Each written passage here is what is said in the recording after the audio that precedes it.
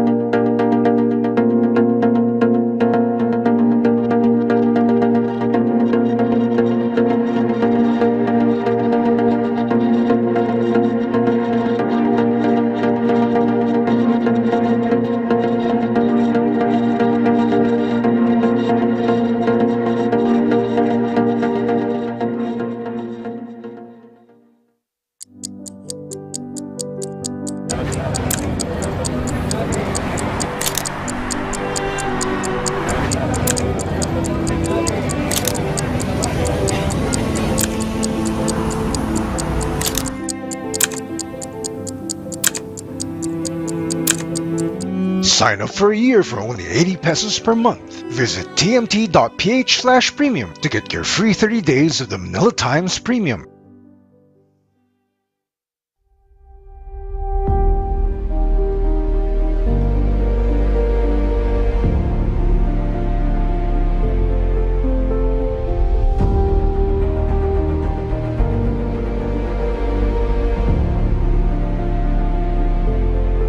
Noong 2016, tinanggap natin ang hamon na baguhin ang tingin ng mga tao sa mga motorcycle taxis.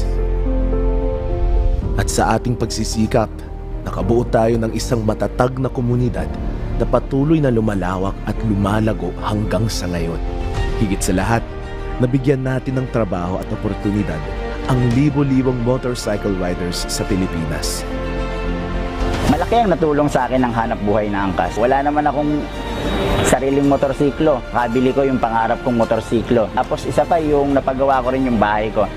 Napakaganda ng serbisyo ni Angkas. Gumita ako dito ng sapat na higit pa sa inaakala ko. Kaya malaking tulong na po yung kagaya sa akin na meron kong binubuhay na 2 anak. Nag-decide na ako na patigilin si Mrs. para makafocus doon sa mga bata. Kung gumanda na po yung kita namin. Sa haba-labo, wala pang insurance yan. Hindi naging madali ang daan. Lalo na sa umpisa. You're going against 4136. Is Angkas above the law?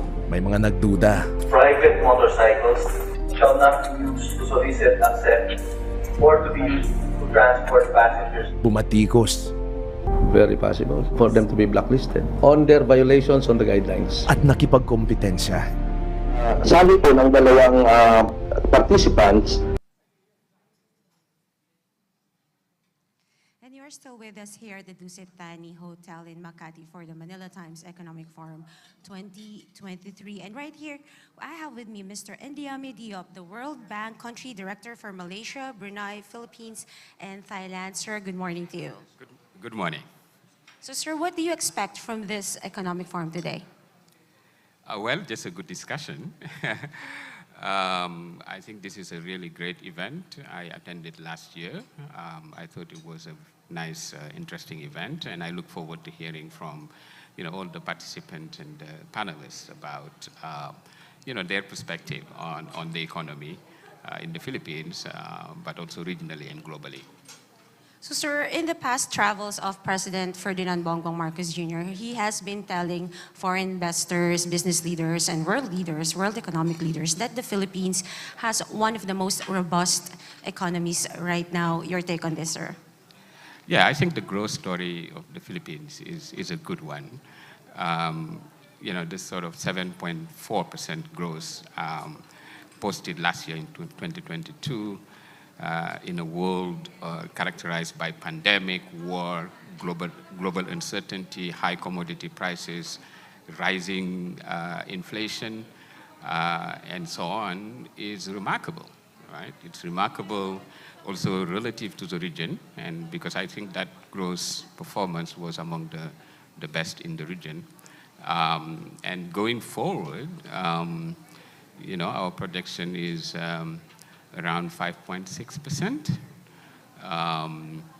And this also, if you really put it in the perspective of the global economy, it's not too bad, right? And I'm hoping and praying that, in fact, the growth rate actually will surpass our forecast, as was the case last year. That's nice to know, sir. So once again, it was nice having you with us, and we'll look forward to talking to you again later on. So once again, Mr. Endiame Diop, World Bank Country Director for Malaysia, Brunei, Philippines, and Thailand. Wag po kayong aalis. The Manila Times Economic Forum will be right back. Thank you very much.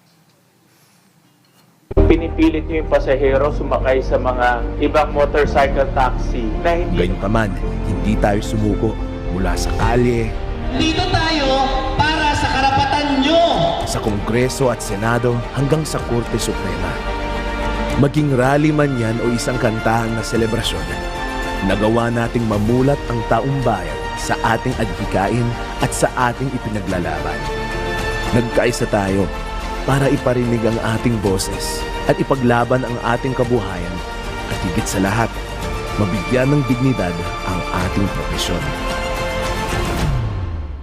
Sinamahan tayo ng ating mga kaibigan na celebrity, politiko, at iba pang mga personalidad mula sa iba't ibang larangan sa ating walang tigil na pagsusulong ng ating advokasya. At higit sa lahat, sinamahan tayo ng taong bayan, mga kapwa Pilipino na patuloy na nakikinabang sa ating serbisyo. Nagtagumpay tayo at ngayon, libo-libo na ang ating natulungan at nabigyan ng kakayaang iahon ang kanilang buhay mula sa kahirapan. Marami na rin tayong nabigyan ng suporta sa gitna ng trahedya at sakuna. Nung sumabo ang taal, pumunta tayo para mag-abot ng ayuda. Nang mag-shutdown ang tren, pinauso natin ang libreng sakay sa mananakay. Napabuti rin natin ang buhay ng ating mga kababayan sa mga programa tulad ng Angkas Buhay at iba't ibang medical missions. Kahit nung nagsimula ng pandemic at lockdowns, todo ang ating suporta sa frontliners. Tumulong tayo sa pagsusulong ng health safety standards upang makabangon ng ekonomiya. Nagsagawa tayo ng iba't ibang programa sa bakuna para sa taong bayan. At naging tulay tayo para sa pagtutulungan kaugnay dito ng malalaking kumpanya sa pribadong sektor at ang pamahalaan. Naging mahirap man ang pinagdaanan, maganda pa rin ang naging bunga ng ating mga laban. To recognize our awardees today, hats off to Angkas. Malayo na ang narating natin at ngayon, tuloy pa rin ang ating misyon na mas lalong maihatid ang oportunidad ng Angkas sa milyon-milyong kababayan na nangangailangan nito. Our mission is to eradicate poverty by showing them a better way in life. The Angkas Way. Tuloy tayo sa pagbago at sa pag-angat ng ating buhay at magandang kinabukasan ng ating kapwa Pilipino. Angkas! Tara na! And you're still here at the Manila Times Economic Forum 2023 at ngayon po ang ating kasama, Mr. Chris Nelson from a British... Chris Nelson, I'm very sorry. Wilson Tan, sorry. President of the Financial Executive Institute of the Philippines. Tama po ba, sir? I'm very sorry. I didn't mean to. Wala pa pong tulog, sir. So, sir, what do you expect yung takeaway nyo for this Eco Forum? Well, we just registered a very impressive growth rate last year. No? Of course, we have headwinds, but there will be a lot of opportunities involved. So I look forward to a very insightful presentation as well as engaging discussion this morning. So we look at 2023 as still a period of growth for the Philippines as long as we can get our act together. Yeah. So, sir, having said that, can you say that you're giving a passing grade, so to speak, to the government's interventions to cushion the impact of inflation and the rising prices of commodities and other stuff like that? Yeah, inflation will be a challenge, but some of these are not really internal to us. These are coming from external forces. But I have high hope for our government. I think we have a very good economic team who can help us navigate through these headwinds. And again, thank you, sir, and we hope to talk to you again later on. Once again, Mr. Wilson Tan, President of the Financial Executive Institute of the Philippines. Please keep it here with us. We'll be back after this short break.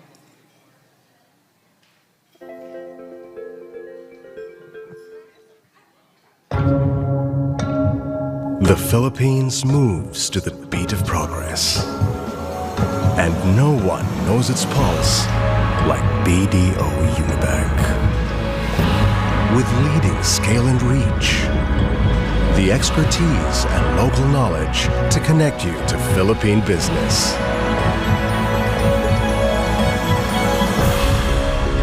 BDO Unibank. We find ways.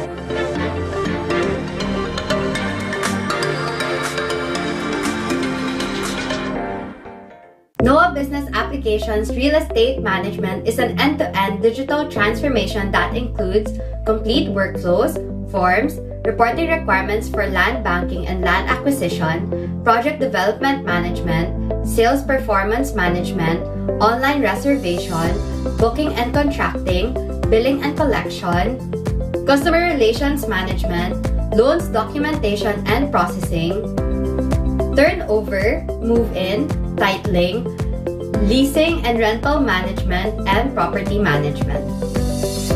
For convenience interactions for stakeholders, it also includes portals for vendors and contractors, sellers, buyers, unit owners, tenants, and leasing officers. NOAA Business Applications implementation of the document control management and workflow management as technology supports to the digitalization of real estate management results to higher accountability, compliance, and operational efficiency. Data source is centralized, transaction processing is equipped with intensive validations and controls resulting to data accuracy and integrity.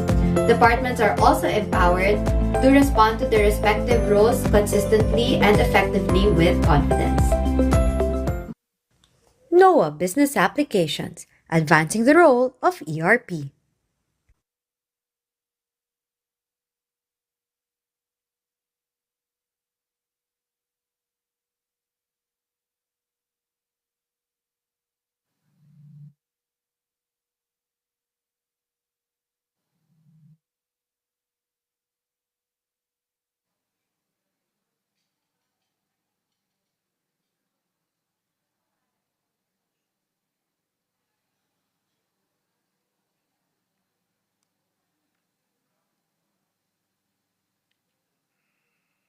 Back here at the Dusit Thani Hotel in Makati for the Manila Times Economic Forum 2023. And right now, I have with me Mr. Jesper Svenningsen, Executive Director of the Nordic Chamber of Commerce of the Philippines, Incorporated. So, sir, good morning. How are you today?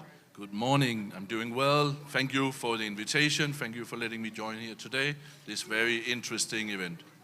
So, sir, before we went on there, I was asking you about your groups, your organization's reaction to the government's interventions for the economic growth of the Philippines. Mind sharing it with us right now? Yeah, I mean, I may be repeating myself from previous, but we are very pleased with the government, with the current, very technocratic approach on things, and all the travels to Europe, to US, building up those very important ties with businesses. Getting more FDIs to the Philippines is crucial. So are there specific areas of cooperation that you can say you're particularly impressed about regarding the pitches being done by the President? Well, coming from the Nordics, we are of course very interested in renewable energy and the change in legislation to allow foreign ownership is very important, and pitching this and bringing more renewable energy to the Philippines is so important. Renewable energy is the future, of course, right? We need that, and in the Nordic countries, especially in Denmark, but also Norway, Sweden, and Finland, we are very, very strong on this. We have really good solutions. Okay, sir, thank you. It's nice talking to you. We hope to see you again later on. Once again, Mr. Jesper Svenningsen, Executive Director of the Nordic Chamber of Commerce of the Philippines, Incorporated. Magbabalik po kami. Diyan lang kayo.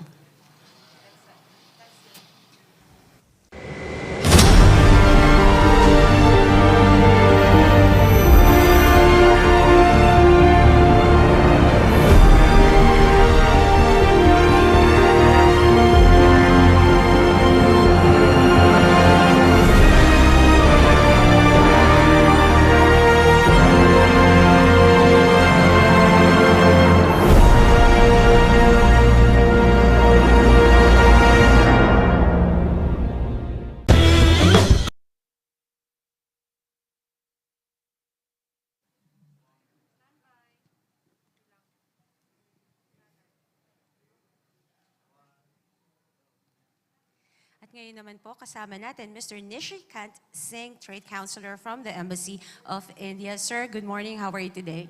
Good morning. I'm very good. And namaste and mabuhay to everyone. So the last time I saw you, we were talking about the bilateral relations between your country and the Philippines in the areas of trade, energy, and other areas of cooperation. So can you give us an update regarding that? Yeah, the bilateral trade and economic relationship is growing very well. And since the last time we had a word, the things have been moving in a very right direction. Recently, if you have seen, there was a group from the India Business Forum which had a meeting with the Manila Times. And it was a great meeting for the first time. It was an interaction between them and the entire team. So we are looking forward for a growing and healthy relationship, a B2B connect between India and Philippines. And we are also planning to organize several India business road shows in different provinces of Philippines outside Metro Manila to bring out the possible B2B linkages between the interested companies on both the countries. So we're nearing the end of the first quarter of 2023. What can we expect from India, the bilateral relations between India and the Philippines? We are trying that. We want to see more of the businesses on each side moving, more connects. So Indian businesses moving to Philippines, Philippine businesses moving to India. So we are trying to facilitate as much as we can. Thank you very much, sir. It's nice to see you again. The Manila Times Economic Forum 2023 will be right back. Here today and gone again. Alibi is where it's been. Gotta take your own time. Gotta make your own mind. Ain't nothing left but you can.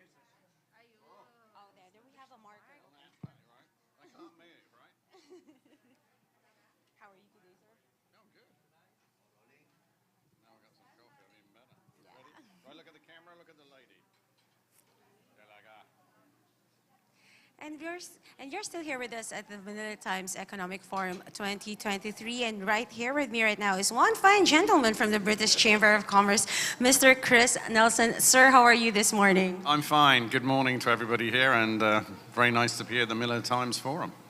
So, sir, President Ferdinand Marcos Jr., in his past trips, especially in Europe, has been aggressively promoting the Philippines, inviting foreign investors to come and do business in the Philippines. What's your take on that? Look, we fully support it. I mean, if you recall back to his Sonar speech, the first one, he said he wanted to make the Philippines an investment destination. And I think if you look at what he's done, obviously, so first of all, he's just had RCEP ratified, which obviously is a gateway to Southeast Asia. He's also just made an executive order on ease of doing business. He's put through the green lanes on strategic investments, and specifically one for us because obviously we've seen a lot of success there, but also helps the Philippines. He's just actually extended the lower tariff rates on imported pork and beef. So I think there's a lot of opportunity. However, I'd urge the government to keep on opening the economy and liberalizing. And the reason I say that is that we're in a very competitive world. So the Philippines has a lot of talent, a lot of advantages, but there's also a lot of competition.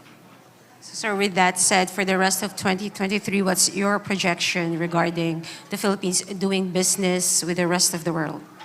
I think I'm optimistic. I mean, there are obviously uncontrollable world events. I mean, clearly, obviously, the Ukraine-Russian conflict is something that will have an impact, but I think that's been factored in. I think for the Philippines, the key challenge, like many countries, will be inflation, if that can be brought under control. I think the growth rates could hit around 6%. I think that's going to be sufficient. And I think it's to keep that momentum going forward.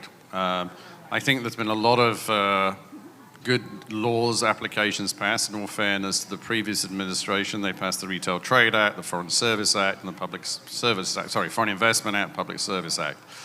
So I think it's keeping that momentum going. I think the Philippines, now that it has ratified RCEP, which is the largest trading bloc in the world, will therefore also, as we've stressed to the British Chamber, not only be an important market in its own right, but further support as a gateway to Southeast Asia. So I think the Philippines has a lot of opportunities, but we have to support that through a lot of hard work, a lot of promotion, and keep on opening up the economy.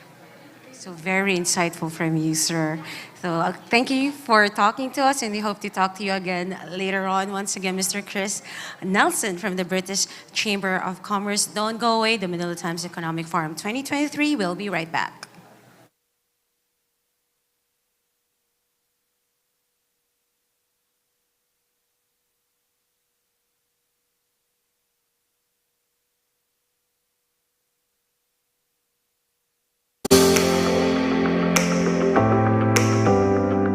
First Park Homes was formed from the partnership between Century Properties Group and Mitsubishi Corporation, having that goal to raise the standards of community housing in the Philippines without costing too much.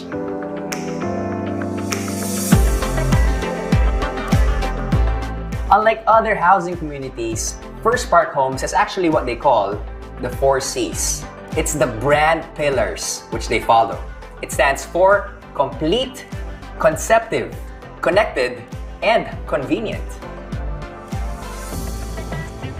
Oh, complete because their homes are fully finished, which means the walls are painted, you got your complete flooring. This place is secure and you got provisions to expand. Basically, all you need are your furniture and you're ready to move in. How easy is that? Conceptive because First offers amenities which go beyond the basic. Get this, for every subdivision, there is a specific theme for the amenities which can be enjoyed by both young and young at heart.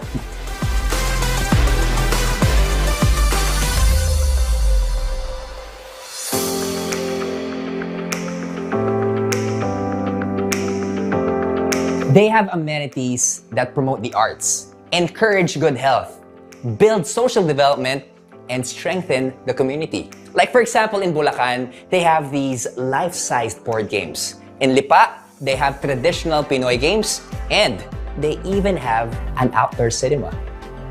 I think it's really amazing that they're introducing unique amenities for families to enjoy. First aims to keep everyone connected to life essentials. Imagine, they even have a shuttle to bring you to nearby transport hubs. Now that is hassle-free. Lastly, convenient. Owning your first home is now easy through First's simplified buying process. Owning a First Park home is more than just an investment. It's your first home that lasts.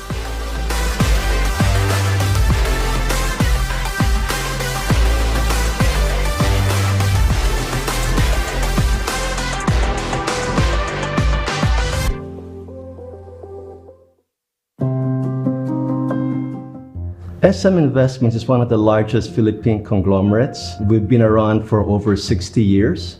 We have 3 core businesses, mainly retailing, banking, and properties. over the past 60 plus years, sustainability is something which SM has had as a culture. It's something which we as a group has been practicing from the very beginning. We take into account the entire impact on the environment, including, let's say, providing sustainable energy, renewable solar powers, water treatment facilities, and waste recycling. We also provide, like, for example, for our malls, we make the malls more like a community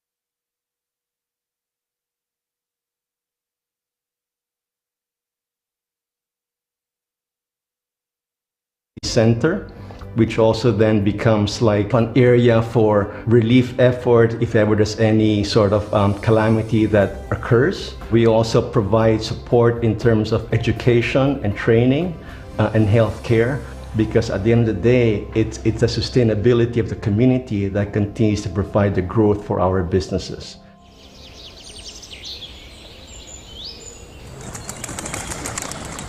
Biodiversity is very important in everything that we do as a country and as individuals.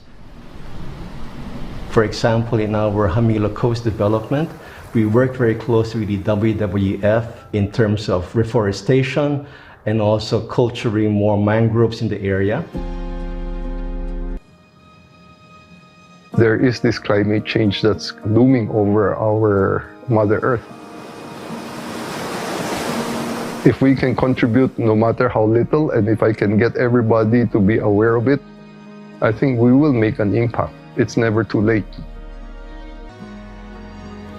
Sustainability is very important because for a business to be able to continue to grow and last for many, many years, it's very important that the business support the community in a sustainable way. Because in the end, it's also the community and the environment that sustains the high growth of our businesses.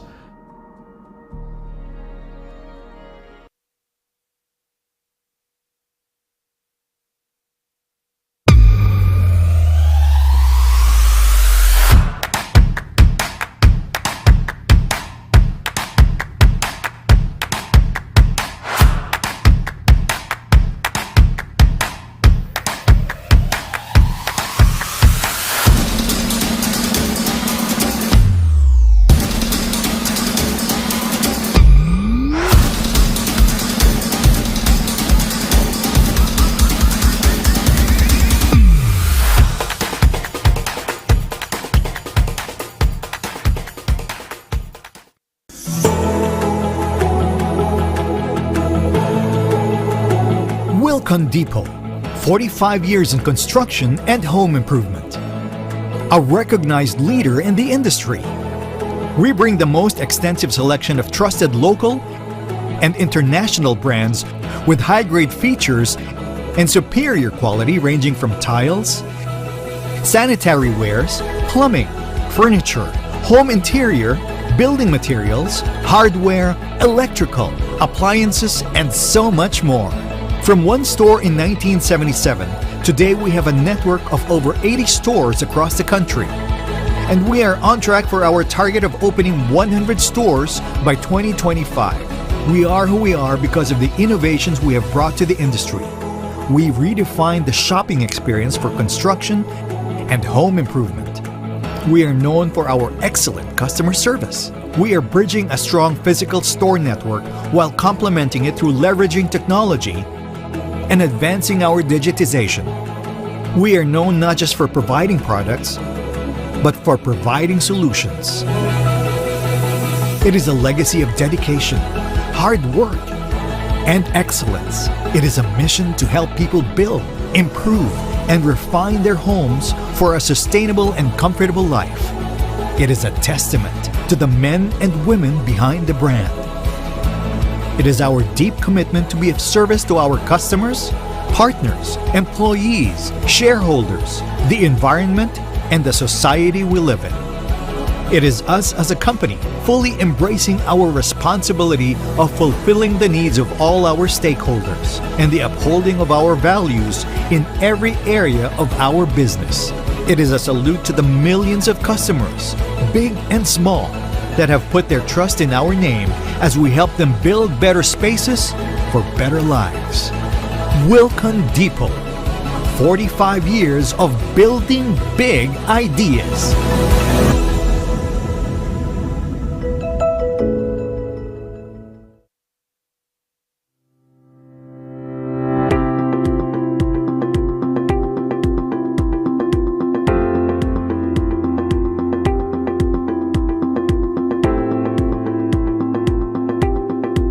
Lobian Realty Group is a full-service real estate consultancy and property investment strategy firm engaged in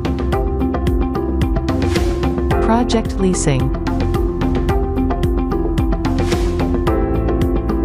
tenant solutions, property sales and acquisition.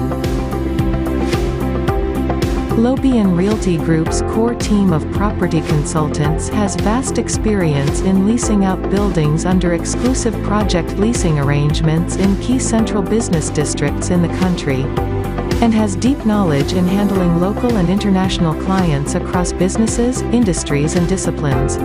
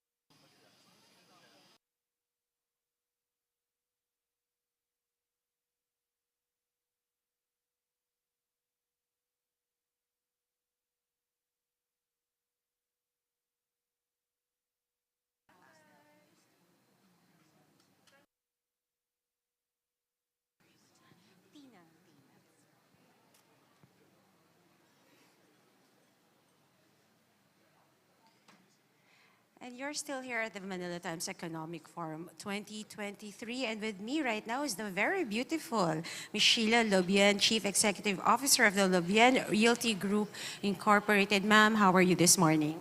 I'm good. Good morning, Tina. It's nice to be back here, the first economic forum of the Manila Times we're face to face right now. So speaking of face-to-face, ma'am, with COVID restrictions easing up, marami nang nagbabalik opisina, marami ng face-to-face interactions happening. Is the real estate industry able to cope with this, with the demands? So much better right now compared to, of course, during the height of the pandemic. People are back to work, restaurants are full, people are shopping, and all these are real estate, the malls also, and because of the growth in e-commerce, warehousing, logistics market also, they're booming at the moment. So what's your projection, Paul, for the rest of 2023 regarding the real estate industry? Definitely better than last year. We're out of the woods in a way. The market is very optimistic. When you talk to the outsourcing industry, people there are already forecasting growth, hiring 1 million Filipinos in the next 5 years, and that's great for the real estate market, and that's great for the whole economy as well. That's very good news, ma'am, and thank you for your time. It's nice talking to you. We hope to talk to you again later on. Wag po kayong aalis. The Manila Times Economic Forum 2023 will be right back.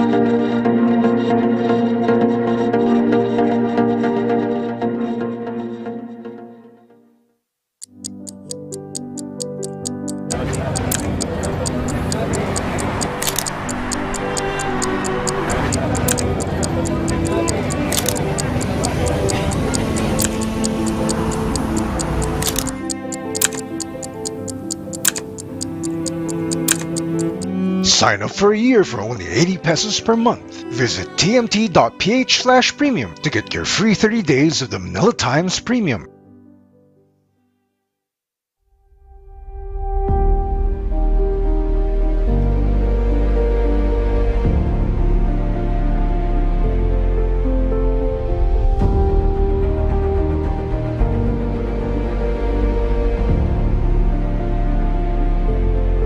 Noong 2016, tinanggap natin ang hamon na baguhin ang tingin ng mga tao sa mga motorcycle taxis.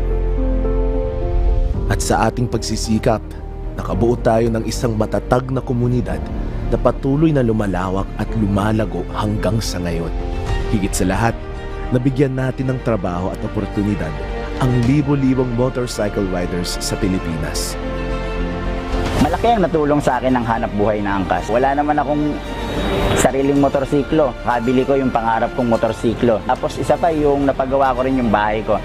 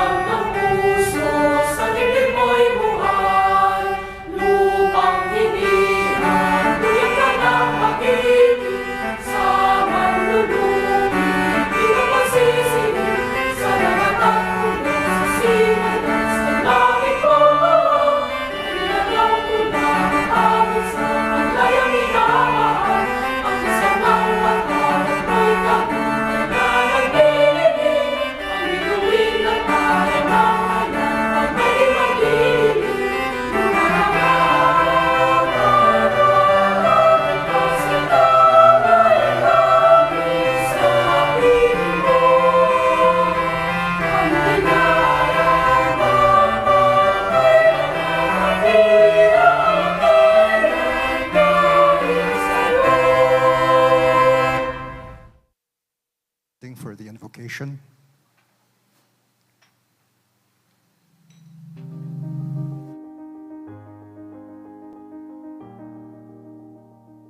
In the name of the Father, of the Son, and of the Holy Spirit. Amen. Dear Father, we thank you for everyone gathered here now.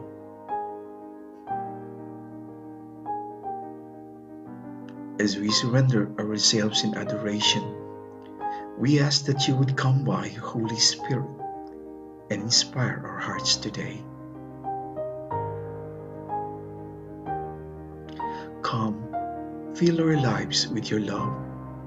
Fill our conversations with your grace and truth.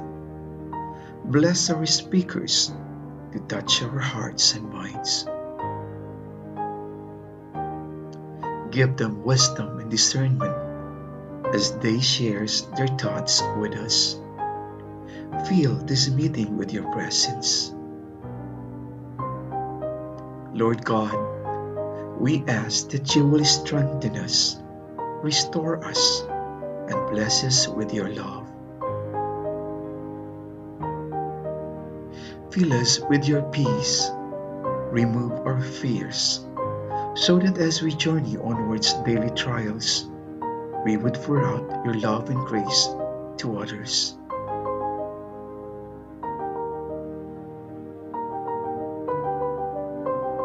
Heal our land, O Lord. All of this we ask and pray in Jesus' name. Amen.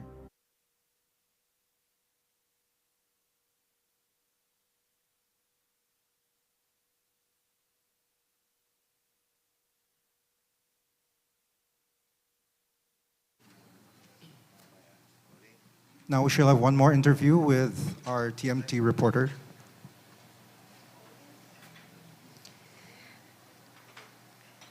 And before we formally start our discussion, we have one more interview here with me right now, Mr. Milo Sandig, President and CEO of Digital Innov. So, Sir Milo, how are you today?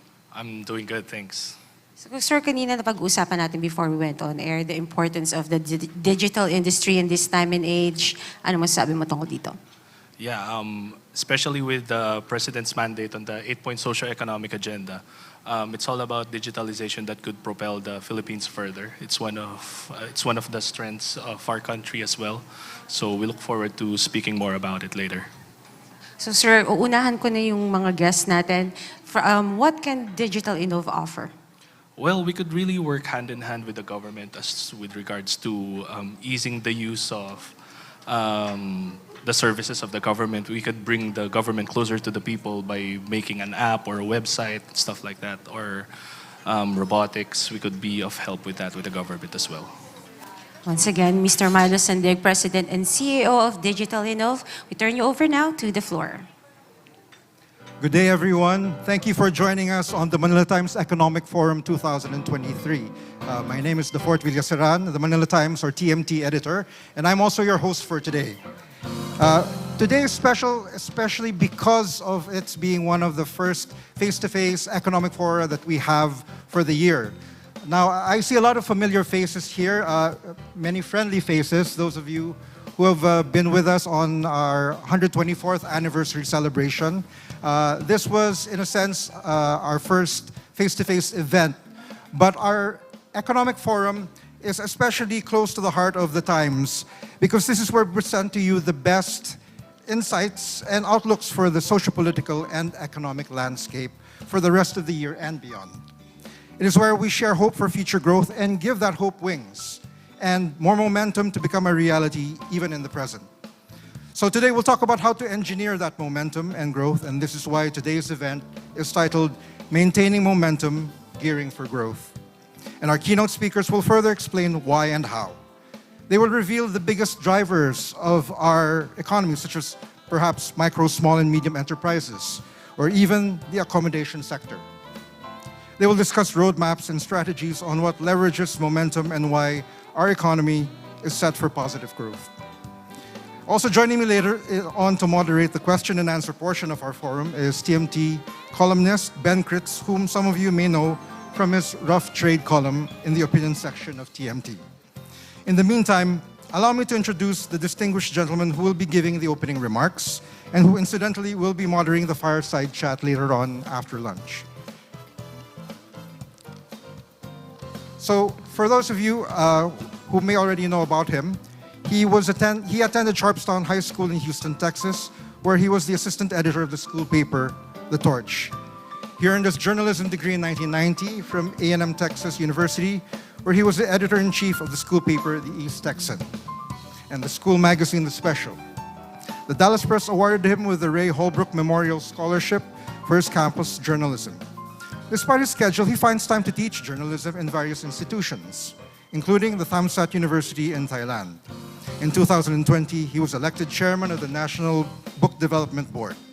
Ladies and gentlemen, allow me to present to you our Chairman and Chief Executive Officer, Dante Francis Ang II, whom we call Sir Clayton.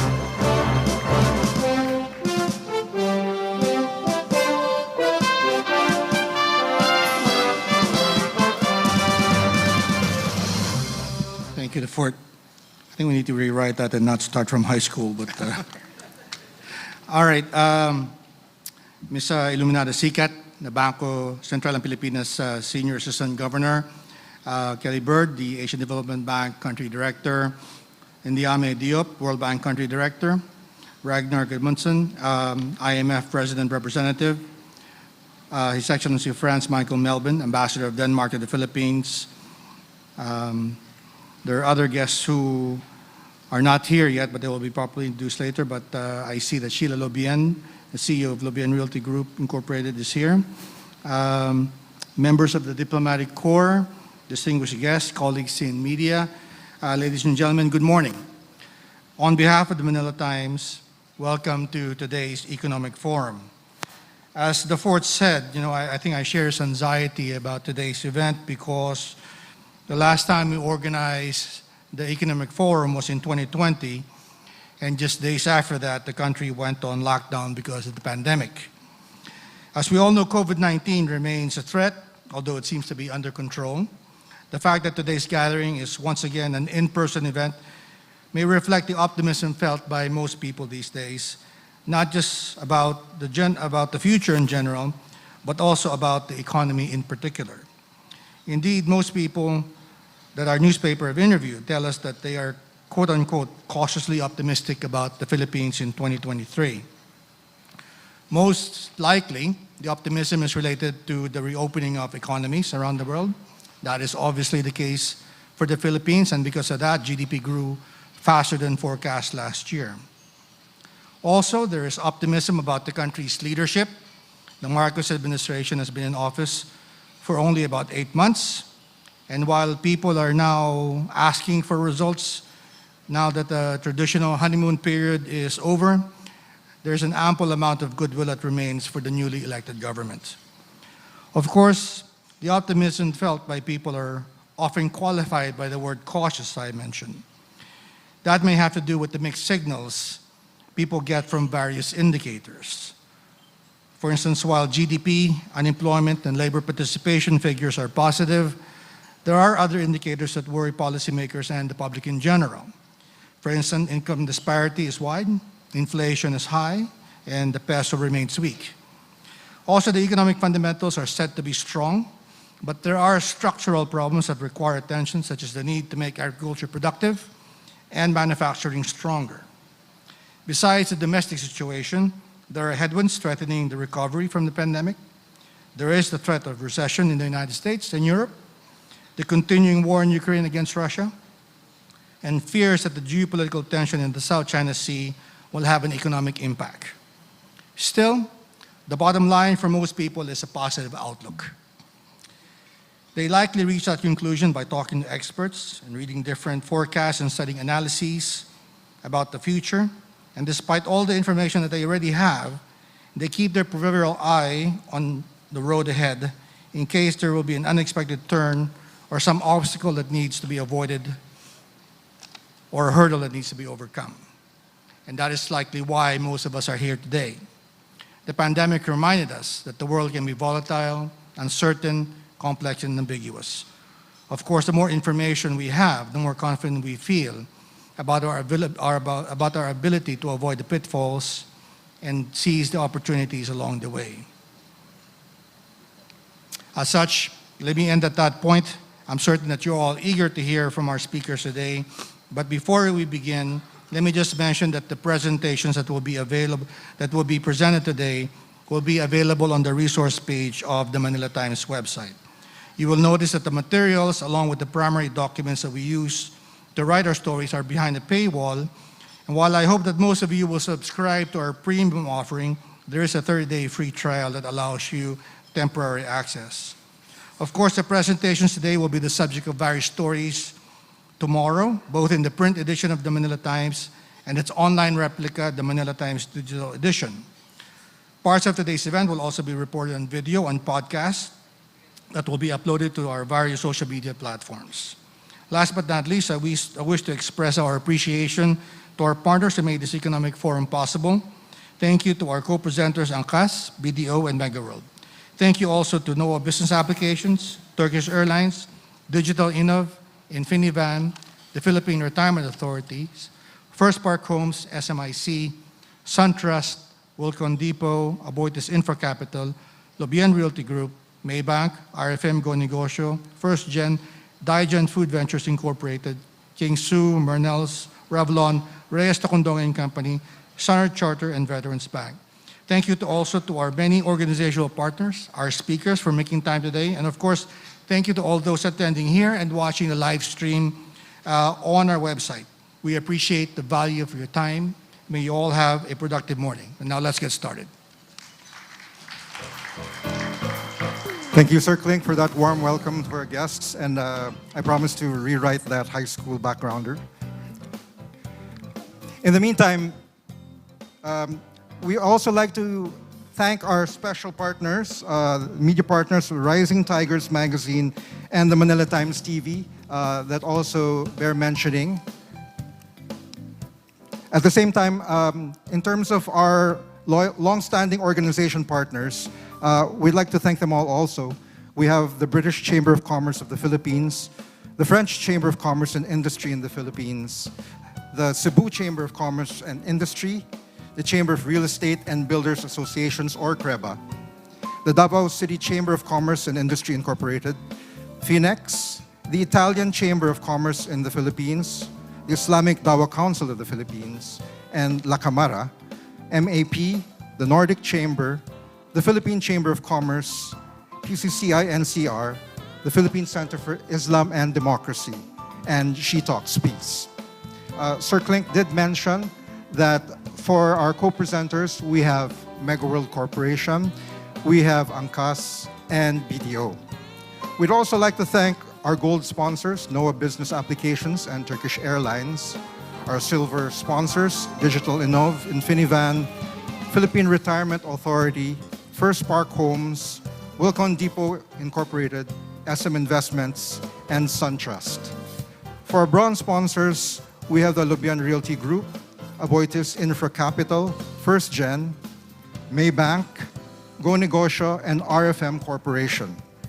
Our additional patron sponsors are Mernels, Digen, Kingsway, Revlon, Reyes Tacondong and Company, Standard Chartered, and Veterans Bank.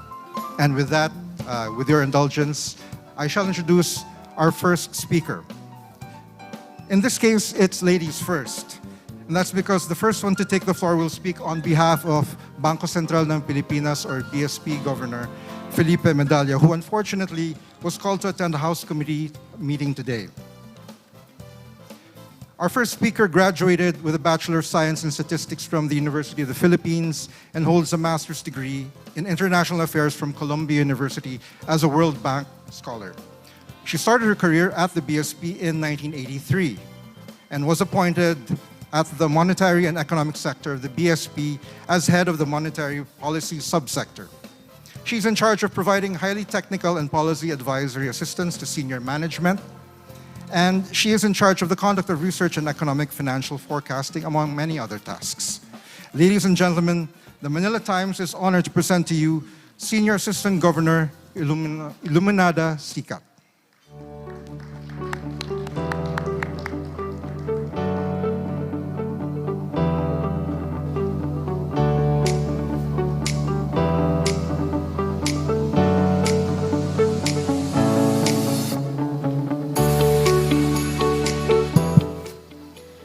Good morning to all the guests and participants. I am here to present on behalf of my governor, Felipe Medalla, who, as he said, was called to attend a House Committee meeting this morning. He was looking forward to attending this forum.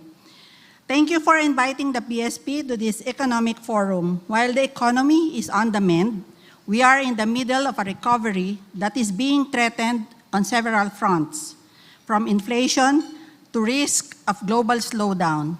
That's why your team, maintaining momentum, gearing for growth, could not be more timely and relevant. How can we sustain this momentum and gear for stronger growth? The country's history shows that it's fairly easy to stimulate growth in the Philippines. However, growth is usually accompanied by an increase in imports. Eventually, growth grinds to a halt as balance of payment crisis erupts. Fortunately, we now have foreign exchange sources in the form of remittances from our OFWs and BPO revenues to finance our imports. But what happens when those drivers of growth mature? Where do we find more sustainable sources of growth? So the real question then becomes, how can we attract foreign direct investments in manufacturing? That's a good place to start.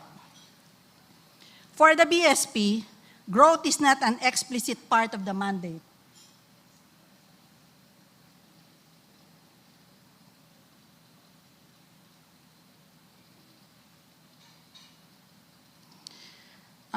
It's not an explicit part of the mandate. The best way to contribute to growth is through our 3 pillars of price stability,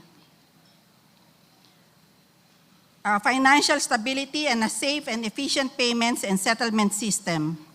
Price stability, which is defined as low and predictable inflation, helps the government and private sector issue longer-term bonds to support development. Having said that, inflation, therefore, is on top of the agenda of everyone here in this room. The latest inflation print in January at 8.7% suggests that inflation appears to be more persistent than we previously thought. Tellingly, core inflation, or inflation stripped of volatile items and presented as the red line in the left, red line in the left-hand chart, also rose to 7.4% in January from 6.9% in December. For a time, inflation was largely supply-driven, but we are beginning to see the risk of this anchoring of inflation expectations. At the same time, private sector forecasts were diverging from our own. Housing rents and utilities have become major contributors to inflation, with second-round effects also adding to the broadening of price pressures, especially in services.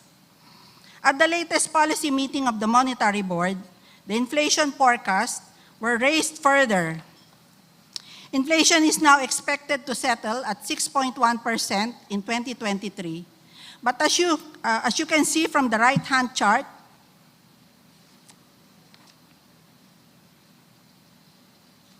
let me just sync in my presentation. It's not working.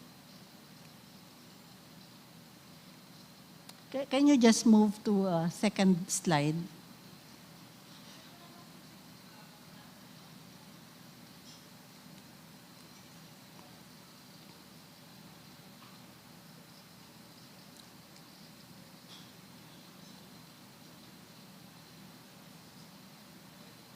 Can I request the technical to move the presentation to slide 2? Anyway, let me just go ahead with my presentation. Inflation for 2023 is forecasted to 6.1%. And we believe that the inflation path is returning to within target by the fourth quarter of 2023 as oil and non-oil prices decline and base effects kick in. Average inflation for 2024 is projected at 3.1%.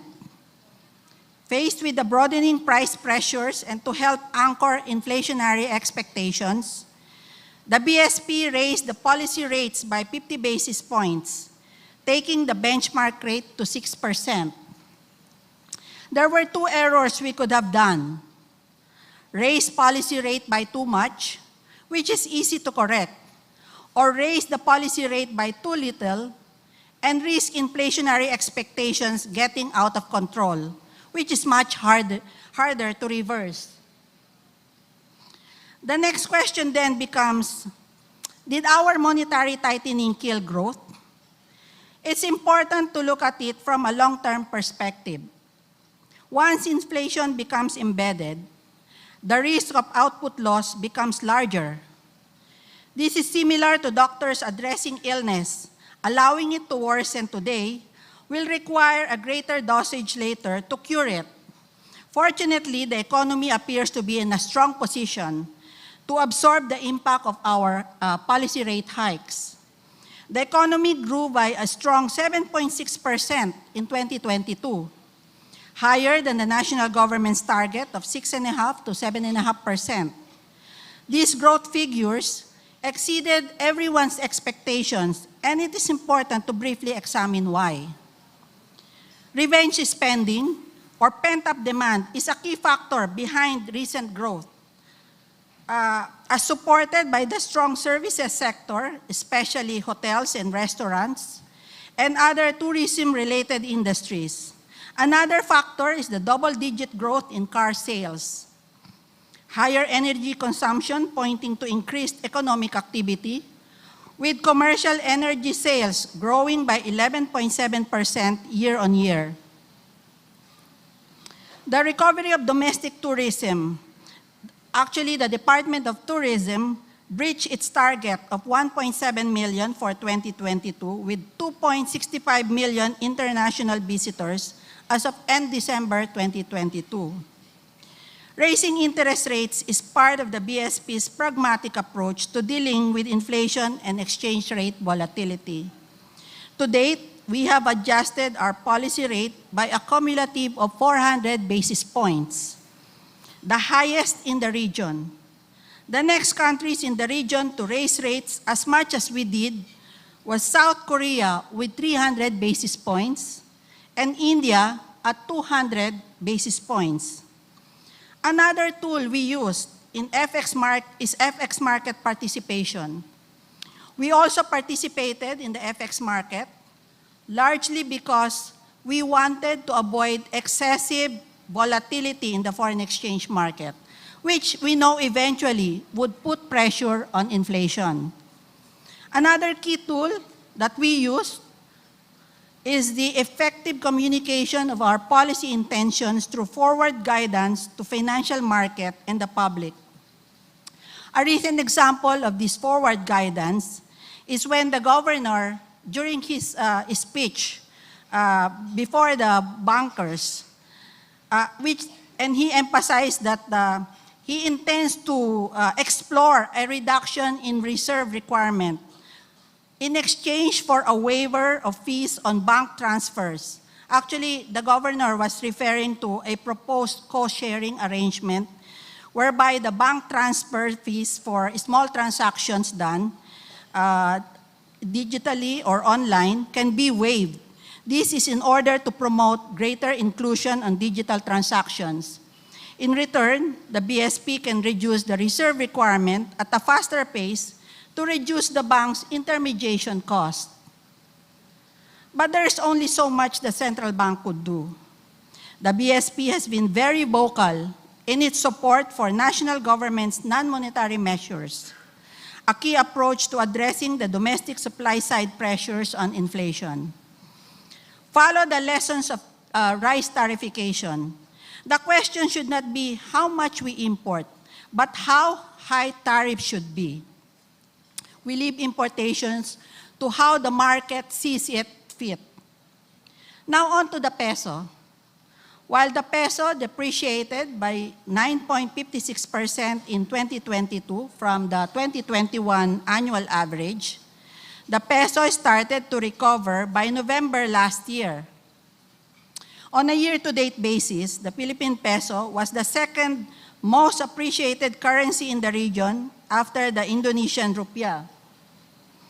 The peso appreciated against the US dollar by 1.04% to close at 55 pesos and 18 centavos to a dollar on February 22, from the end December 2022 closing rate of 55 pesos and 76 centavos per dollar. Foreign exchange pressures have dissipated as the peak of the US dollar strength has leveled off amid signals from the US Fed of slower future rate hikes. That said, the BSP continues to monitor closely the movements of the peso. It helps that there are things working in our favor. Robust FX inflows provide an important cushion against global spillovers.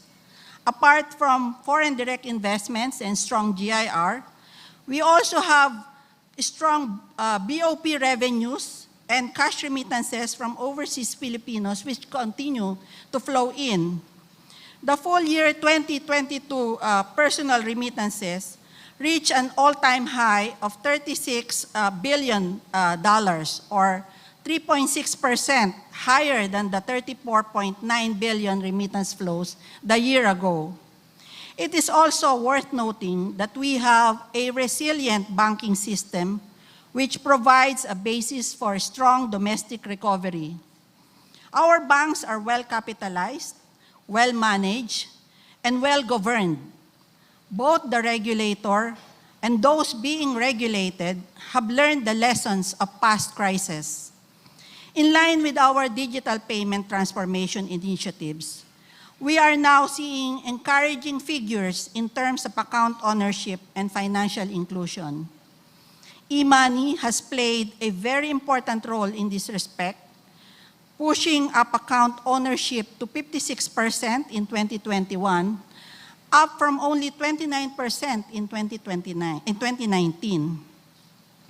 This means that about 43 million, or 42.9 million to be exact, out of the 77.2 million adult population in the Philippines own a formal bank account.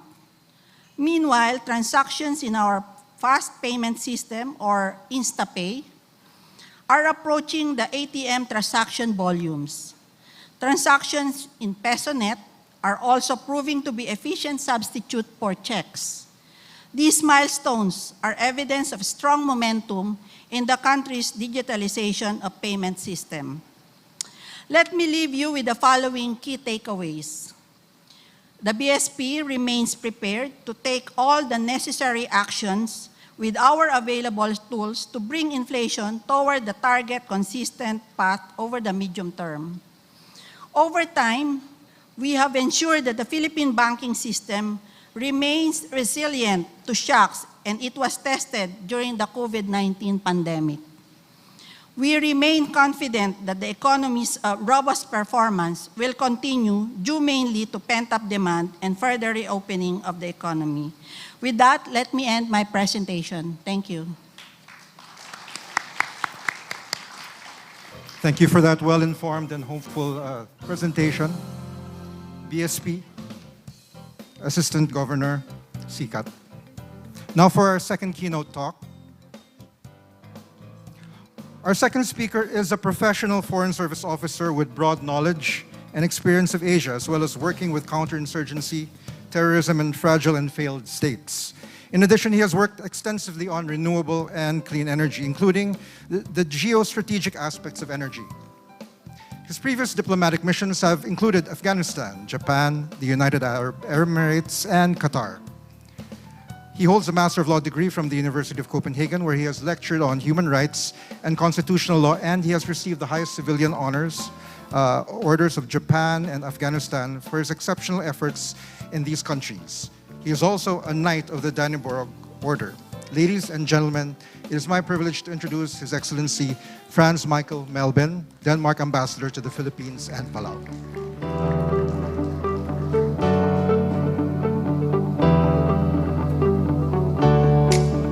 Thank you for that.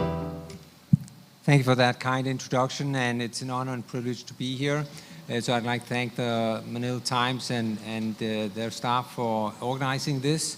I also greet my good colleagues, good friends in the audience, and ladies and gentlemen. So I'm surrounded by number crunchers today as I speak. So I'll take a more political approach towards the Philippine economy and what is the possible outcomes of the next years for the Philippines. So first of all, I think it's very important to recognize that the government, with President Marcos Jr. At its leadership, has sent a lot of positive signals about being willing to grow the economy and having also the will to look at regulations and legislation that can help improve the economic opportunities of the Philippines. This is very encouraging, and certainly the foreign investors have noticed this, and there is a growing interest in the Philippines, also from the foreign investor side. Even if this is the case, I still think the Philippines is lagging in this department. I'll come back to that later. But at least the signals from the government side is very strong. And it's also good to see President Marcos himself being out there, both domestically but also internationally, sending this signal very clearly. I think it's good for the Philippines, and it also encourages us to see that many of the secretaries are very able people who are really trying to do their best. So thumbs up for what the government is trying to achieve. Lots of good noises. Let's hope we see some implementation, because the country needs a lot of structural reform. So yes, there's a young population. Yes, there is a positive baseline growth outlook. I'm very optimistic on behalf of the Philippines here. I look towards 6 to 7% over the next 5 to 10 years on average, but it needs work to go there. And one of the things that needs working will include structural reforms. Structural reforms in the Philippines has traditionally not been easy. It's not easy in any country, but for the Philippines, it seems that great ideas and expectations are not enough to succeed. It really takes an extra effort to go to implementation. So I'll highlight 5 sectors that are in acute need, I'd even say, of structural reform, and where we would like to see the government actually take decisive action. And they have sent good signals on many of these areas, so it's not that I think the government is blind to this, but certainly would like to highlight the need to do more on this. And there are a couple of areas which are lacking. So one of the things where the Philippines definitely is leading, it is when it comes to innovation on red tape.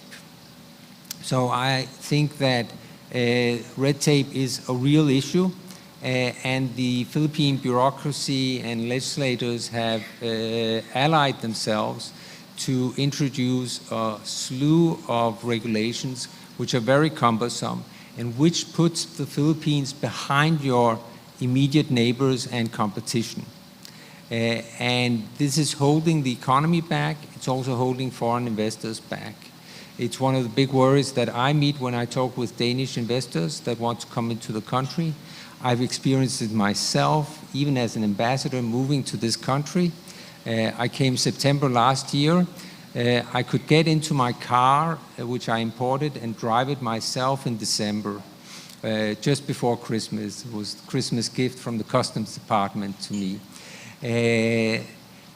The world can't work like that, and who cares if the Danish ambassador has his car before December? But if you're a business and you meet those kind of obstacles, you really care and you worry about that. So there's a lot of work to be done here. Another area which I need to highlight is rule of law and governance.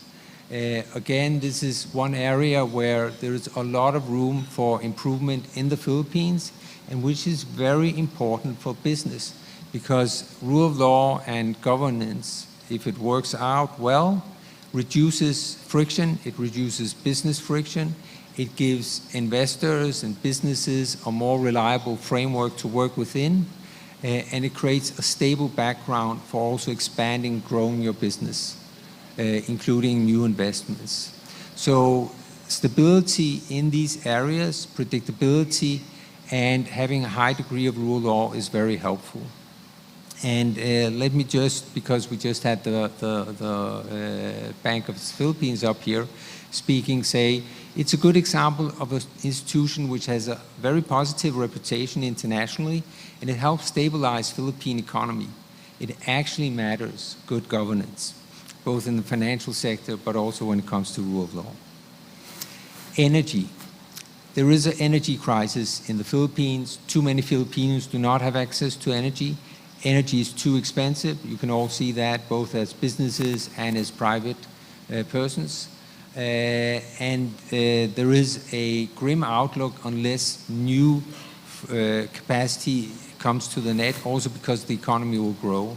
So there is a real need to change this. Now, the government has announced that it will try to go aggressively towards extending its renewable energy capacity.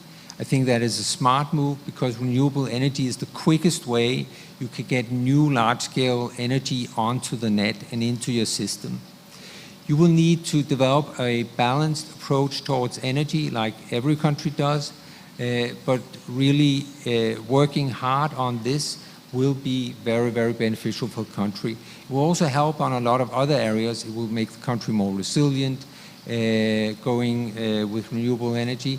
It will also make sure that your foreign reserves are protected, because it's Filipino sun and wind being translated into Filipino energy. So definitely encouraging moves here also. Infrastructure. Improving infrastructure is very high on the government's agenda, and I commend the government for that, because you are lacking in infrastructure. If China builds 1 more kilometer of high-speed railway, it's not going to help the Chinese economy much, because they have a lot of high-speed railways anyway, and it's simply not going to change the situation in that country. But if the Philippines gets more metro, you get better roads, you get some rails out there, you upgrade your ports, it's really going to help the business environment here. Fortunately, the government, I believe, has put forward some good plans for how it wants to extend infrastructure here. It really needs to happen. You can get foreign investors to help, but the regulatory framework for foreign investors needs to be carefully monitored, so that you are sure to have an attractive package which is predictable, which will allow foreign investors to come in. And they will come in if the stable framework is there. People are willing to invest in the Philippines. And one example is within energy. I can just mention from my own country. We have Danish companies who are willing to invest, investors who are willing to invest billions of US dollars into the Philippine renewable energy sector. It's just about getting the framework there. And I hope to see large-scale Danish renewables in this country soon. You can see the same within infrastructure. It would be attractive. Just make sure the package is right. That is for the government and legislators to do that together. Education. I'm sorry to say that the Philippines does have an educational challenge. Not long ago, the President and the Vice President together presented a report on the state of education in the Philippines. It was very dire reading. And there needs to be a lot more invested into the sector. Promises were made. Again, we are very encouraged by the promises, the focus the government is giving to the real structural issues out there for the Philippines that can help the economy grow, but we will also need to see that translated into action. That's also true for the educational sector. I'll give you 2 shocking quotes from that presentation by Sarah Duterte, and that was that there is a PISA test, it's an OECD test, sort of an international test of the competences of school children. And 81% of Filipino school children failed the math test, the PISA math test. And the same amount, also 81%, failed the reading comprehension test. That is a very worrying result. So you had a big crisis during COVID. with your school system because school children and teachers were sent home. Not everybody had access to online learning. But there's a real need to step up here. So I talked a lot about what the government should do. Now I'm going to talk a little about what I think business should be doing. Because business has a real role, and of course, if you're very laissez-faire, you just think business can do whatever, they'll do the right thing. Well, sometimes I think it's good to give some guidance, so I have a few encouragements to you. I think Philippine business community and banking sector should look more at investing in the agricultural sector. There's a huge need to improve productivity in the agricultural sector. There's a huge opportunity for that. So definitely you can increase your resilience, help the government succeed, but also alleviate poverty and make the economy grow bigger by having more investments coming into the agricultural sector. I do strongly encourage those businesses for whom it is relevant, and including the banking sector, to look more at how you can go into helping the productivity in the agricultural sector, which is really lagging a lot compared to international standards. The Philippines is a large importer of food. This is a security risk. It's a drain on your reserves, but it's also completely unnecessary. This country has everything it takes to be an exporter of agricultural products. You should not be an importer. So that should definitely change. Also, I think Filipino businesses, both foreign, international and domestic, should look more at lifelong learning and the opportunity to build capacity for those employed. I know several businesses are doing that in a very systematic way also, but I simply think the government needs a helping hand here. Now, for my own country, Denmark, we are in the situation, we are not measured as having the best primary school in the world. We would like to have that. We are not. I think we're sort of in a place where we don't want to be 18 or whatever it is on these world rankings. We'd of course like to be there up number one. I think that's Finland. Congratulations to Finland. But there is one area where we are number one, and that is when it comes to lifelong learning. And it makes a huge difference for the success for our economy. And I do believe because of the slack of educational opportunities here in the Philippines, which does need to improve, businesses can play a huge role in building capacity, strengthening the economy by making sure that there is a workforce which is up to speed with developments.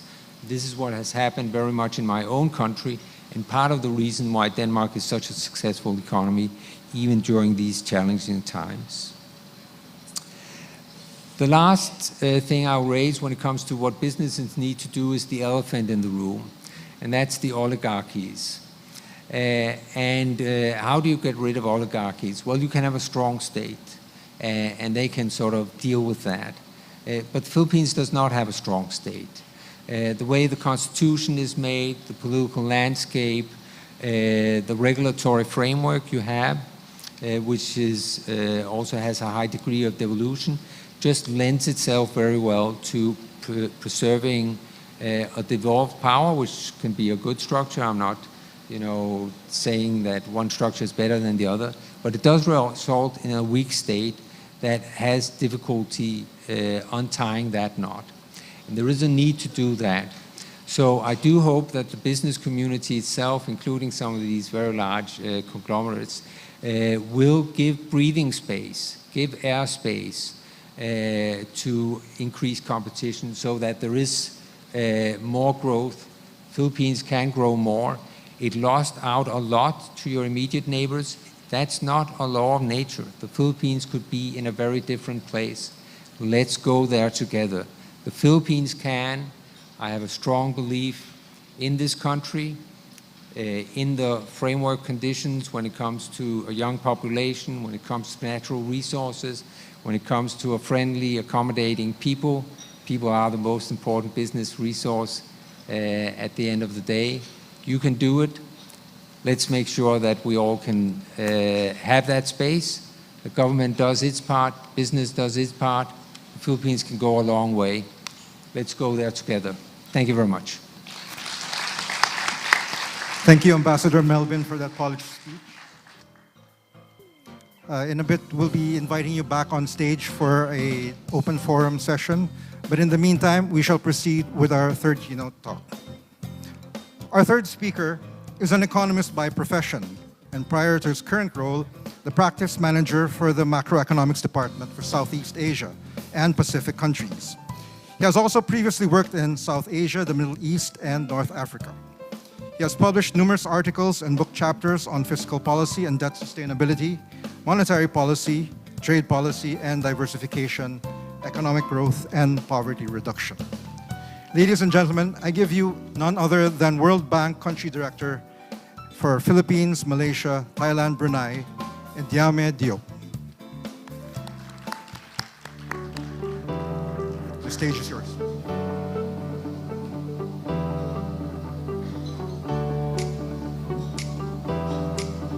Thank you very much for the introduction. Thank you to Manila Times, Dante, Blanca, Ben, and all the Manila Times staff. Thank you very much for the invitation. Warm greetings to all the distinguished guests and participants today. The ambassador is a very difficult act to follow, but I will try to give you the World Bank perspective, looking at the Philippines from the perspective of how the region and the global economy is doing, but also zooming into later from the macro to the micro to also identify a few challenges that we think will be important to address in the coming year. Now, just looking at the Philippines' growth performance in 2022, I must say that in a world characterized by pandemic, war, global uncertainty, high commodity prices, high inflation, and rising interest rate, the 7.6% growth posted by the Philippines last year is remarkable. And in fact, if you look at that growth performance in the context of the region, it was one of the best. Malaysia did very well. Actually, Malaysia was the #1. But if you look at the drivers of growth in Malaysia, there are a lot to be discussed. And I was there not long ago discussing what the story behind Malaysia's formidable growth was in 2022. Now, going forward, there's a lot of uncertainty in the global economy. In fact, it's almost a mug game to try and put a number behind global growth for 2022. I've been discussing with my friend from the IMF. We've been constantly revising our global growth numbers because of shocks and the frequency of shocks happening. But what our bottom line from the World Bank perspective is that for 2023, the baseline is that we may escape recession, but global growth will be very low. But the growth would be essentially one shock away from recession. So if there is a big shock rocking the global economy, we may well see the global economy in a recession this year. Now, which way global growth and the global economy will go will depend on a few factors. And let me mention maybe two of them that are really critical. One of them is the trajectory of interest rate or monetary policy in the US. Which way that goes will determine, in fact, how much headwind the US, but also the global, all countries around the world will face. You know very well the sort of ramification of monetary policy in the US in the rest of the world. If the US Fed decides, despite some recent good news on the inflation side, because after 200 basis point increase in the policy rate, we have seen inflation starting to decline in the US, but it is still very, very far from the target rate of the central bank. which means that we may be well in for higher policy rate for longer. We don't know how long.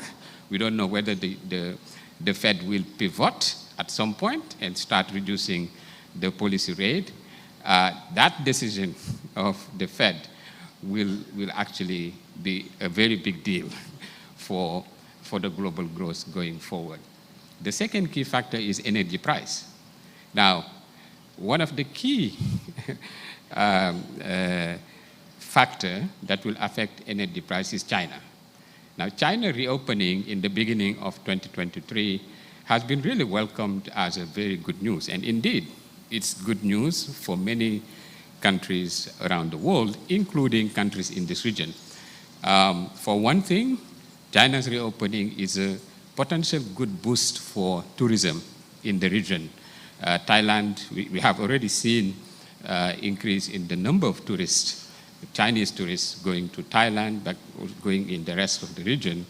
And we expect that to really help provide a boost to the tourism sector, but also to the economy in general. But on the other hand, China's reopening means essentially a pressure for an upward increase in energy prices. China is 1/3 of the global demand in energy and 55% of the metal price market. So if China's growth generate additional demand in these sectors, unfortunately, it could add an upward pressure on commodity prices. And you know the ramification between energy prices, transport prices, fuel prices, and food prices. So the sort of agenda for reducing inflation globally is also affected by what will happen to energy prices. And Europe is very concerned, actually, about what will happen to energy price, because in our projections, that is what will determine whether the the EU will fall into a recession or secure a positive growth. Now, this is the global context, and if you put the region in this global context, it's actually, this region is doing quite well. And our forecast for countries in the region is much higher than the average emerging market economies. We expect emerging market economies to grow around 3.7%. If you exclude China, it's less, would be perhaps 2.7%. And in this context, the Philippines is expected to grow by 5.6%. And that is relatively decent, right? In this, if you place it in this context. So we are quite optimistic that growth will be quite good in the Philippines going forward. But then there are lots of uncertainty as to where the growth rate will be. And securing even the 5.6% is not guaranteed in this context because, as was mentioned earlier, monetary policy is tightening in the Philippines. That with a lag will affect borrowing cost, will affect consumption and investment, and that's a very big headwind that may offset all the good things that are being done to boost growth from higher investment in infrastructure, but also some of the reforms that the government is implementing here in the Philippines. Now, it is important to zoom out and place Philippines in the context of the region and globally, but it is also important to zoom in and look at the link between the sort of macro and the micro. Now, if you look at the sort of headline numbers, there's a big part of the population that is not connected with that growth process, right? So it is really important to look at who is benefiting from that growth. And we are currently living a situation where a big chunk of the population is really struggling, right? Because of high food inflation, because of wage rate that is not growing higher than inflation. And therefore, the recent surveys showed that a big chunk of households see the food security as a big challenge. So it is really important for the policy to focus on that. So it's important to grow the economy because it's actually a necessary condition to help the most vulnerable in the country, because without growth, you don't collect enough revenues to be able to support those that are the most vulnerable in the country. But it is important to really more directly support those that are struggling. And if you look at that, if you look at it from that angle, a couple of things are really important. One is social protection.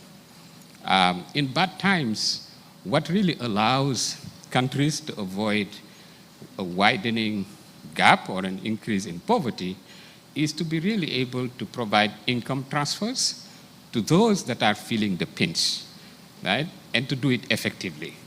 So social protection policy and the delivery system. How do you really ensure that the cash transfer or the income transfer that you provide to those that are well identified as struggling gets to them quickly and effectively is absolutely critical. This is an area of very strong focus of the World Bank. We're trying to help the government to really build a top-of-the-line, digitalized delivery system that would allow the government to respond to shocks, such as the price shock that we are facing today, in a more effective way. So social protection is absolutely critical. The second is really addressing the scars from COVID. I will not elaborate too much on this because of time, but COVID has really left some scars, and it's always the most vulnerable that are the poorest, that are the most affected by this. So like social protection, it will be important to address more directly the scars from COVID in education, in health. If you take health, many of the poor families have skipped immunization for their children, so routine health services for their children. So a catch-up plan on that would be really important to avoid those short-term health short-term shocks in the health status of some segment of the population to become a more permanent loss. Same for education. Children have, spent 2 years of very little learning. So important to really come up with a learning, recovery, and acceleration plan to make sure that that sort of deficit in learning is not just overcome, but even surpassed, so that you place children into the pre-pandemic or even beyond learning trajectory. So that's also quite important. We also salute government efforts to push for infrastructure development, because we believe that it is part of the policy mix for inclusion, for economic inclusion. It's not just about boosting growth, it's really a key element for boosting growth, for improving the competitiveness of the Philippines, but it's also about connecting some of the lagging regions and the lagging islands and provinces to the growth process of the country and to the welfare and prosperity of the country. So we think that this is also very, very important. Perhaps I will just leave it at that. Thank you very much again for the invitation, and I'll be happy to take some questions later. Thank you. Country Director Diop, may we invite you to be seated on stage for the questions? May we also invite BSP Governor Ben, please join us on stage also. Yes, Ambassador Melvin, please. And Assistant Governor Sikat.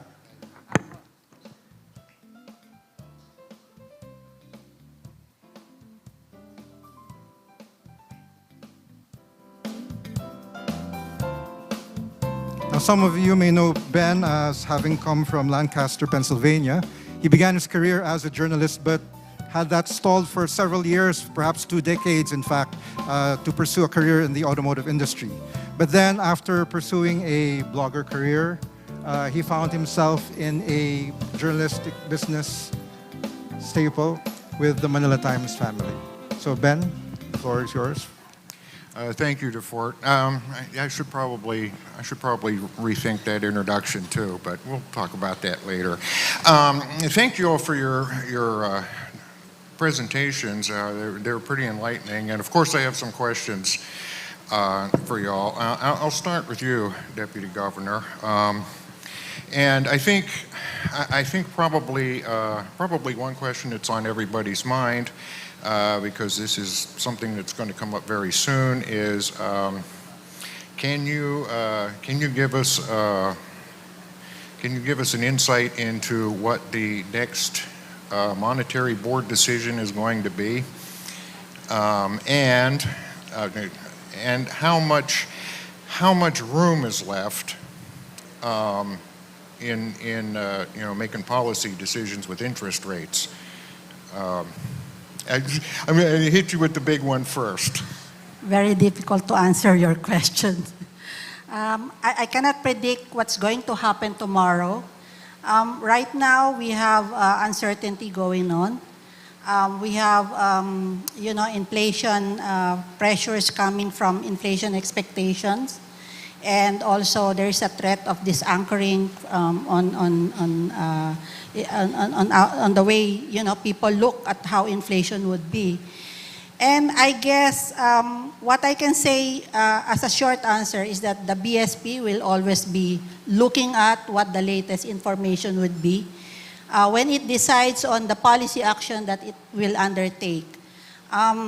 Everything is a moving part right now, but the BSP would be very aggressive in the implementation of its, and adoption of its policy rate in order to address any threat, particularly for 2024, because we've already upgraded or increased the risk of inflation rate in 2023 from 5.4. We have raised that to 6.1. So this means to say that we have an inflation outlook which is becoming problematic. So we need to act now in order to make sure that we will revert back to the target range by 2024. It's better to do the action today so that we don't prolong the problem and we go back to our target range by 2024. So it's very difficult to say what the Monetary Board will decide in the next policy meeting. It all depends on information and data that will come out between now and the next policy board meeting. But for now, the BSP is committed to ensure price stability and bring back inflation to its target range. Okay, thank you. Very safe. Yeah, that's a good catch. Ambassador Melvin, the one thing about your discussion that caught my attention, me in particular because of my particular interests, is your comments about energy, and of course Denmark is. It might not be too much of a stretch to call Denmark a world leader in renewables. What needs to happen in order to get some of the Danish investment and expertise to come into this country?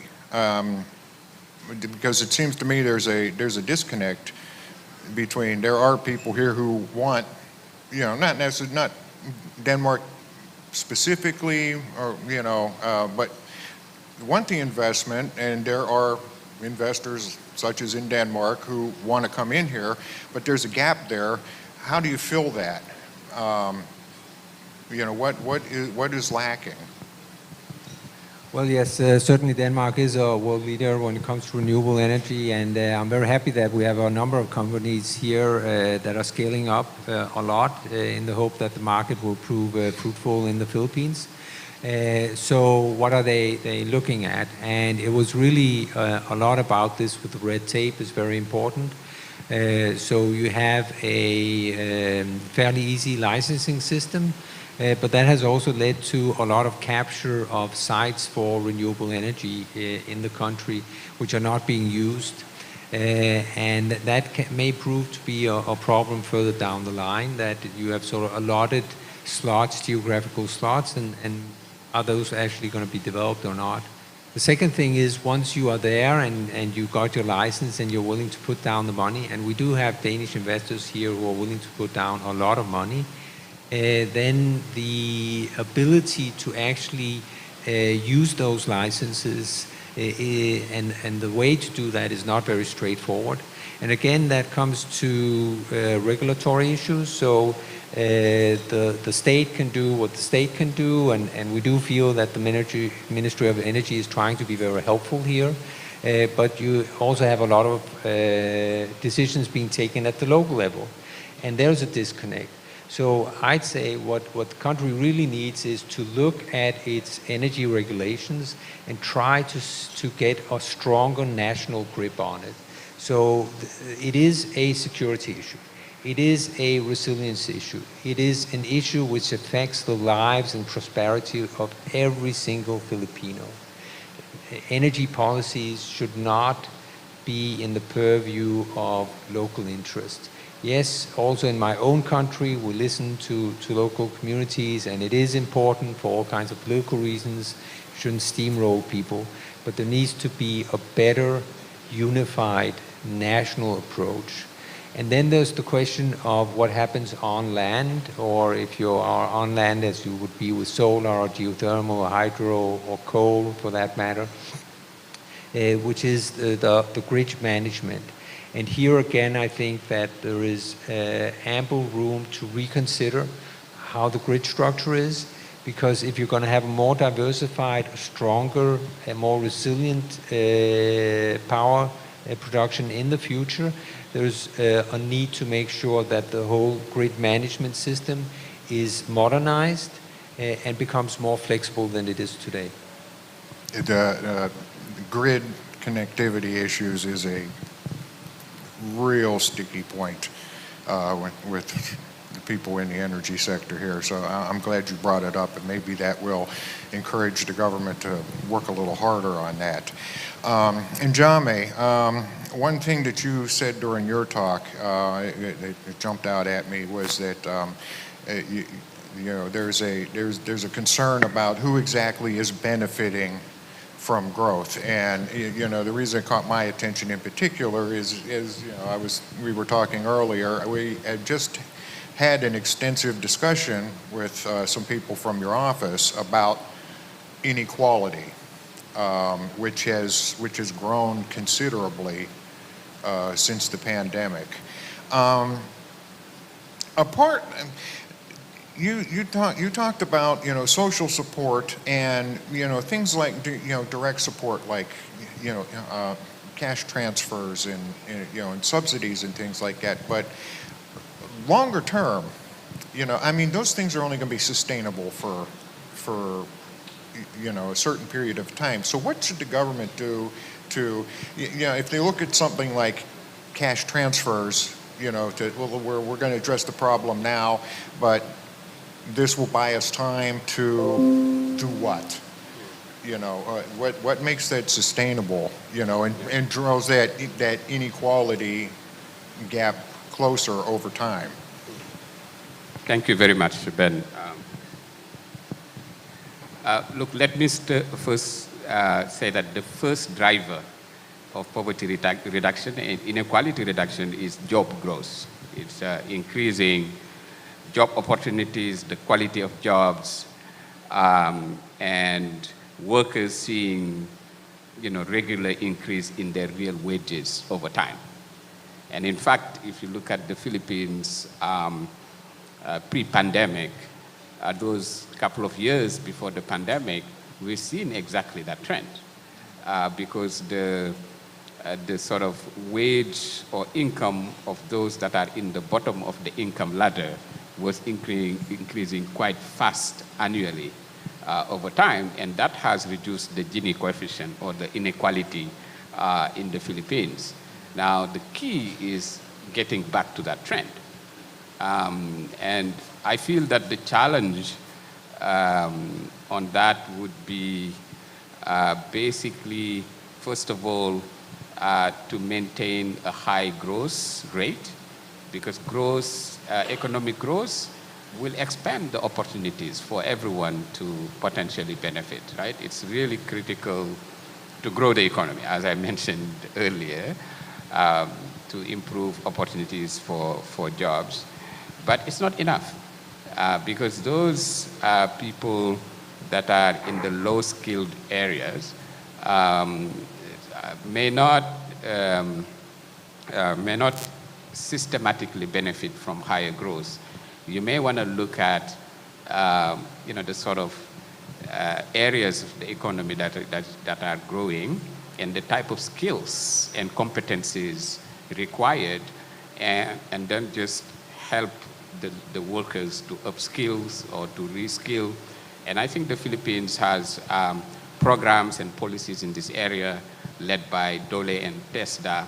I feel that these are really important policy focus for the country to help those, especially after the pandemic, because many new entrants in the labor market have really spent a few years without this extra skill accumulation you need before getting to the market. So assessing the skills gap and closing those skills gap, I think will be really important to address that.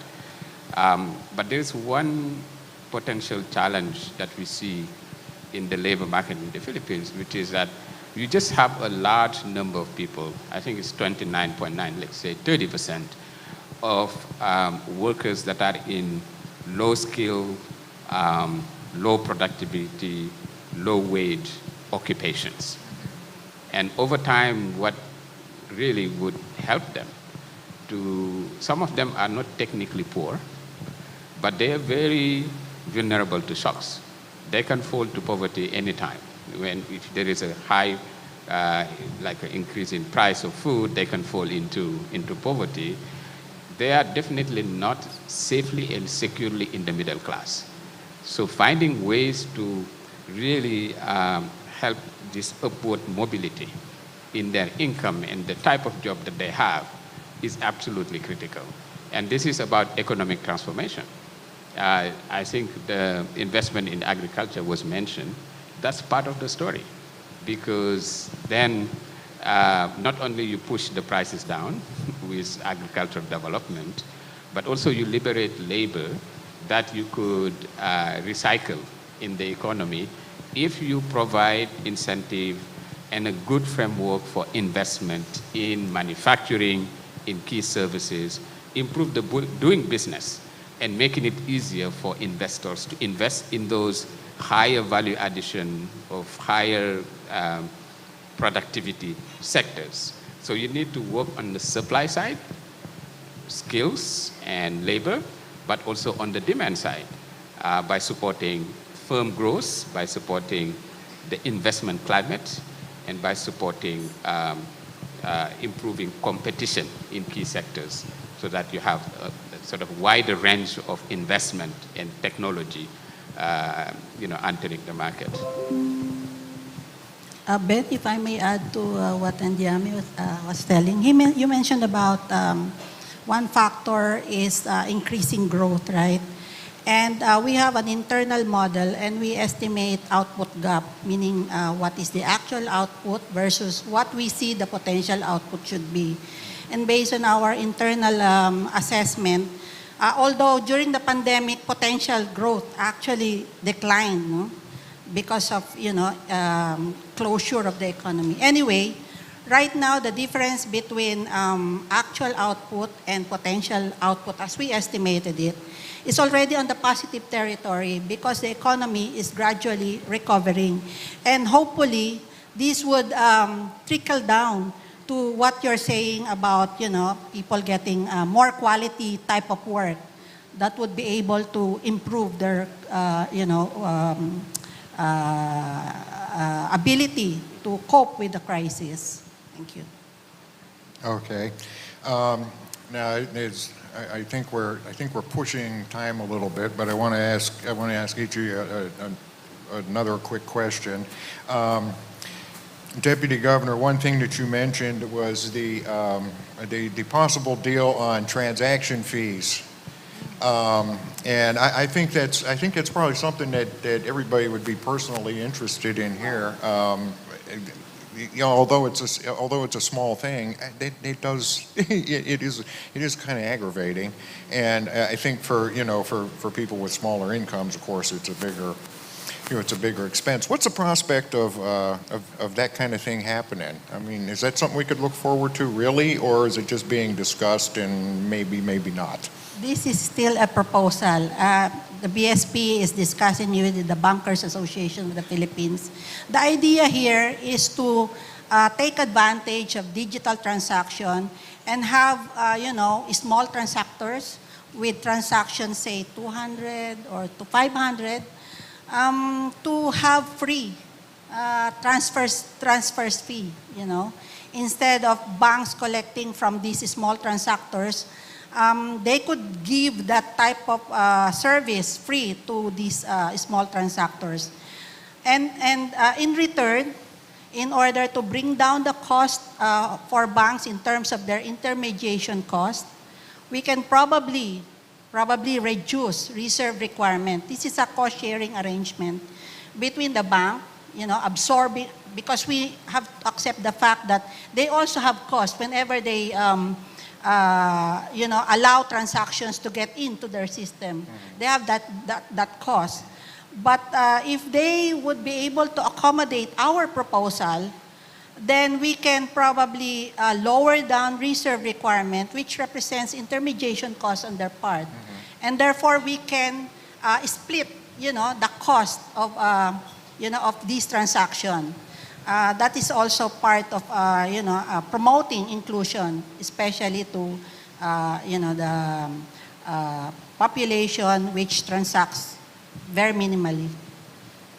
Well, hopefully, the governor was saying, hopefully we can have an agreement within the year.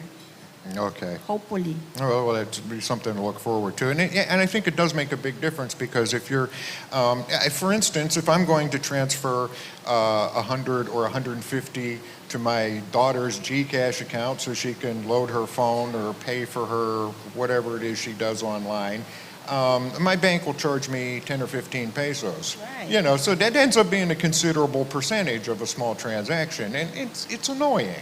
Probably for you, the ratio is not too big, but for small transactors, 20 peso as a ratio to 100 pesos, that's a lot. Yes, exactly.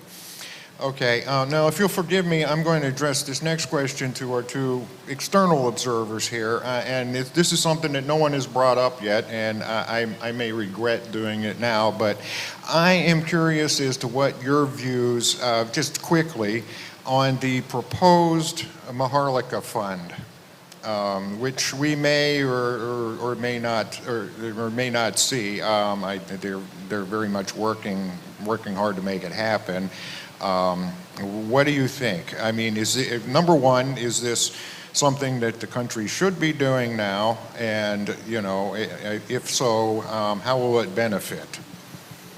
And from an outside point of view, what opportunity would it present, say, for investors from Denmark? Well, I'm happy to bite the bullet on that, and let me say from the start, I'm not going to go into discussion whether or not the Philippines should have one. But you're asking for, what does it look like from abroad? I have to say, in Denmark, we have a system that looks a little like what this proposal is purporting to do, but it's also different in some important ways. So I'm just going to explain what we're doing in Denmark. And start by saying it's been an unmitigated, tremendous success at a national scale. So you can hear I'm very positive of what we did in Denmark. So what we did in Denmark is we have some state-owned pension funds, or state-managed pension funds, for individuals like myself, so I have a stake in that too. And then we have a very, very large, gigantic private pension funds, which then are invested. And both for the government pension fund and the private investment funds, which are very, very large in Denmark, because it's mandatory for everyone to set aside between 15 to 18% of your monthly salary into these pension funds. So we have a mandatory system, and you can easily sort of calculate if you take 18% of high wages from a lot of people, it's going to give a very, very large amount of money. So Danes have very large private pension savings. The government managed one is quite large, and it has done exceptionally well. But it is not limited. I think that may be one of the differences here. It's run like an ordinary pension fund. They invest in Apple and Google and Siemens and whatever is out there to invest. They invest in Danish companies, they invest in infrastructure, they invest in housing, but they invest like an investor. So yes, they do look to Denmark, and they have made very large investments into the renewable energy sector as an example, but they are also doing it because it's profitable. So I think that's a very important point to keep in mind. If you do that, and that's, by the way, also true for the Danish private pension funds, if you do that, what you do is that you help everybody in your country be part of the average economic growth in the world. Not in Denmark, but in the world. So this is why the Danish pension funds have gone up so much, is because we have made every Dane an equity investor. Every Dane is now a capitalist in a big way. And even if you're sitting at a supermarket, you will end up with a pension fund which is about $600,000-$700,000 when you go into retirement. So that's just saying something about the power of this system accumulating over time, but also letting every single Dane tap into global economic growth. So maybe something to think about when you're looking at the kind of model you would like, which can make a lot of profitable investments in infrastructure in this country for sure, because there's a lot of space for that. But maybe also think about running it as a business like any other pension fund would. Thank you. Okay, that's a good point. Do you have anything to add to that, Njami? I mean, from your organization's perspective, how does the World Bank look at something like this? Look, there are many funds like this around the world, as was mentioned earlier. Some of the funds are sovereign wealth funds. For example, in the oil-rich economies, they did that to avoid some macroeconomic challenges linked to massive foreign exchange coming into the economy. You need to really basically spend a chunk of that abroad in high-quality assets to also gain returns and for future generation. Some of those funds are more meant by strategic purposes, such as investment in strategic assets in the country. And there are areas where it may make sense for the government to actually invest itself on behalf of the people on assets that are linked to security, national security, etc., that are really important. And also on assets where private sector may not be a first mover because of negative return in the short term, but followed by very strong return perpetual, right, over time. So, and we've seen those funds being created in the region. One recent example, the most recent example is Indonesia, which has created this strategic investment fund, very similar to the one the government of Philippines is working on right now, and which is meant to really help the government to invest, in particular, in the energy sector. And what they do is that they co-invest with private sector. And by, by doing that, by partnering with private sector, the expectation is that some projects that could not have been perhaps taken up by the private sector could actually materialize. So in a, from a global perspective, these are funds that are being created. Now, I think what is really critical for the success of these funds is just the governance framework, making sure that it's professionally run, making sure that there is a segregation of duty between political decision makers and the professionals that are running it, and having a very sound investment strategy. So I think with those conditions, this can be really a very good instrument for development, for addressing some development challenges of the country, for national security as well. So we, we see this as something that could work, under those conditions. Okay, well that's good to hear. I think we'll leave it at that for this. I'd like to thank all three of you for joining us and taking some extra time, and I'm sure that everybody will probably have some more questions for you. I know I will, but I know where to find you. So, and thank you very much. DeFort, you want to? Thank you for your questions, Ben, and thank you also, Ambassador Melvin, and World Bank Country Director Diop, and BSP Assistant Governor Sikat. May I ask you to please remain on stage as we award some tokens of our appreciation. May I invite our Chairman and CEO, Dante Ang II, to help with the awarding, and our President and COO, Blanca Mercado, to please also join us. I also invite Honorary Consul to Jordan, Michael Ang, to please help us with the awarding.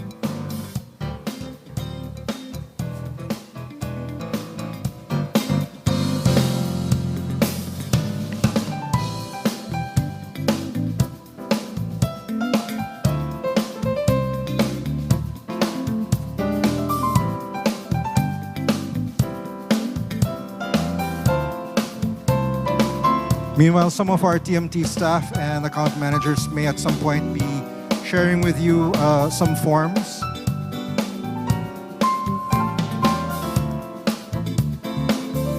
Our Chairman and CEO and our President and COO and Honorary Consul Ang have prepared tokens for as appreciation for the time you have given us.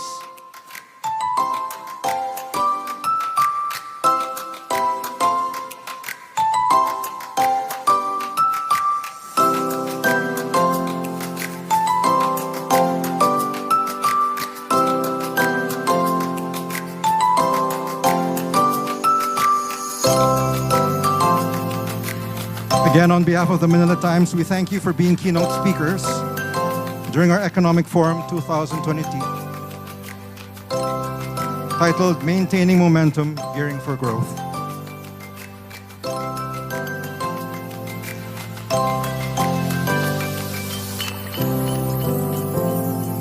And now, we shall have perhaps the most anticipated portion of our program for today, lunch. We shall resume our keynote talks, open forum, and fireside chat after about an hour. Thank you and bon appetit.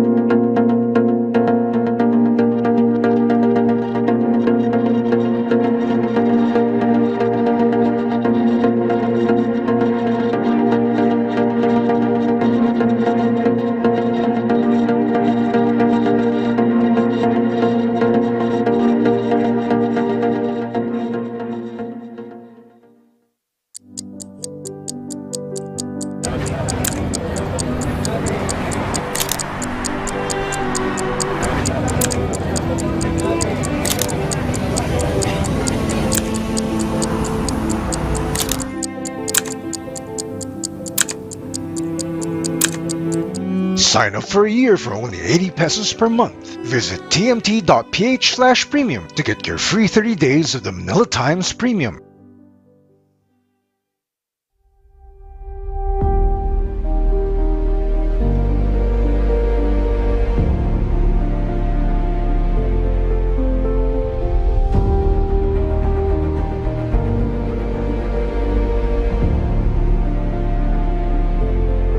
Noong 2016, tinanggap natin ang hamon na baguhin ang tingin ng mga tao sa mga motorcycle taxis. At sa ating pagsisikap, nakabuo tayo ng isang matatag na komunidad na patuloy na lumalawak at lumalago hanggang sa ngayon. Higit sa lahat, nabigyan natin ng trabaho at oportunidad ang libo-libong motorcycle riders sa Pilipinas. Malaki ang natulong sa akin ng hanap buhay na angkas. Wala naman akong sariling motorsiklo. Kabili ko yung pangarap kong motorsiklo. Tapos isa pa yung napagawa ko rin yung bahay ko. Napakaganda ng serbisyo ni Angkas. Gumita ako dito ng sapat na higit pa sa inaakala ko. Kaya malaking tulong na po yung kagaya sa akin na meron pong binubuhay na 2 anak. Nag-decide na ako na patigilin si Mrs. para makafocus doon sa mga bata. Kung gumanda na po yung kita namin. Sa habal-lab, wala pang insurance yan. Hindi naging madali ang daan. Lalo na sa umpisa. You're going against 4136. Is Angkas above the law? May mga nagduda. Private motorcycles shall not be used to solicit access or to be used to transport passengers. Bumatikos. Very possible for them to be blacklisted on their violations on the guidelines. At nakipagkompetensya. Sabi po ng dalawang participants, pinipilit niyo yung pasahero sumakay sa mga ibang motorcycle taxi na hindi... Gayunpaman, hindi tayo sumuko mula sa kalye, dito tayo para sa karapatan nyo! Sa Kongreso at Senado hanggang sa Korte Suprema. Maging rally man yan o isang kantahan na selebrasyon, nagawa nating mamulat ang taong bayan sa ating adhikain at sa ating ipinaglalaban. Nagkaisa tayo para iparinig ang ating boses at ipaglaban ang ating kabuhayan at higit sa lahat, mabigyan ng dignidad ang ating propesyon. Sinamahan tayo ng ating mga kaibigan na celebrity, politiko, at iba pang mga personalidad mula sa iba't ibang larangan sa ating walang tigil na pagsusulong ng ating advokasya. At higit sa lahat, sinamahan tayo ng taong bayan, mga kapwa Pilipino na patuloy na nakikinabang sa ating serbisyo. Nagtagumpay tayo at ngayon, libo-libo na ang ating natulungan at nabigyan ng kakayang iahon ang kanilang buhay mula sa kahirapan. Marami na rin tayong nabigyan ng suporta sa gitna ng trahedya at sakuna. Nung sumabo ang taal, pumunta tayo para mag-abot ng ayuda. Nang mag-shutdown ang tren, pinauso natin ang libreng sakay sa mananakay. Napabuti rin natin ang buhay ng ating mga kababayan sa mga programa tulad ng Angkas Buhay at iba't ibang medical missions. Kahit nung nagsimula ng pandemic at lockdowns, todo ang ating suporta sa frontliners. Tumulong tayo sa pagsusulong ng health safety standards upang makabangon ng ekonomiya. Nagsagawa tayo ng iba't ibang programa sa bakuna para sa taong bayan. At naging tulay tayo para sa pagtutulungan kaugnay dito ng malalaking kumpanya sa pribadong sektor at ang pamahalaan. Naging mahirap man ang pinagdaanan, maganda pa rin ang naging bunga ng ating mga laban. To recognize our awardees today, hats off to Angkas. Malayo na ang narating natin at ngayon, tuloy pa rin ang ating misyon na mas lalong maihatid ang oportunidad ng Angkas sa milyon-milyong kababayan na nangangailangan nito. Our mission is to eradicate poverty by showing them a better way in life. The Angkas Way. Tuloy tayo sa pagbago at sa pag-angat ng ating buhay at magandang kinabukasan ng ating kapwa Pilipino. Angkas! Tara na!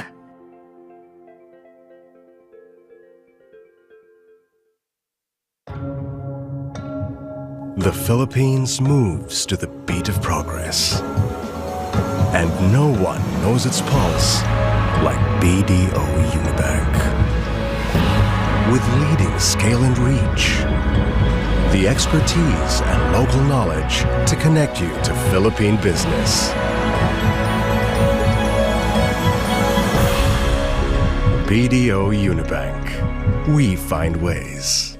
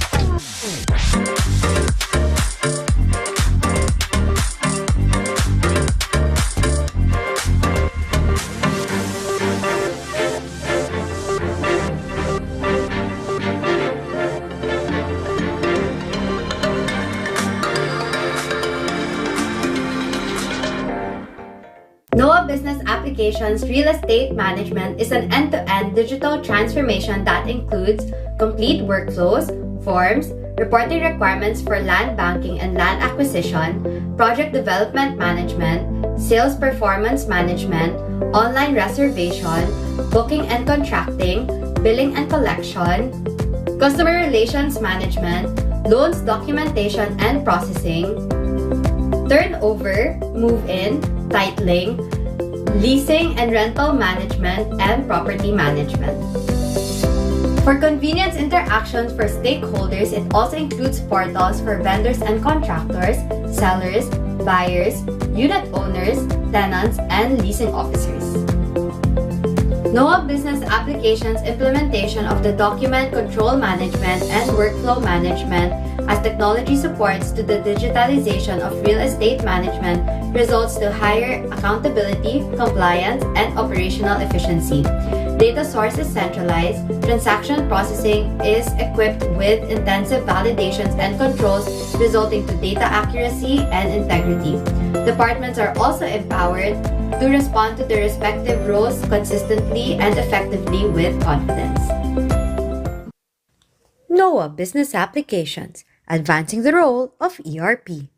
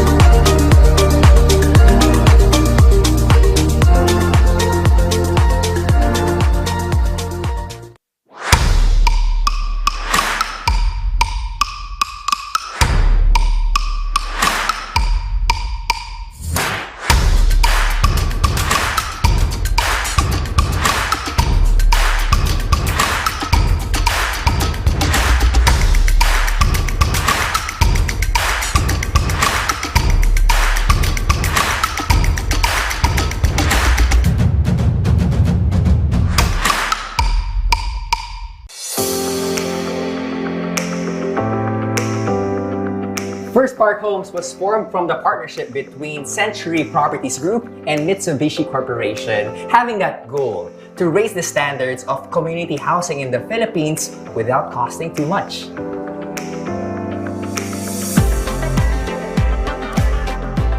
Unlike other housing communities, First Park Homes is actually what they call the 4 C's. It's the brand pillars which they follow. It stands for complete, conceptive, connected, and convenient. Oh, complete because their homes are fully finished, which means the walls are painted, you got your complete flooring. This place is secure and you got provisions to expand. Basically, all you need are your furniture and you're ready to move in. How easy is that?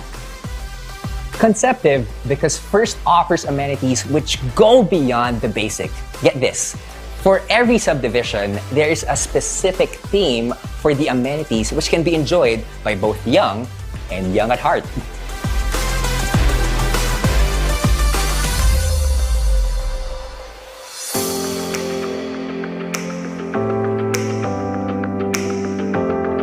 They have amenities that promote the arts, encourage good health, build social development, and strengthen the community. Like for example, in Bulacan, they have these life-sized board games. In Lipa, they have traditional Pinoy games, and they even have an outdoor cinema. I think it's really amazing that they're introducing unique amenities for families to enjoy. First aims to keep everyone connected to life essentials. Imagine, they even have a shuttle to bring you to nearby transport hubs. Now that is hassle-free. Lastly, convenient. Owning your first home is now easy through First's simplified buying process. Owning a First Park home is more than just an investment. It's your first home that lasts.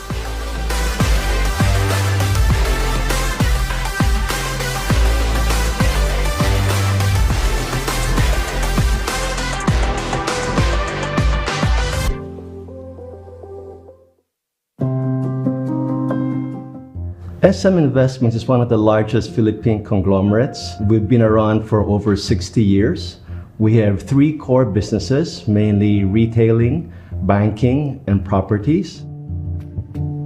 Over the past 60 plus years, sustainability is something which SM has had as a culture. It's something which we as a group has been practicing from the very beginning. We take into account the entire impact on the environment, including, let's say, providing sustainable energy, renewable solar powers, water treatment facilities, and waste recycling. We also provide, like for example, for our malls, we make the malls more like a community center, which also then becomes like an area for relief effort if ever there's any sort of calamity that occurs. We also provide support in terms of education and training and healthcare, because at the end of the day, it's the sustainability of the community that continues to provide the growth for our businesses.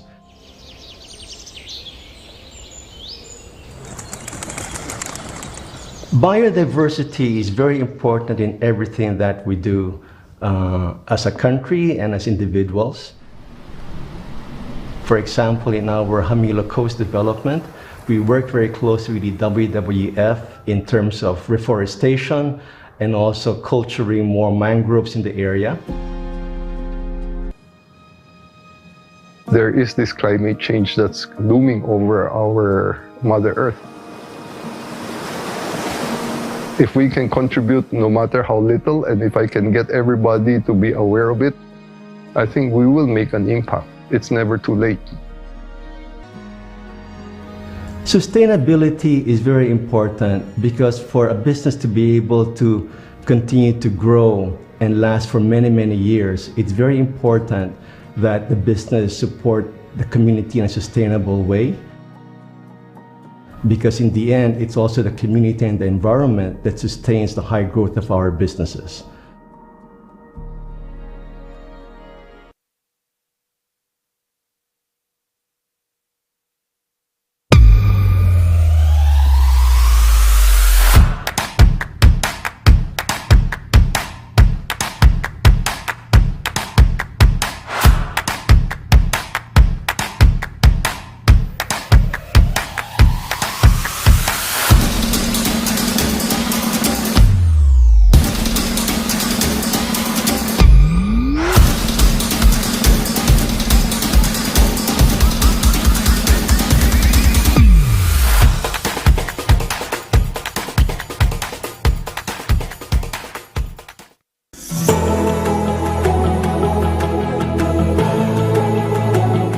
Wilcon Depot, 45 years in construction and home improvement. A recognized leader in the industry. We bring the most extensive selection of trusted local and international brands with high-grade features and superior quality ranging from tiles, sanitary wares, plumbing, furniture, home interior, building materials, hardware, electrical, appliances, and so much more. From one store in 1977, today we have a network of over 80 stores across the country. And we are on track for our target of opening 100 stores by 2025. We are who we are because of the innovations we have brought to the industry. We redefined the shopping experience for construction and home improvement.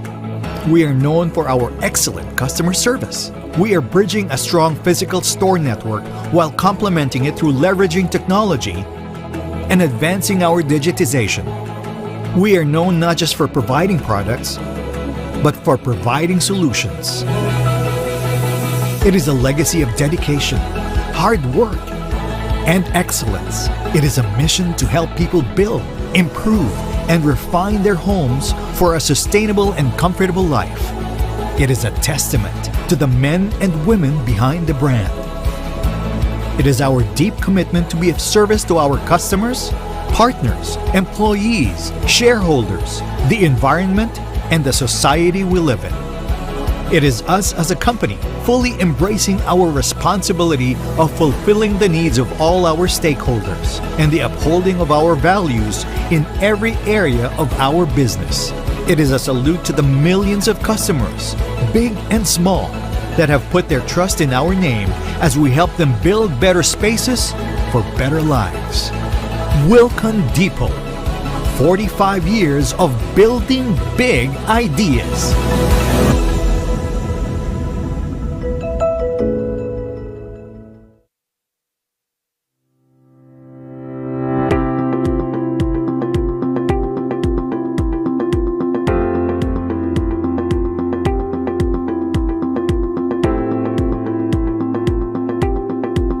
Lobian Realty Group is a full-service real estate consultancy and property investment strategy firm engaged in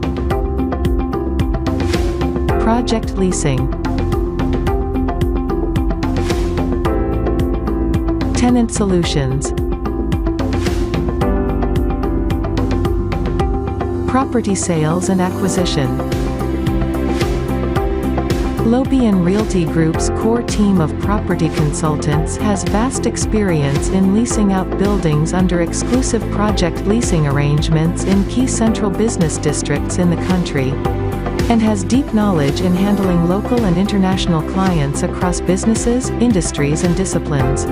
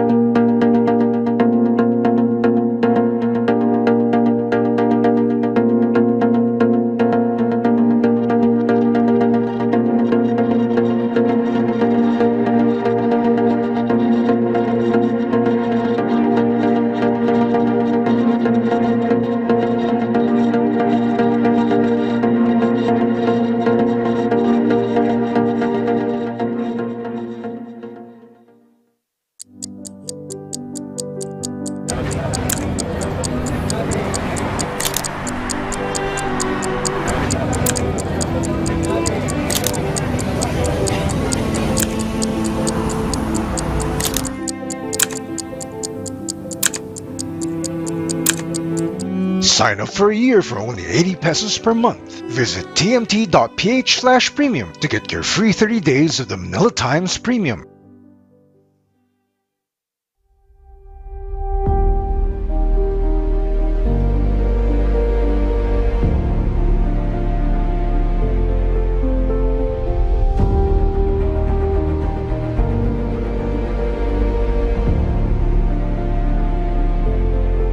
Noong 2016, tinanggap natin ang hamon na baguhin ang tingin ng mga tao sa mga motorcycle taxis. At sa ating pagsisikap, nakabuo tayo ng isang matatag na komunidad na patuloy na lumalawak at lumalago hanggang sa ngayon. Higit sa lahat, nabigyan natin ng trabaho at oportunidad ang libo-libong motorcycle riders sa Pilipinas. Malaki ang natulong sa akin ng hanap buhay na angkas. Wala naman akong sariling motorsiklo. Kabili ko yung pangarap kong motorsiklo. Tapos isa pa yung napagawa ko rin yung bahay ko. Napakaganda ng serbisyo ni Angkas. Gumita ako dito ng sapat na higit pa sa inaakala ko. Kaya malaking tulong na po yung kagaya sa akin na meron pong binubuhay na 2 anak. Nag-decide na ako na patigilin si Mrs. para makafocus doon sa mga bata. Kung gumanda na po yung kita namin. Sa haba-labo, wala pang insurance yan. Hindi naging madali ang daan. Lalo na sa umpisa. You're going against 4136. Is Angkas above the law? May mga nagduda. Private motorcycles shall not be used to solicit, accept, or to be used to transport passengers. Bumatikos. Very possible for them to be blacklisted on their violations on the guidelines. At nakipagkompetensya. Sabi po ng dalawang participants, Pinipilit niyo yung pasahero sumakay sa mga ibang motorcycle taxi na hindi... Gayunpaman, hindi tayo sumuko mula sa kalye, Dito tayo para sa karapatan nyo! sa Kongreso at Senado hanggang sa Korte Suprema. Maging rally man yan o isang kantahan na selebrasyon, nagawa nating mamulat ang taong bayan sa ating adhikain at sa ating ipinaglalaban. Nagkaisa tayo para iparinig ang ating boses at ipaglaban ang ating kabuhayan at higit sa lahat, mabigyan ng dignidad ang ating propesyon. Sinamahan tayo ng ating mga kaibigan na celebrity, politiko, at iba pang mga personalidad mula sa iba't ibang larangan sa ating walang tigil na pagsusulong ng ating advokasya. At higit sa lahat, sinamahan tayo ng taong bayan, mga kapwa Pilipino na patuloy na nakikinabang sa ating serbisyo. Nagtagumpay tayo at ngayon, libo-libo na ang ating natulungan at nabigyan ng kakayang iahon ang kanilang buhay mula sa kahirapan. Marami na rin tayong nabigyan ng suporta sa gitna ng trahedya at sakuna. Nung sumabo ang taal, pumunta tayo para mag-abot ng ayuda. Nang mag-shutdown ng tren, pinauso natin ang libreng sakay sa mananakay. Napabuti rin natin ang buhay ng ating mga kababayan sa mga programa tulad ng Angkas Buhay at iba't ibang medical missions.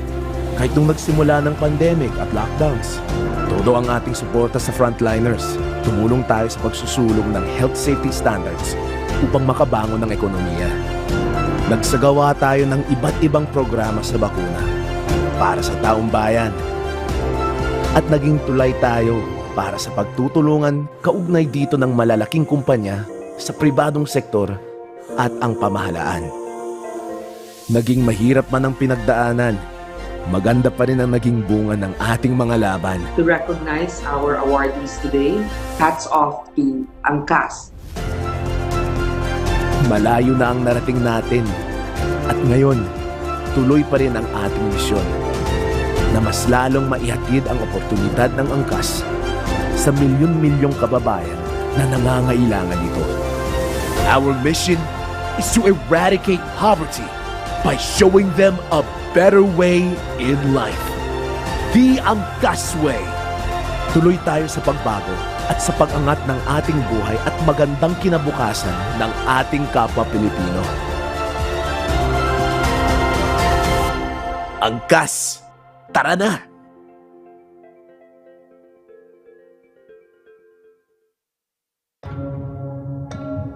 The Philippines moves to the beat of progress. And no one knows its pulse like BDO Unibank. With leading scale and reach, the expertise and local knowledge to connect you to Philippine business. BDO Unibank. We find ways.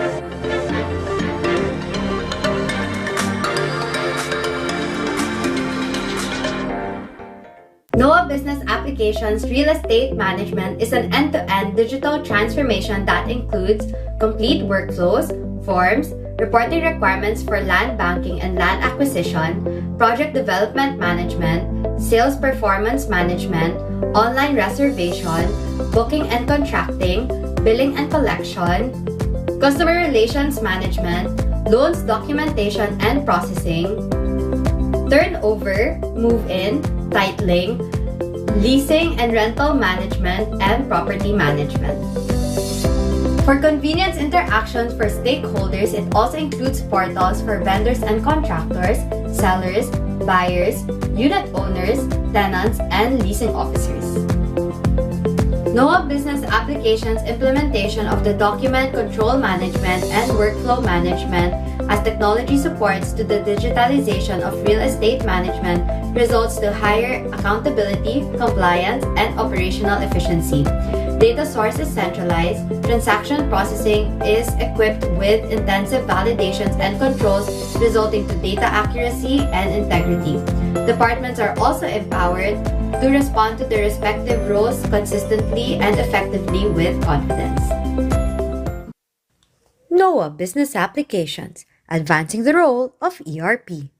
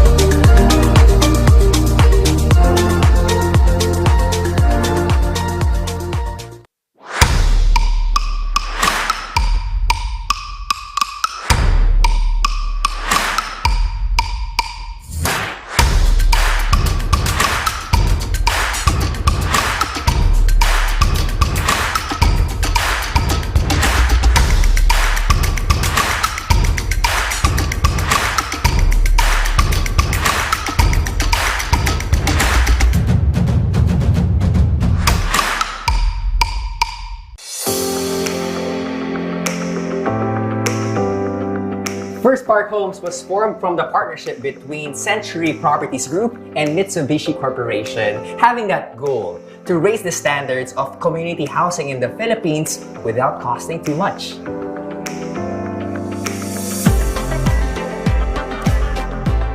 Unlike other housing communities, First Park Homes is actually what they call the 4 C's. It's the brand pillars which they follow. It stands for complete, conceptive, connected, and convenient. Oh, complete because their homes are fully finished, which means the walls are painted, you got your complete flooring. This place is secure and you got provisions to expand. Basically, all you need are your furniture and you're ready to move in. How easy is that? Conceptive because First offers amenities which go beyond the basic. Get this, for every subdivision, there is a specific theme for the amenities which can be enjoyed by both young and young at heart.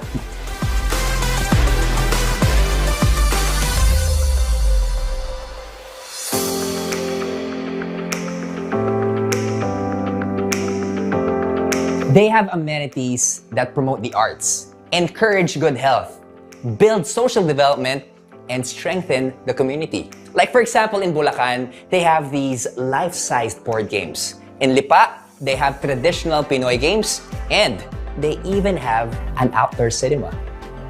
I think it's really amazing that they're introducing unique amenities for families to enjoy. First aims to keep everyone connected to life essentials. Imagine, they even have a shuttle to bring you to nearby transport hubs. Now that is hassle-free. Lastly, convenient. Owning your first home is now easy through First's simplified buying process. Owning a First Park home is more than just an investment. It's your first home that lasts.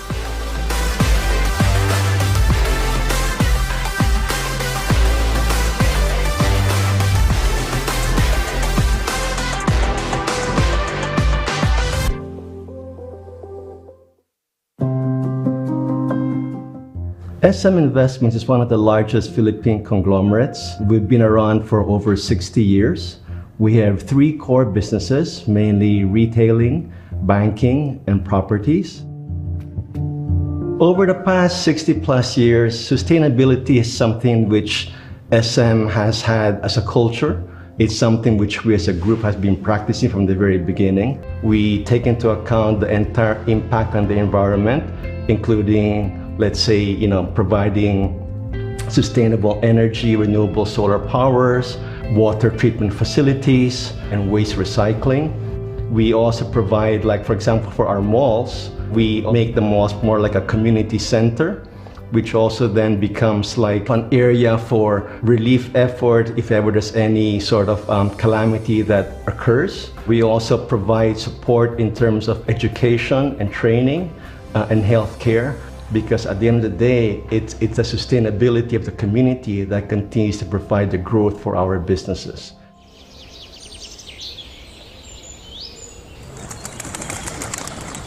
Biodiversity is very important in everything that we do as a country and as individuals. For example, in our Hamilo Coast development, we work very closely with the WWF in terms of reforestation and also culturing more mangroves in the area. There is this climate change that's looming over our Mother Earth. If we can contribute no matter how little, and if I can get everybody to be aware of it, I think we will make an impact. It's never too late. Sustainability is very important because for a business to be able to continue to grow and last for many, many years, it's very important that the business support the community in a sustainable way. Because in the end, it's also the community and the environment that sustains the high growth of our businesses.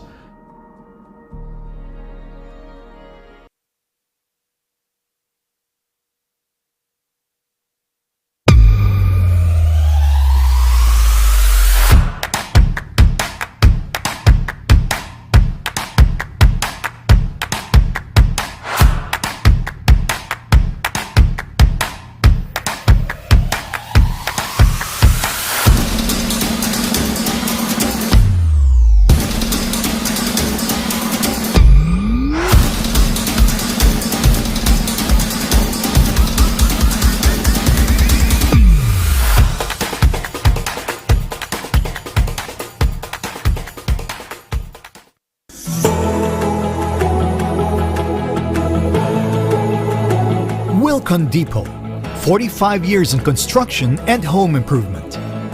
A recognized leader in the industry.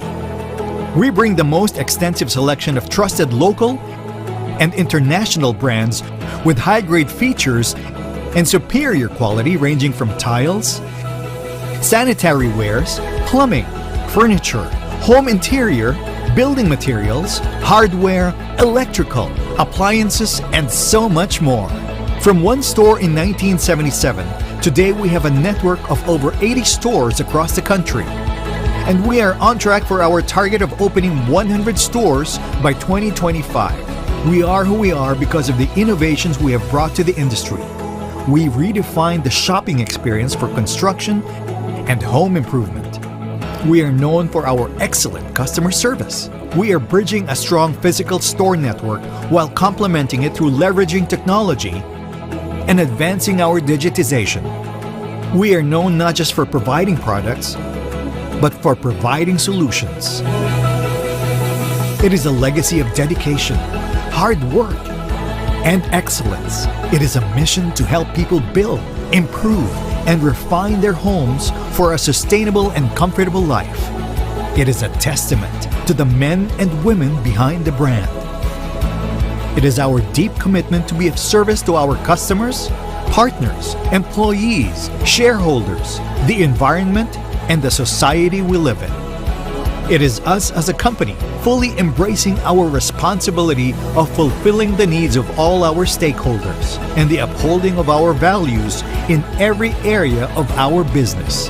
It is a salute to the millions of customers, big and small, that have put their trust in our name as we help them build better spaces for better lives. Wilcon Depot, 45 years of building big ideas.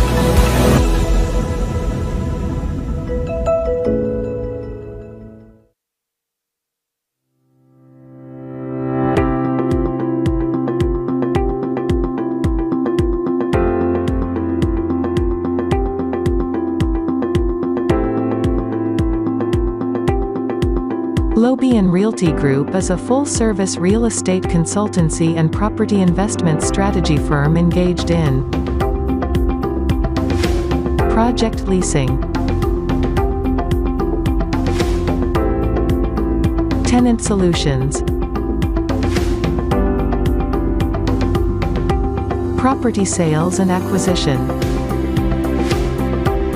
Lobian Realty Group's core team of property consultants has vast experience in leasing out buildings under exclusive project leasing arrangements in key central business districts in the country, and has deep knowledge in handling local and international clients across businesses, industries, and disciplines.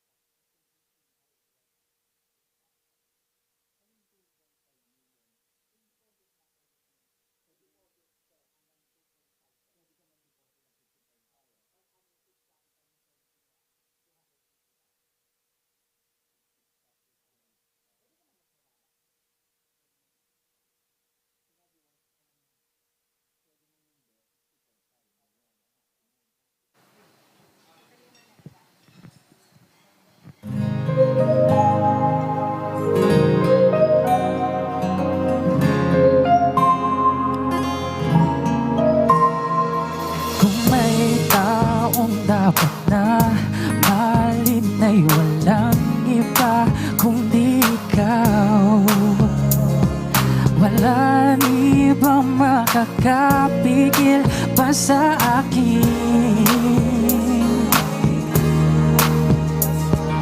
Binuhay muli ang takbo at tibok ng puso sa iyong pagmamahal.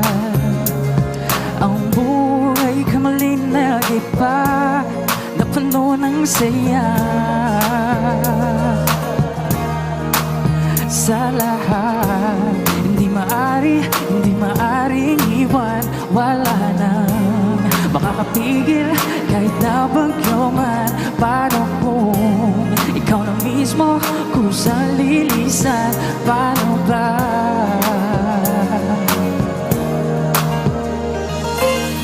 Kung wala ka sa buhay ko, kung pag-ibig may maglaho, paano na kaya ang mundo? Kung sa oras di ka makita, kung ika'y napakalayo na, may buhay pa kaya tong puso? Yan lang maaari nating sadyang matatanggap habang ako'y may buhay. Mahal na mahal kita, higit pa sa iniisip mo.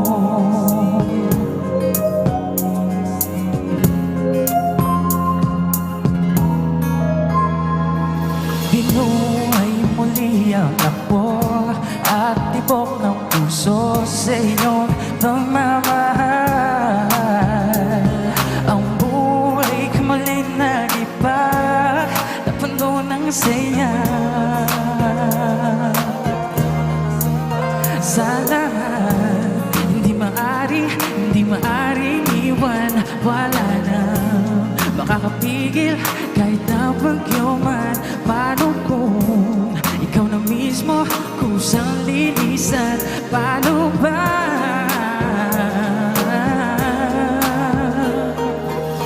Kung mawala ka sa buhay ko, kung pag-ibig may maglaho, paano na kaya ang mundo?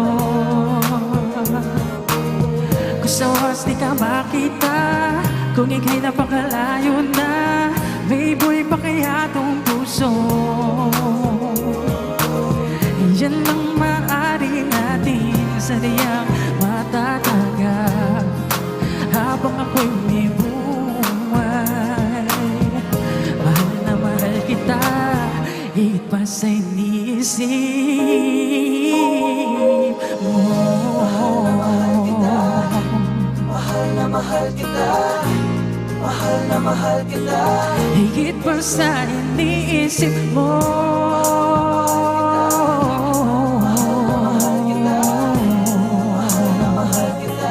Higit pa sa iniisip mo. Kung mawala ka sa buhay ko, kung pag-ibig may maglaho, paano na kaya ang mundo? Kung sa oras di ka makita, kung ika'y napakalayo na, may buhay pa kaya tong puso? Yan lang maaari natin sadyang matatanggap habang ako'y may buhay.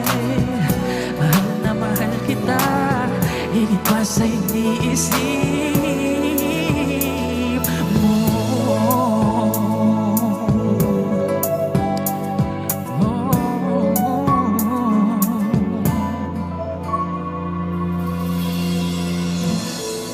Thank you very much po, the Manila Times. And thank you, the Rising Tigers, the Nation Builders magazine po in Asia. The magazine is available po in all national bookstores nationwide. So the next song that I'll be performing for you guys is one of my favorite song. I was able to perform it in Tawag ng Tanghalan.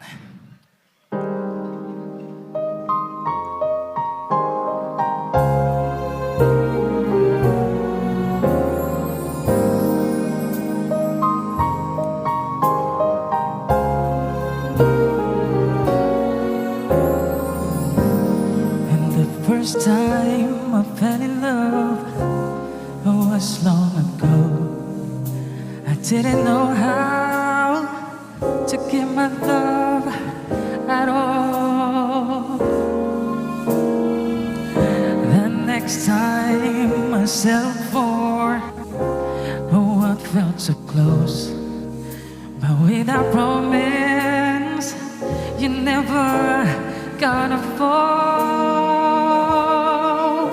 After everything I've learned, now it's finally my turn, and this is the last time I fall in love.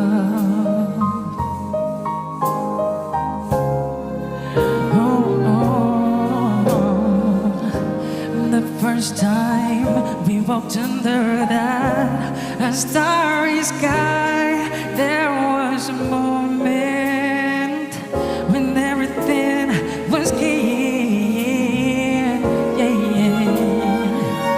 And I didn't need to ask or even wonder why, because each question is answered when you need.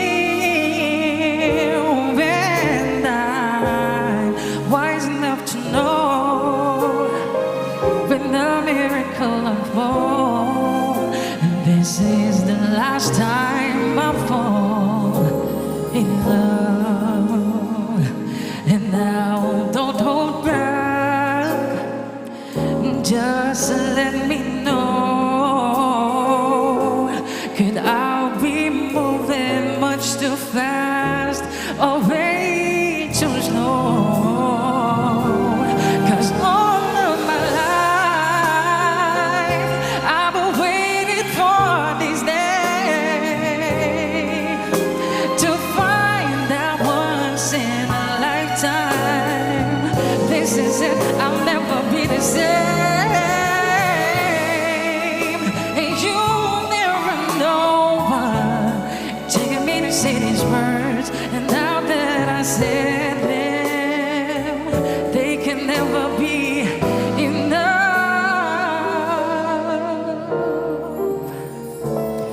As far as I can see, there's only you and only me.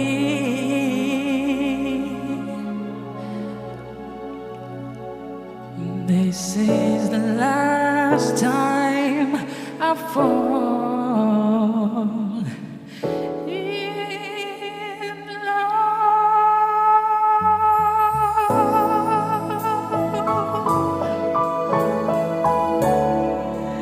And the last time I fall in love, the last time I fall in love. There you have it. That is the last time by Richard Poon. And before I perform my last song, I'd like to invite everyone to please like and follow my fan page. It's Russell Junicio. Also, the Manila Times fan page and the Rising Tigers fan page. Para po updated tayo palagi sa isa't isa. Yan.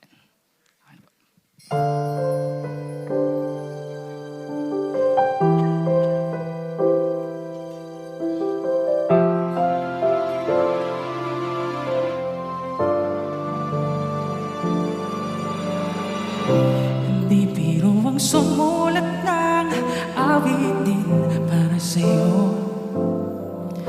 Para akong isang siraulo, hilot lito. Sa akin pamina ng piano, tigla di pilit nilaro. Baka sakaling merong tono, bigla na lang umusbong. Tungkol sa ano man kaya awitin para sa'yo. Di biro ang gawing sukat ang titik sa tono. 10 man aking diksyonaryo kung ang tumay hindi wasto. Basta't isipin di magbabago, damdamin ko sa'yo.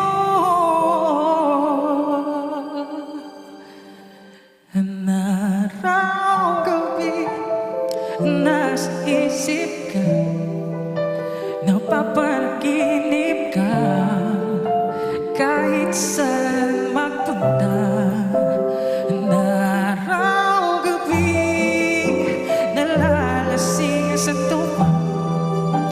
Kapag kapiling ka, araw-gabi tayo dalawa.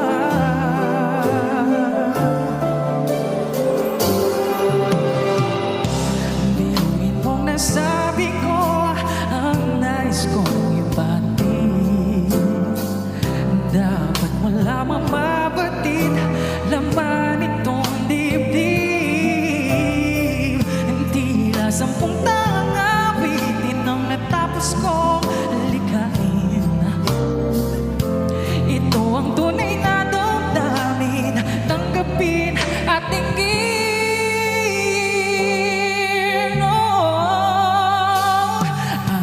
Araw-gabi nasa isip ka, napapanaginip ka kahit saan magpunta.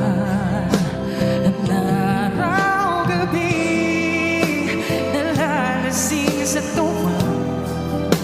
Kapag kapiling ka, araw-gabi tayo dalawa.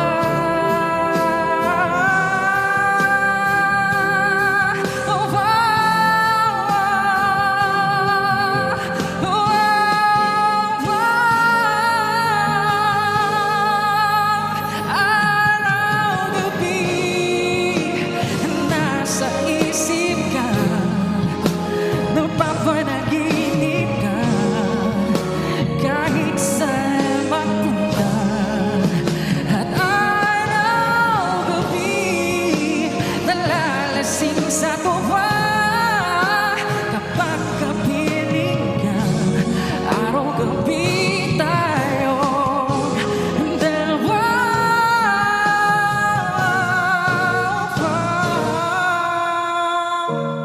Araw-gabi tayo dalawa.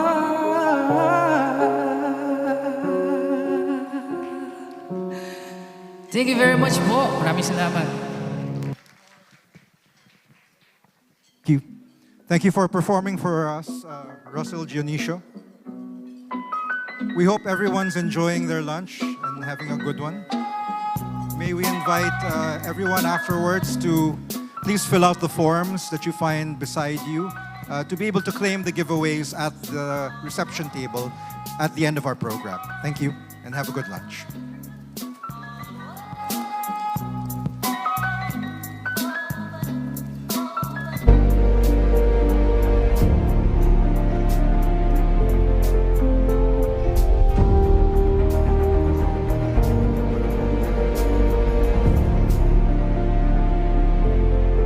Noong 2016, tinanggap natin ang hamon na baguhin ang tingin ng mga tao sa mga motorcycle taxis.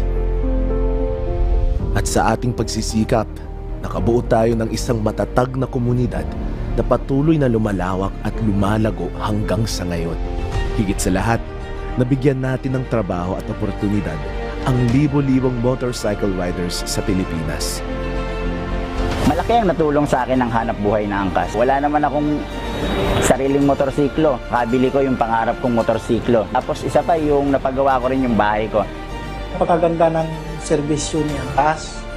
Gumita ako dito ng sapat na higit pa sa inaakala ko. Kaya malaking tulong na po yung kagaya sa akin na meron pong binubuhay na 2 anak. Nag-decide na ako na patigilin si Mrs. para makafocus doon sa mga bata. Kung gumanda na po yung kita namin. Sa haba-labo, wala pang insurance yan. Hindi naging madali ang daan. Lalo na sa umpisa.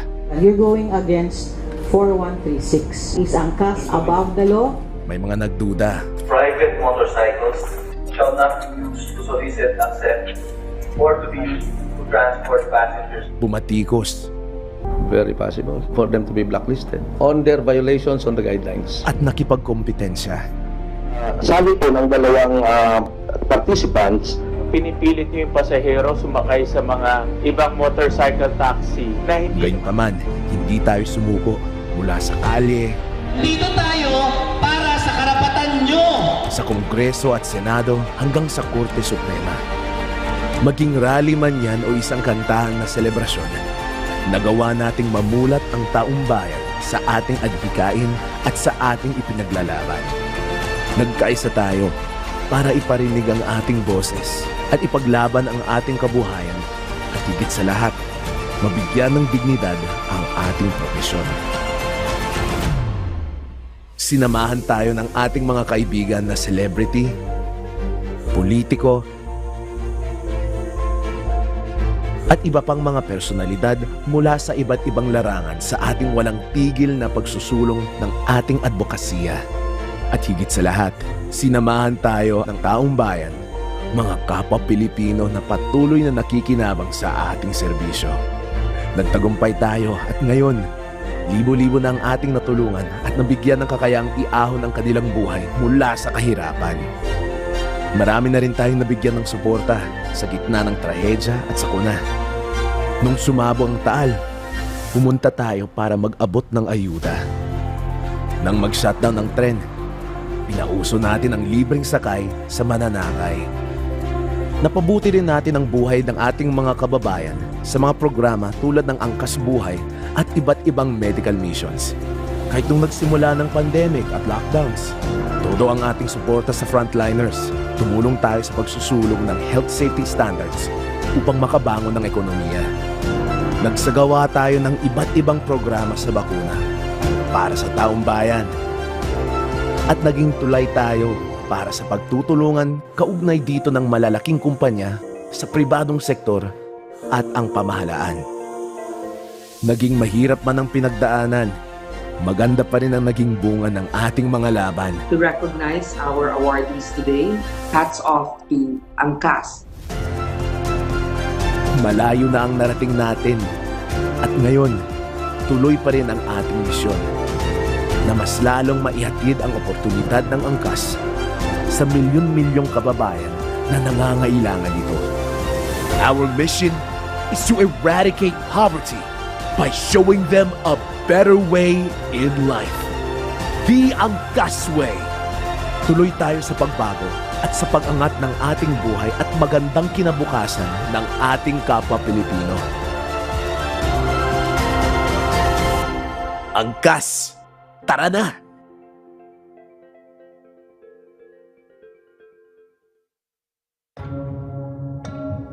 The Philippines moves to the beat of progress. And no one knows its pulse like BDO Unibank. With leading scale and reach, the expertise and local knowledge to connect you to Philippine business. BDO Unibank. We find ways.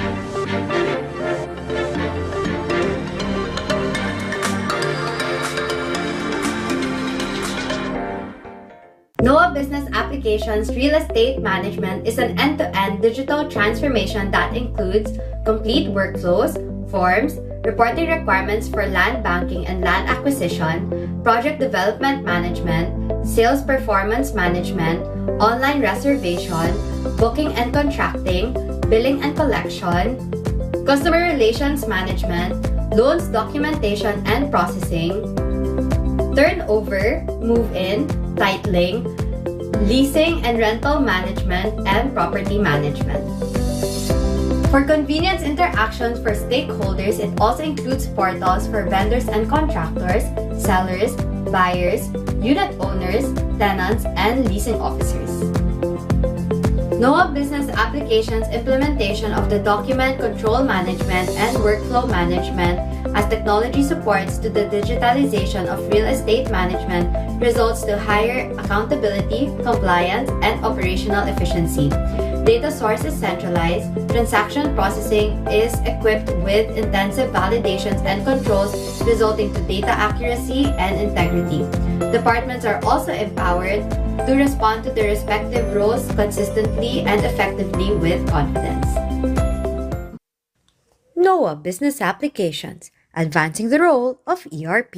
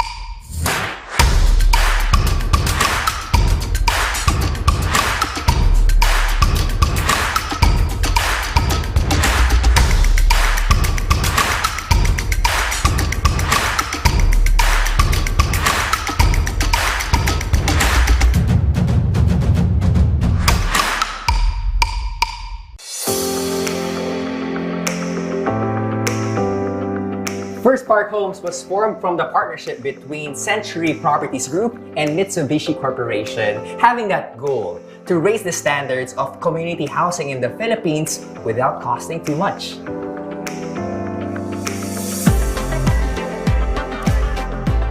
Unlike other housing communities, First Park Homes is actually what they call the 4 C's.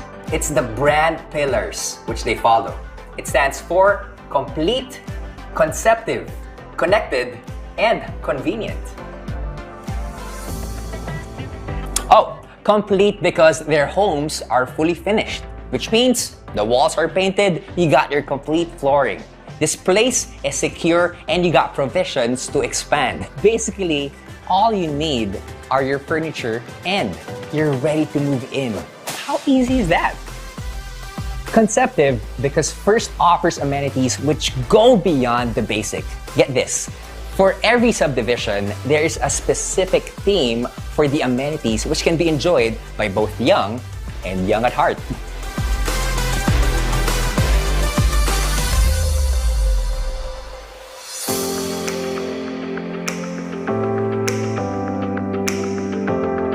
They have amenities that promote the arts, encourage good health, build social development, and strengthen the community. Like for example, in Bulacan, they have these life-sized board games. In Lipa, they have traditional Pinoy games, and they even have an outdoor cinema. I think it's really amazing that they're introducing unique amenities for families to enjoy. first aims to keep everyone connected to life essentials. Imagine, they even have a shuttle to bring you to nearby transport hubs. Now that is hassle-free. Lastly, convenient. Owning your first home is now easy through First's simplified buying process.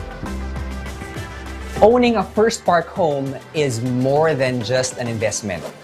It's your first home that lasts.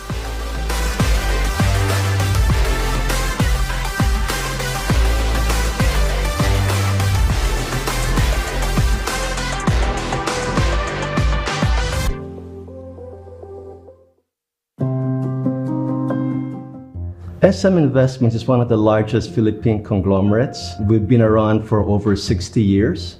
We have 3 core businesses, mainly retailing, banking, and properties. Over the past 60 plus years, sustainability is something which SM has had as a culture. It's something which we as a group has been practicing from the very beginning. We take into account the entire impact on the environment, including, let's say, providing sustainable energy, renewable solar powers, water treatment facilities, and waste recycling. We also provide, like for example, for our malls, we make the malls more like a community center, which also then becomes like an area for relief effort if ever there's any sort of calamity that occurs. We also provide support in terms of education and training and healthcare, because at the end of the day, it's the sustainability of the community that continues to provide the growth for our businesses.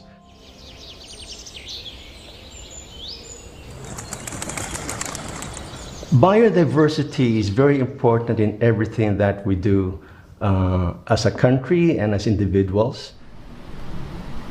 For example, in our Hamilo Coast development, we work very closely with the WWF in terms of reforestation and also culturing more mangroves in the area. There is this climate change that's looming over our Mother Earth. If we can contribute no matter how little, and if I can get everybody to be aware of it, I think we will make an impact. It's never too late. Sustainability is very important because for a business to be able to continue to grow and last for many, many years, it's very important that the business support the community in a sustainable way. Because in the end, it's also the community and the environment that sustains the high growth of our businesses.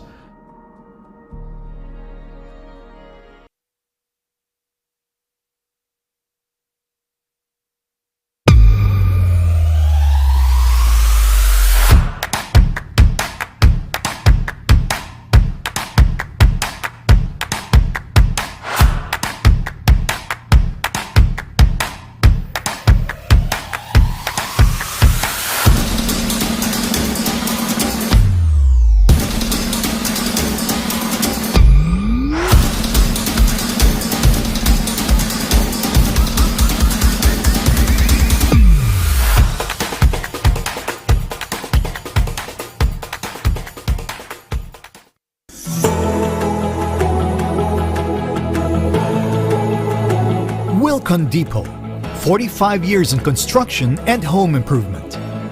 A recognized leader in the industry. We bring the most extensive selection of trusted local and international brands with high-grade features and superior quality ranging from tiles, sanitary wares, plumbing, furniture, home interior, building materials, hardware, electrical, appliances, and so much more. From one store in 1977, today we have a network of over 80 stores across the country. And we are on track for our target of opening 100 stores by 2025. We are who we are because of the innovations we have brought to the industry. We redefined the shopping experience for construction and home improvement. We are known for our excellent customer service. We are bridging a strong physical store network while complementing it through leveraging technology and advancing our digitization. We are known not just for providing products, but for providing solutions. It is a legacy of dedication, hard work, and excellence. It is a mission to help people build, improve, and refine their homes for a sustainable and comfortable life. It is a testament to the men and women behind the brand. It is our deep commitment to be of service to our customers, partners, employees, shareholders, the environment, and the society we live in. It is us as a company fully embracing our responsibility of fulfilling the needs of all our stakeholders and the upholding of our values in every area of our business. It is a salute to the millions of customers, big and small, that have put their trust in our name as we help them build better spaces for better lives. Wilcon Depot, 45 years of building big ideas.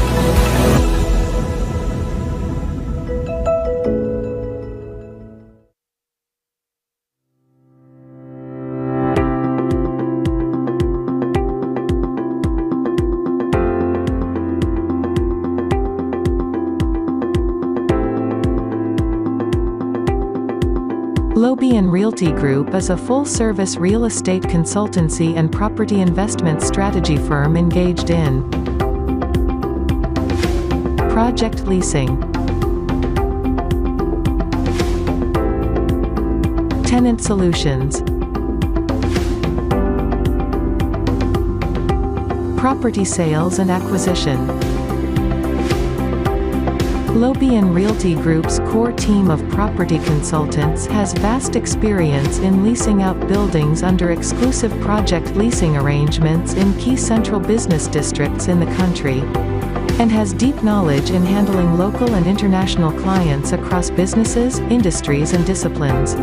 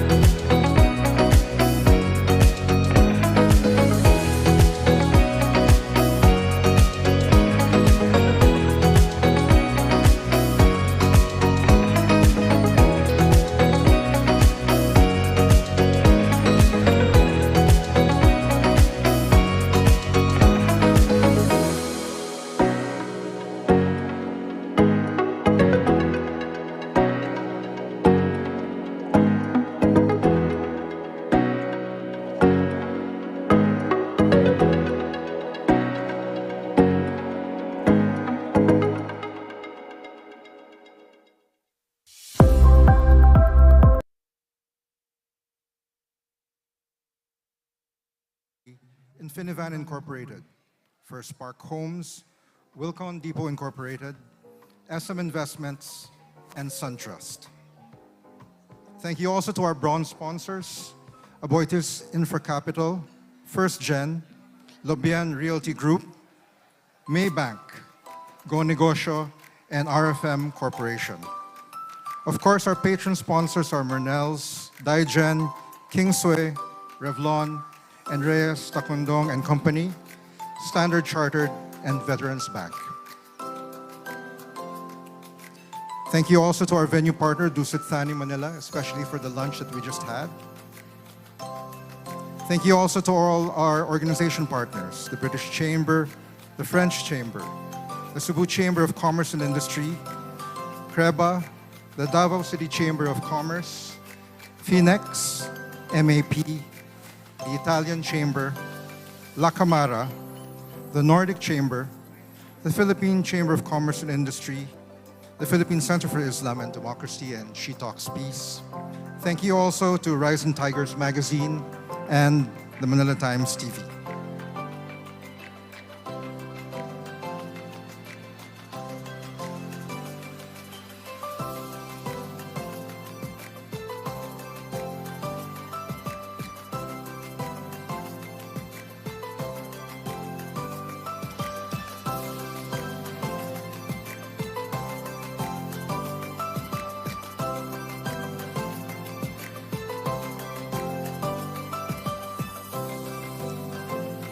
We shall now resume our program with our fourth keynote talk.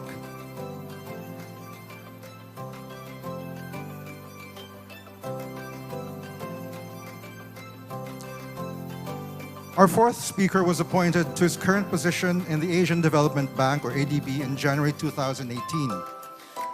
He graduated with a PhD in economics from the Australian National University in 1999. Prior to this, he was director for the Public Management, Financial Sector, and Trade Division in the Southeast Asia Department of ADB. Ladies and gentlemen, please give a warm welcome to ADB Country Director to the Philippines, Kelly Bird.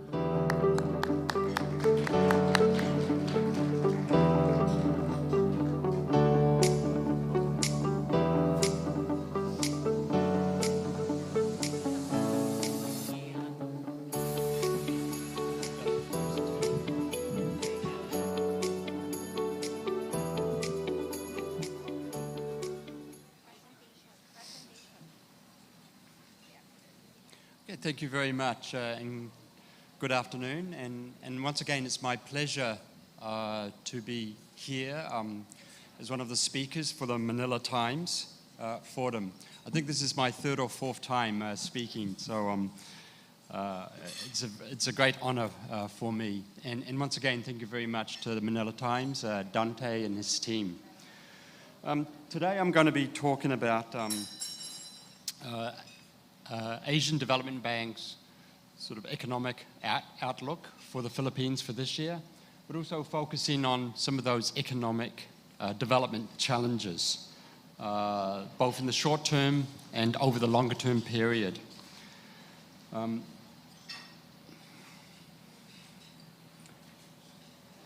Okay, so, the key messages of my presentation today kind of in four boxes. First of all, economic performance this year, according to our thinking, it will remain solid. We're projecting economic growth to be around 6% for this year, 6.3% last year, coming off a very good year in 2022, where there was a lot of underlying growth momentum in the economy. We think this will be underpinned by an acceleration of public infrastructure spending, the employment recovery, but also pick up in remittances and tourism. There are, of course, sizable downside risks, which I think everyone is familiar with.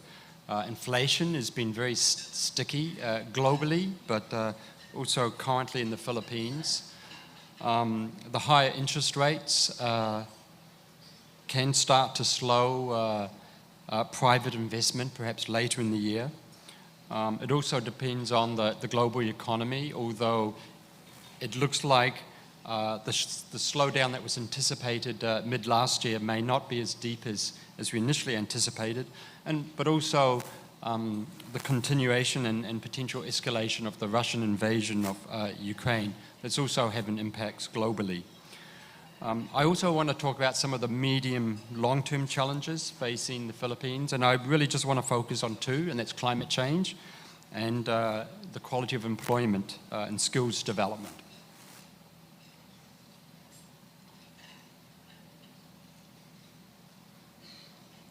Just trying to move this.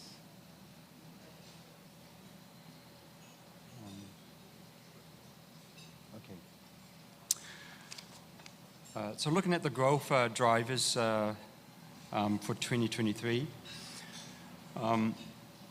the economy is in its expansion phase.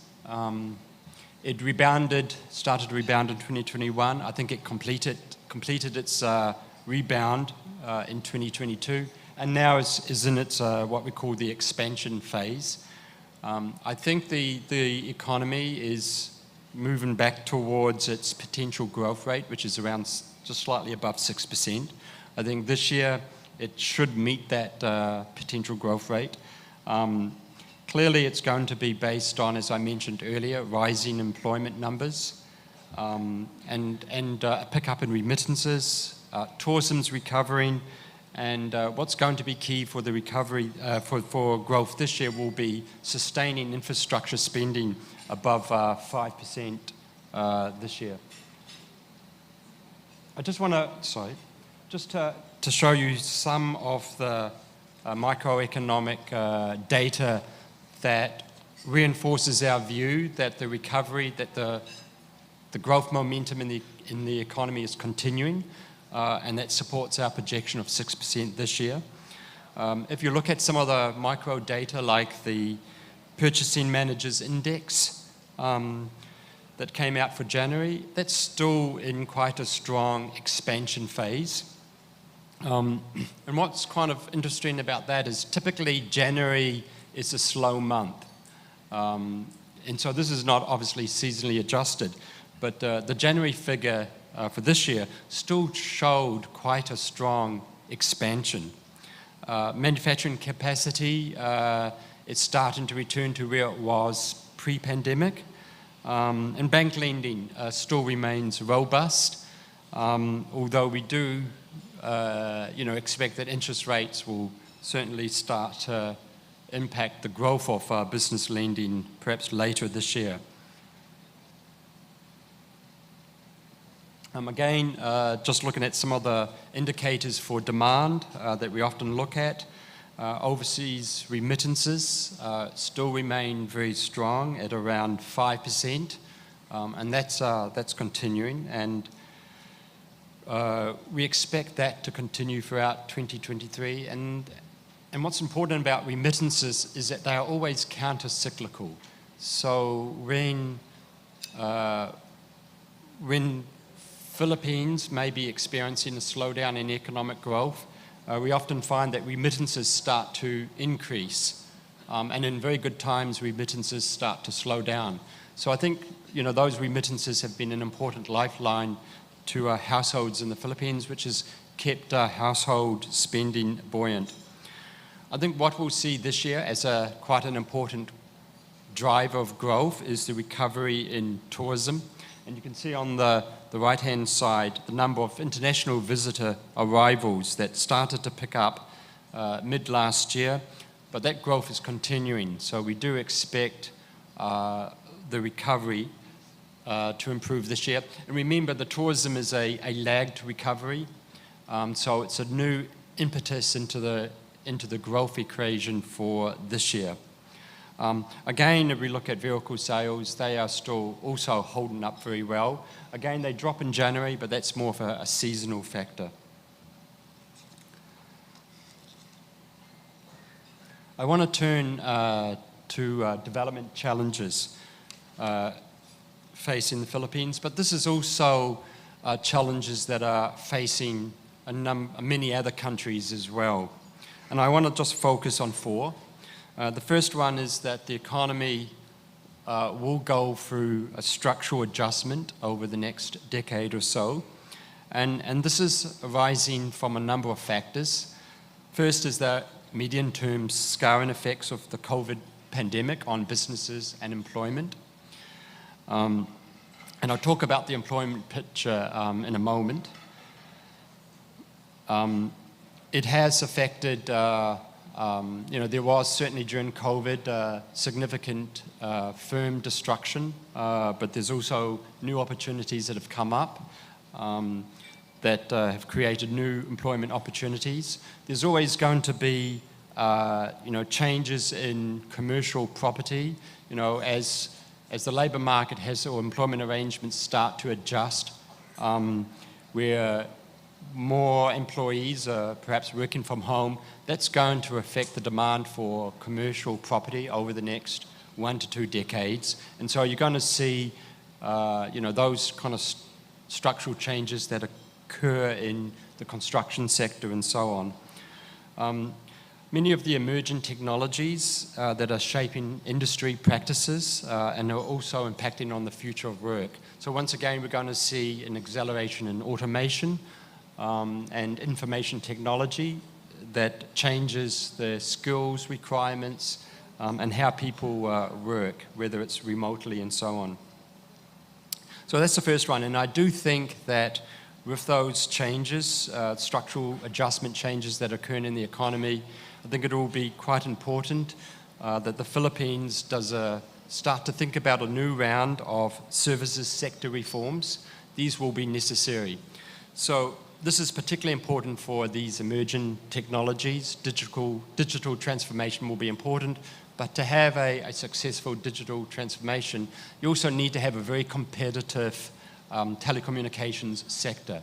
And I think that is one of the sectors that probably needs to have a continuation of reforms over the next decade to ensure that it's competitive. The other development challenge, of course, is that there's an underinvestment in infrastructure. We know that under the previous administration and the current administration, they are focusing on and committed to infrastructure spending, and spending is at least 5% of GDP. However, previous decades of underinvestment means that the Philippines still has quite a large infrastructure deficit, and it will be important to continue those infrastructure programs at least for the next 10 to 20 years. That is important to improve connectivity, improve competitiveness, but also to improve people mobility. The third challenge is the underinvestment in people, underinvestment in Filipinos, particularly in education and health. Education and health outcomes are still relatively poor compared to its peers, and that will require further investment over the next 2 decades. We also recognize from COVID there's a widening skills mismatch in the labour market, and that will require significant investments in skills development. Finally, on climate change, with rising temperatures that are now 1.1 degrees above the long-term average, we are going to see sea levels rising, more extreme weather, and that's going to impact on agriculture productivity, food security and nutrition. And so there's a very complex interface between all of them, between climate change, agriculture, food security, nutrition and poverty. And that's going to be a major challenge for all governments globally. And finally, biodiversity protection is also going to be important as part of that equation on climate change. Okay, so I'm going to talk about 2 development challenges. And the first one is the labour market. The next one I'll talk about food security. I've got 2 figures there. The orange figure shows formal employment, and we just measure that very crudely by wage and salary employment in private establishments and government. And then the bottom line, which is blue, that's informal employment. That's for self-employed, those who are working in unpaid businesses or in unpaid family businesses or self-employed. You can see from 2015 to prior to the COVID pandemic, there was a strong growth in formal wage employment. And these are in actual absolute numbers taken from the labour force survey. So right up until the COVID pandemic, formal wage employment was growing very rapidly, both in absolute numbers and in percentages, and informal employment was declining in absolute numbers. And so that was a very virtuous process in the labour market. You've had workers moving away from the informal sector into the formal sector. And that was driven by economic growth being consistently above 6% during that period. COVID, of course, has created a structural break in these trends. You can see that wage employment is recovering, but it's below its trend line. But what's concerning is informal employment,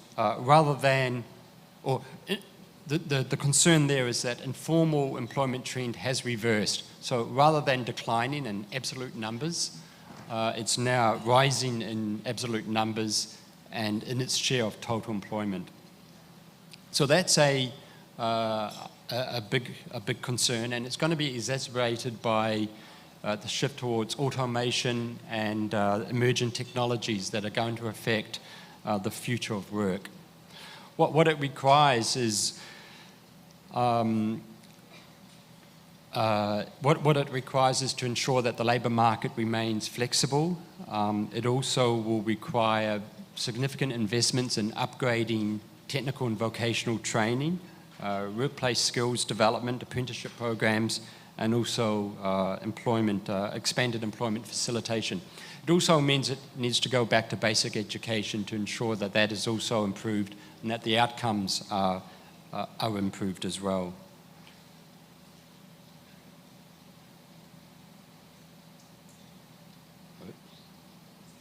Okay, I want to talk on a second challenge, and that's related to climate change. I'm not going to talk about per se about climate change, but its interface with food security. And this is obviously has been a concern for here in the Philippines, as it is in other countries. The Russian invasion of Ukraine highlighted the seriousness of food security. We've seen food prices or food inflation over the last 12 months globally. Obviously, it has been affected by the Russian invasion of Ukraine, but it's also to do with climate change that's affecting yields in agriculture. Disruption of supply chains as a result of COVID has also led into food inflation globally. But what I want to talk about here is food security. And first of all, defining what that is. Food security is all about having reliable access to sufficient quantity of affordable and nutritious food. Now, food security is not the same as food sufficiency. And you often hear about the need to be food sufficient, a country producing most of the food that it needs.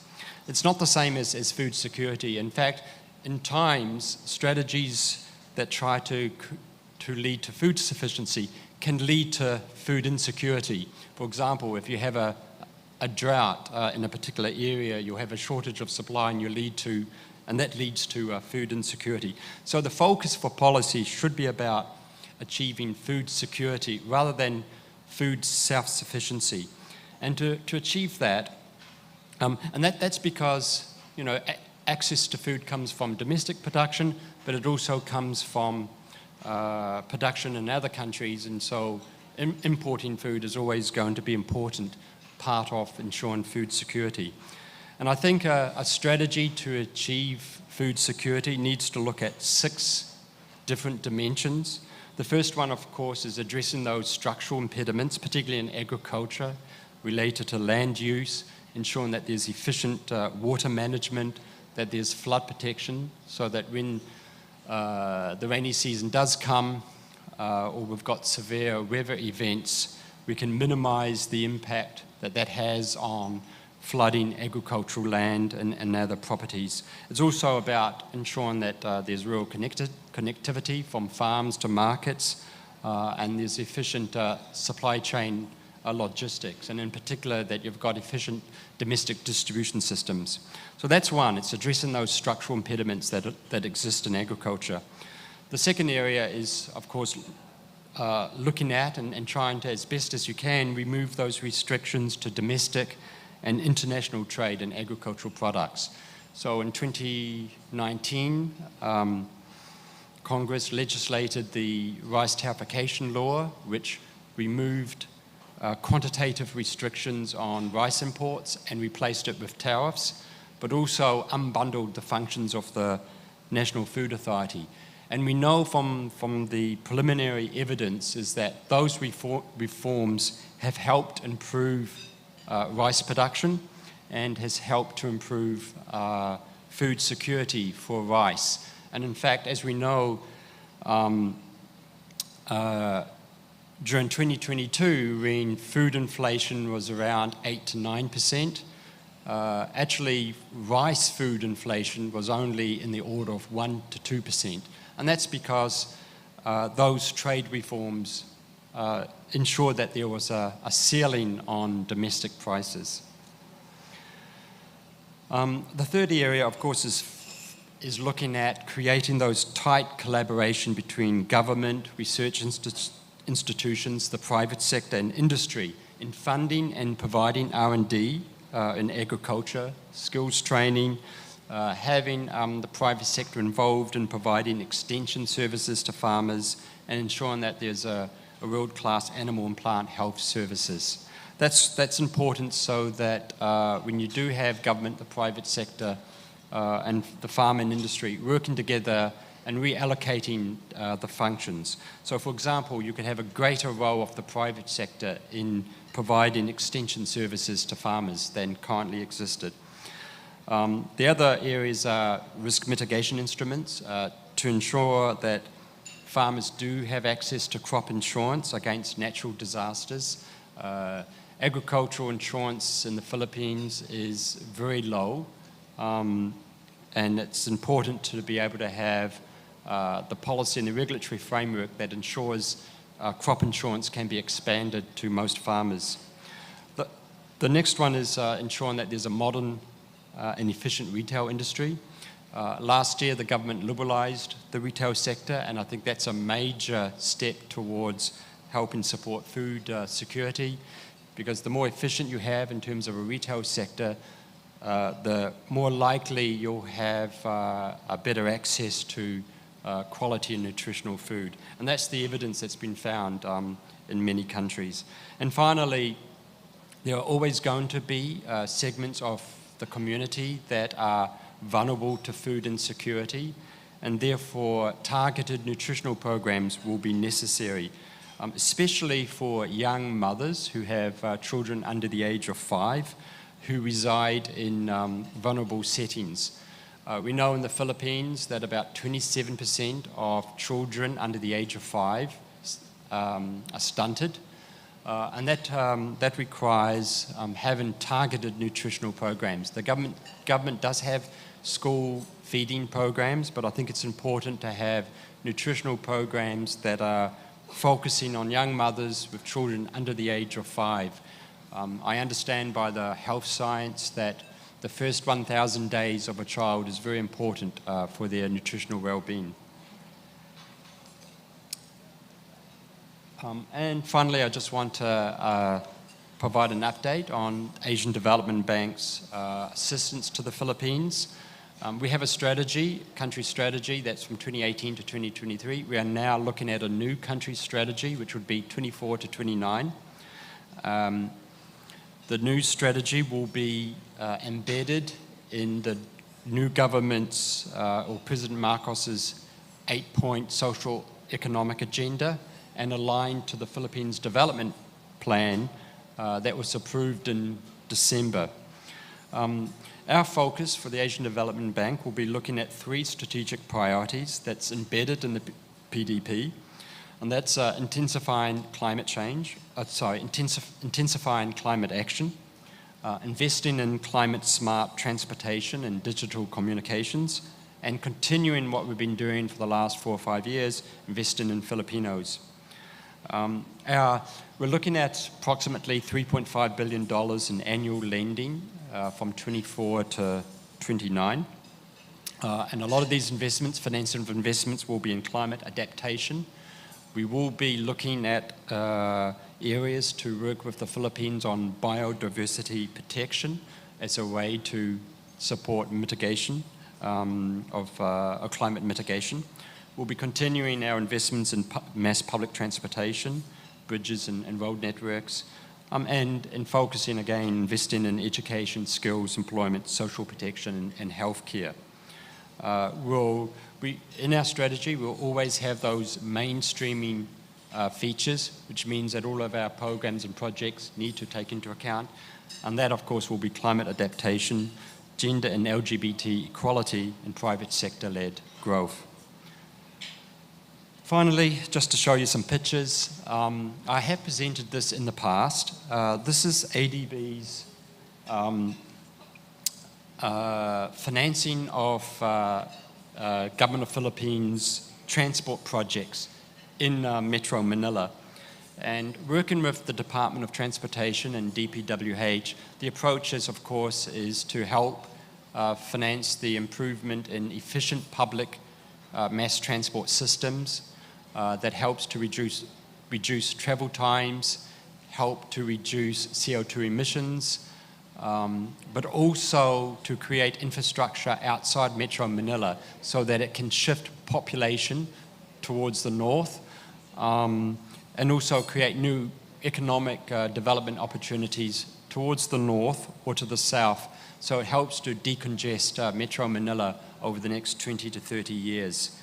The blue boxes are projects that we have already approved, and construction has commenced and ongoing. And the red boxes are those that are under preparation. So it's a little difficult to see from here, but let me just highlight some of them. Last year we had approved our South Commuter Railway project, which is co-financed with JICA, and that's combined with the Malolos-Clark Railway project. So it will ensure that there's a seamless rail link from Clark International Airport way down to Colombo. Most of the contracts have been awarded and civil works has commenced, and we're hoping that that project will be at least partially in operation by 2025. We have approved the EDSA pedestrian greenways, Metro Manila bridges, and a project with Angat Dam, which helps to improve resiliency in the system there. In terms of the red boxes, we hope that this year we will submit to our board for approval financing for the Bataan-Cavite Bridge, which connects the provinces of Cavite and Bataan. And that will be hugely, in fact, that will be the second longest bridge globally.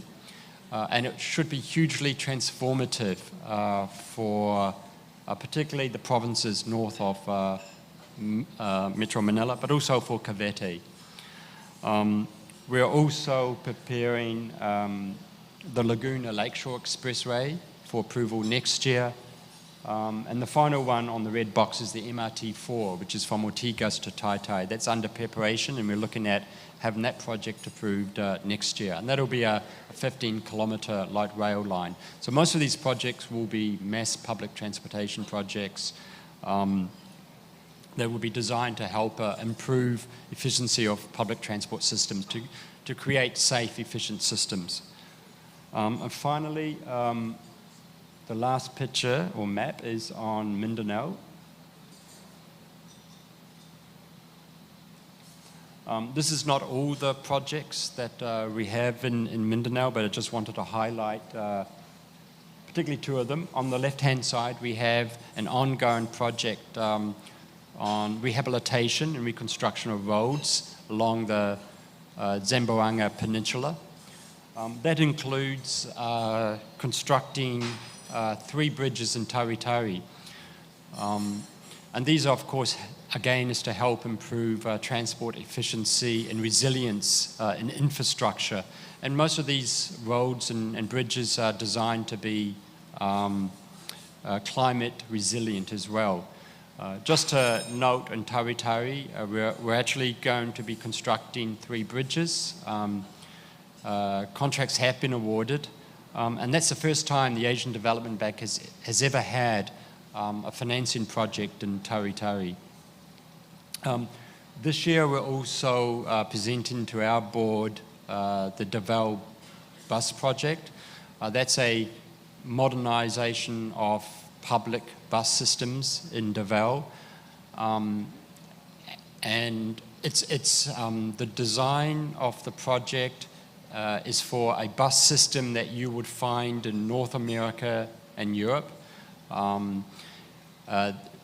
It'll have perhaps, so it's a consolidation of the different bus routes. There will be concessionaires that would be responsible for operating on separate bus routes, so there won't be a competition of the bus system. The bus drivers will be salary bus drivers, so you won't get that kind of competition that you find in other cities.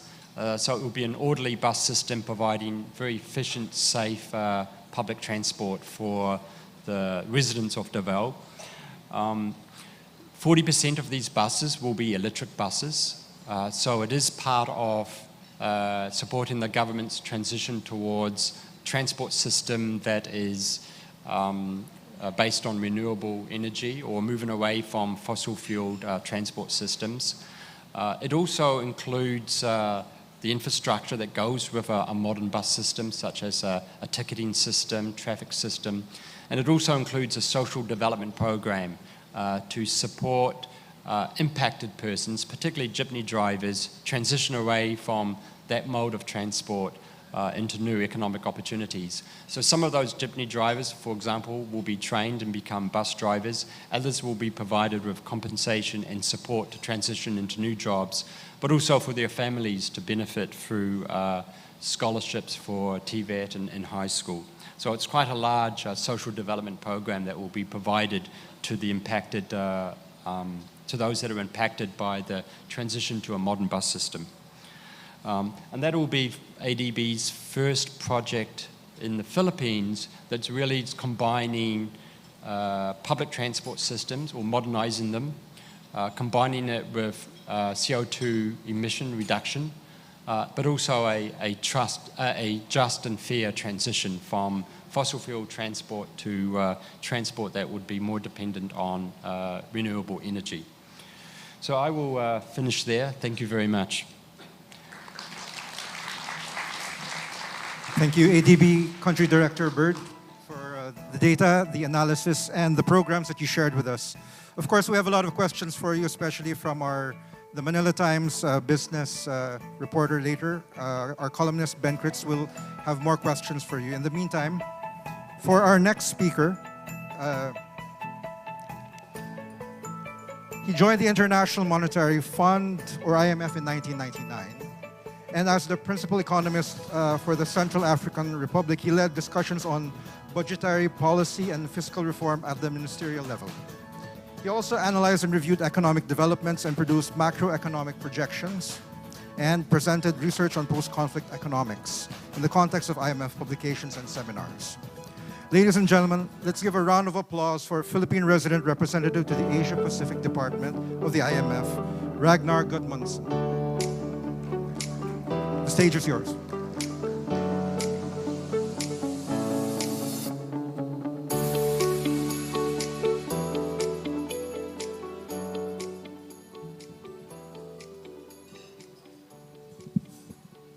Okay. Good afternoon, everyone.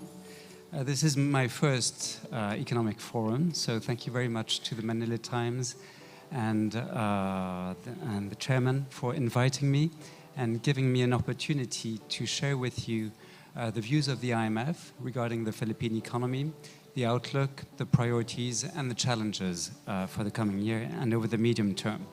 So if we could maybe put up my presentation. Thank you.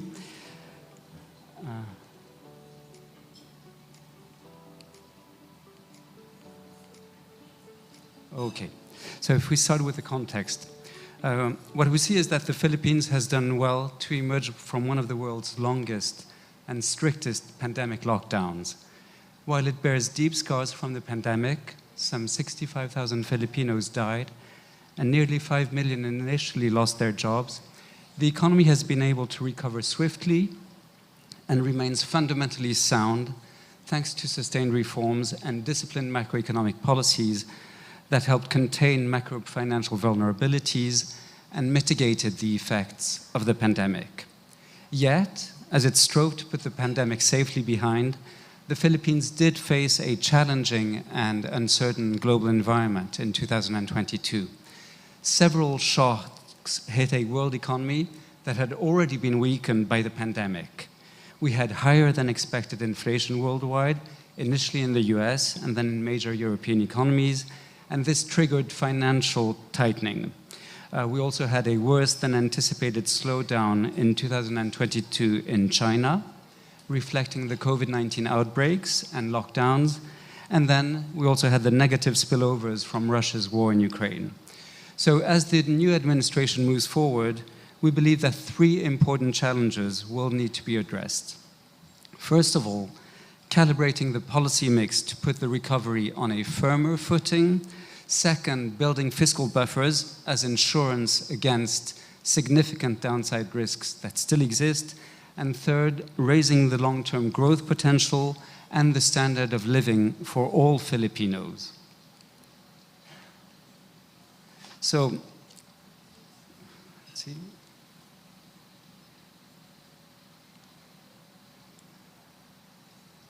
Okay. Yes, so there we are. So what we see is that the Philippine economy is on the mend after a deep economic downturn. After contracting by 9.5% in 2020, the economy did grow by 5.7% in 2021 as measures were taken to contain the health crisis while supporting economic activity. With COVID-19 cases declining and the economy reopening, private consumption and investment rebounded strongly, and this was supported by a steady increase in private sector credit. Real GDP was estimated at 7.6% in 2022, stronger than we had projected, and this also helped close the output gap sooner than expected. Nevertheless, the confluence of global shocks will weigh on the economy in the coming months, and growth in 2023 as a result will likely reach, we think now, currently about 5.5%. Our projection for 2023 previously was 5%, but we think that with the strong Q4 numbers for 22, we're going to revise our projections upwards.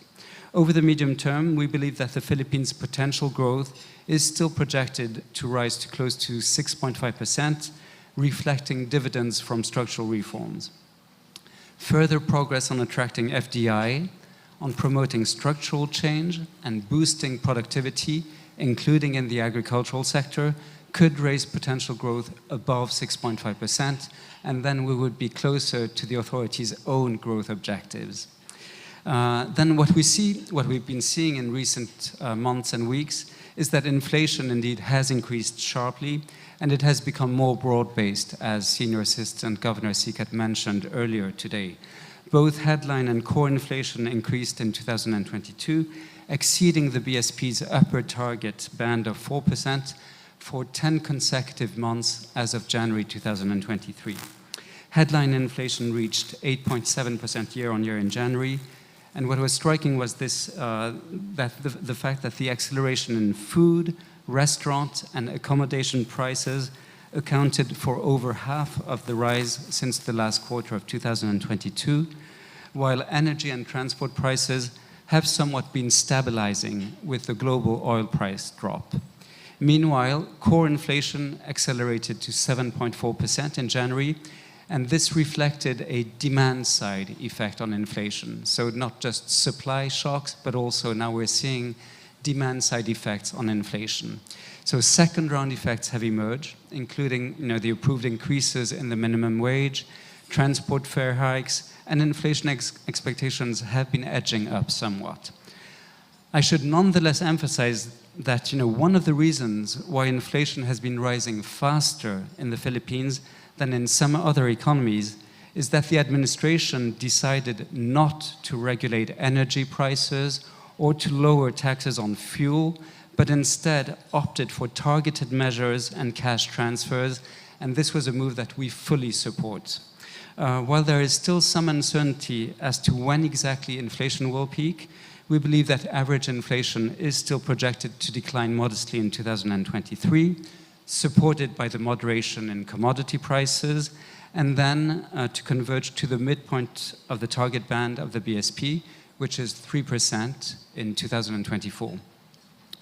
Nonetheless, of course, the risks to inflation exist, and they could stem from higher commodity prices following China's reopening, Russia's war in Ukraine, weather disturbances, or higher increases in the context of wage bargaining discussions. What we also saw was that, and this was a bit of a new trend in 2021 and 22, was that the current account swung from a surplus to a deficit. And it's now projected to widen to 5% of GDP in 2023, before narrowing to about 4% in 2023. So the rebound in imports relative to exceptionally compressed levels in 2020 and high commodity prices were the main factors behind the change in the current account balance. But even though foreign exchange reserves coverage declined from about 8.7 months of imports of goods and services to 7.4 months in 2022, we believe that that level is still comfortable and it's amply sufficient to meet the short-term external debt payments of the country. This reserves coverage is also equivalent to about 75% of the country's overall import bill for the year. So ample FX coverage, but still that FX position will need to be monitored given the very uncertain global environment that we face and the continued risk of capital outflows. And then, mirroring those global developments, what we've seen also is that domestic financial conditions have tightened in recent months. The weaker peso and the wider dollar funding spreads did push up the cost of external borrowing, while monetary policy tightening domestically to tackle inflation has led to higher domestic interest rates and some lower corporate valuations. This means that the ongoing recovery in credit growth in the coming months could be somewhat dampened. And usually the thinking is that when you increase policy rates, there is a lagged effect, and meaning that the impact of the increase in policy rates on a borrowing can take between 4 and 6 quarters. And this means that the impact, the full impact of monetary policy tightening is probably going to be felt more strongly towards the second quarter of this year and onwards. So our baseline projections are still subject to downside risks despite the more positive momentum we have recently been seeing in Asia. With global financial conditions easing in recent weeks, food and oil prices slowing down, and the rebound in China's economy, prospects across the region have improved, with growth set to accelerate to 4.7% in 2023 in Asia, from 3.8% in 2022. And this, again, it makes Asia the most dynamic of the world's major region. What you see in this chart, I'm sorry that it's a little bit small, but what you can see in the chart in the upper right quadrant is that China and India alone are expected to contribute more than half of global growth this year, with the rest of Asia contributing an additional quarter. And thanks to strong trade and tourism linkages, for every percentage point of higher growth in China, output in the rest of Asia rises by 0.3%. Now turning, unfortunately, to the downside risks. Downside risks at the global level, they do stem from intensifying spillovers from Russia's war in Ukraine, possible commodity price shocks, a possible sharp global slowdown reflecting risk factors in major economies, and geopolitical fragmentation. And all of these could have sizable spillovers on the Philippines through trade and financial channels. Domestic risks could also materialize if high domestic inflation proves to be persistent, if there is a deterioration in banks' asset quality, and of course, if there are natural disasters. So despite some reassuring developments on the inflation front in the US, what we do see is that labor markets in the US remain very tight, and the Fed may increase its policy rate by another maybe 50 basis points or so in 2023, and then it could maintain its policy rate at close to 5% in 2023. This means that central banks should be careful not to pull their foot from the brake too early. Moreover, we see that the rollout of subsidies in the US linked to the Inflation Reduction Act, which aims at accelerating the transition to clean energy, in principle a positive development. This could also trigger the adoption of similar supportive measures in the EU, subsidies in the EU, and this could present some challenges for the competitiveness of emerging markets in Asia. So there is a bit of a dynamic right now where we do see the risk of trade wars emerging again. Overall, global GDP growth for 2023 is projected at 2.9%, rising to 3.1% in 2024. And this means that even though we may avoid a global recession, there is no room for complacency. In particular, we need to remember that we are facing the challenge of fragmentation that could see the world divide into rival economic blocs. This would represent a major reversal of fortune that would leave everyone poorer and less secure following decades of successful trade integration. Our estimates of the costs of this possible fragmentation and a decline in economic openness range from 0.2% of global output in a limited fragmentation scenario to almost 7% in a severe scenario. That would be equivalent to the combined output of Germany and Japan. So that gives you an idea of the scale of the risk to growth. Small open market economies would be hard hit by this process of fragmentation, and most of Asia would suffer due to its heavy reliance on open trade. Moreover, FDI flows that we're trying to promote could be disrupted through a process of domestic reshoring, undermining also a key source of technological transfer. These risks prompt a renewed focus on multilateralism, on strengthening the international trade system, and improving social safety nets to protect those who might stand to lose from globalization. So now returning to the Philippines. We believe that sustaining the economic recovery will require a focus on policies to address inflationary risks, increase fiscal and financial resilience to adverse shocks, and successful implementation of reforms to mitigate pandemic scarring and raise productivity growth.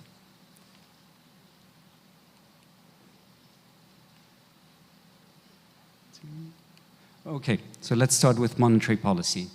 What we see is that the BSP has taken prompt action to tackle inflation, and continued near-term tightening of monetary policy is appropriate to keep inflation expectations well anchored.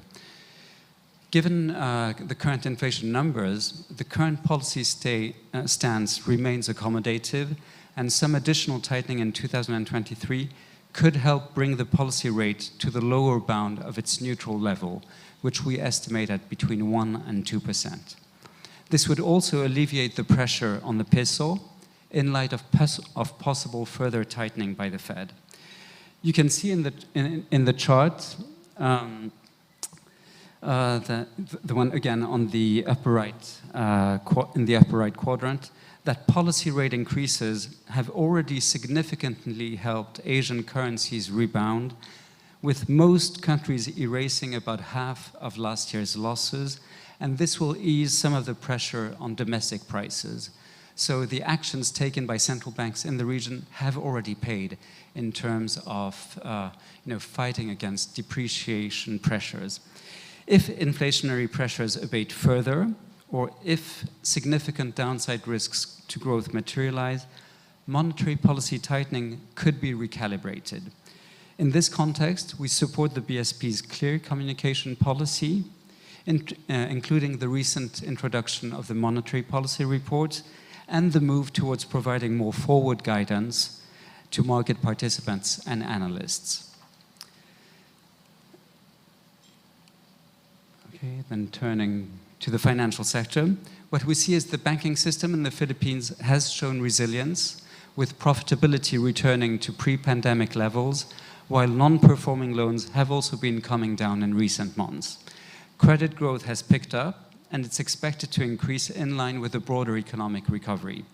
Nevertheless, downside risks to growth and higher interest rates warrant close monitoring of financial stability risks, especially with respect to non-financial corporates and sectors that may be over-leveraged. Because these risks can be amplified through the mixed conglomerate structure, bolstering the BSP's capacity to conduct financial stability risk assessments, enhancing the bank resolution framework, and strengthening supervision through the establishment of supervisory colleges can enhance resilience of the financial sector. And these are areas where we are currently working closely with the BSP. Then turning to fiscal policy. Fiscal policy. So the government's plan to undertake fiscal consolidation while prioritizing higher infrastructure spending is commendable. Fiscal consolidation should be underpinned by stronger revenue mobilization and expenditure efficiency to secure the needed resources for the Philippines' ambitious development plans. This, combined with a concrete medium-term fiscal strategy, could reinforce sustainability and strengthen market confidence. We believe that while the near-term fiscal stance of the administration is appropriate, we do still recommend an accelerated pace of consolidation in the medium term as the recovery takes hold.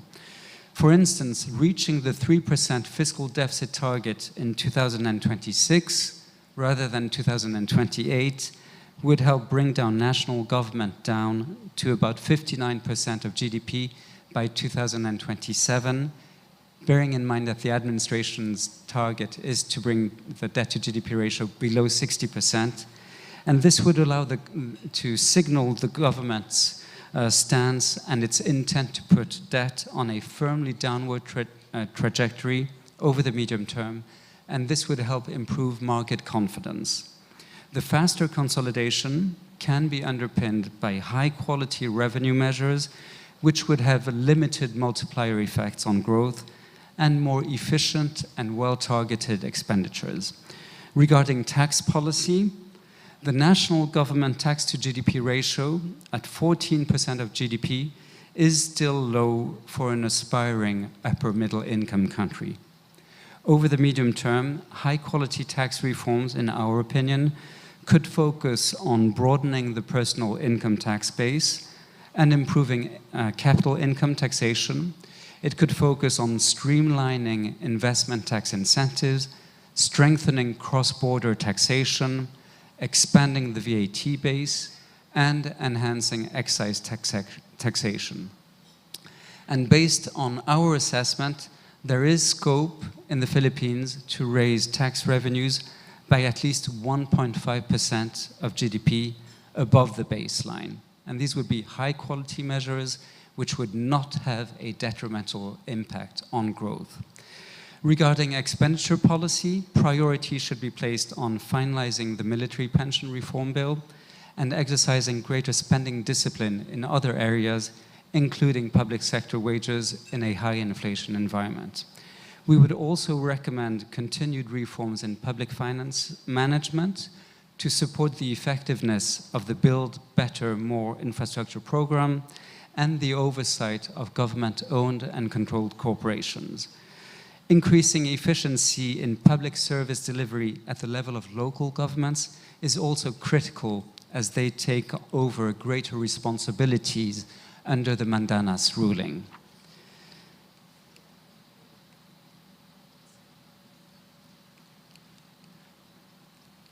Okay. And then in our analysis, we have a special chapter in our latest staff report, understanding that the use of coordinated fiscal, monetary, and exchange rate policies could help alleviate some of the policy trade-offs the administration faces if downside risks materialize. Monetary policy should always be the first line of defense against persistent inflationary pressures, and the exchange rate should act as a shock absorber. However, under a scenario of tightening liquidity in the foreign exchange market, the use of FX intervention could help mitigate a sharp and disorderly exchange rate depreciation, alleviate inflationary pressures, and thus reduce some of the pressure on monetary policy. In addition, if downside risks materialize, deploying a fiscal stimulus would also help limit the deterioration in the output gap, even though this, over the medium term, could come at the cost of higher inflation and higher interest rates. So the justification for additional fiscal support would be stronger under scenarios where growth deteriorates significantly. In addition, we believe that banks should have the flexibility in a downside scenario to use their capital buffers to continue extended credit in the economy. But again, we would emphasize that foreign exchange intervention should not be used to support a misaligned exchange rate or as a substitute for monetary and fiscal policy adjustment when it's warranted. And so next, moving to the structural reform agenda. Okay. So building upon its recent track record, the Philippines should accelerate reforms to reignite productivity, to boost competitiveness and enhance social development. Achieving growth and jobs objectives will require further efforts to reduce infrastructure and education gaps that have been made worse by the pandemic. The recently passed legislations, which aim to attract FDI, are welcome, and effective implementation of these pieces of legislation will be key. We also agree that efforts to enhance food security and strengthen agricultural performance should focus on raising productivity, liberalizing the trade regime by getting rid of quotas, by getting rid of non-tariff barriers, by sometimes reducing tariff barriers, and over the medium term, sometimes using the revenues from tariffs to promote investments in the agricultural sector so that we can see a real improvement in productivity over the medium term. Also, progress in, the Philippines has made, very fast progress, we saw this earlier, on digitalization. So we believe that progress in digitalization and better harnessing the benefits of the digital economy would support growth and social objectives. But I think that in order to harness those benefits, as Kelly mentioned, it's very important to invest in human capital and upskilling the economy so that the digital jobs become higher value-added jobs. Climate change is a key structural challenge for the Philippines, and we believe that this requires a strategy that would include a carbon pricing scheme.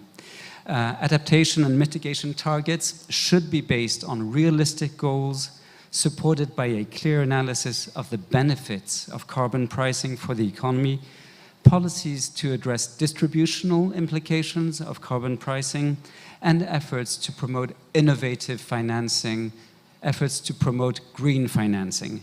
And we heard from Denmark's ambassador that there is real potential here for the Philippines. The Philippines is one of the countries most vulnerable to climate change, and I think there is growing interests by foreign investors to invest in the ESG space.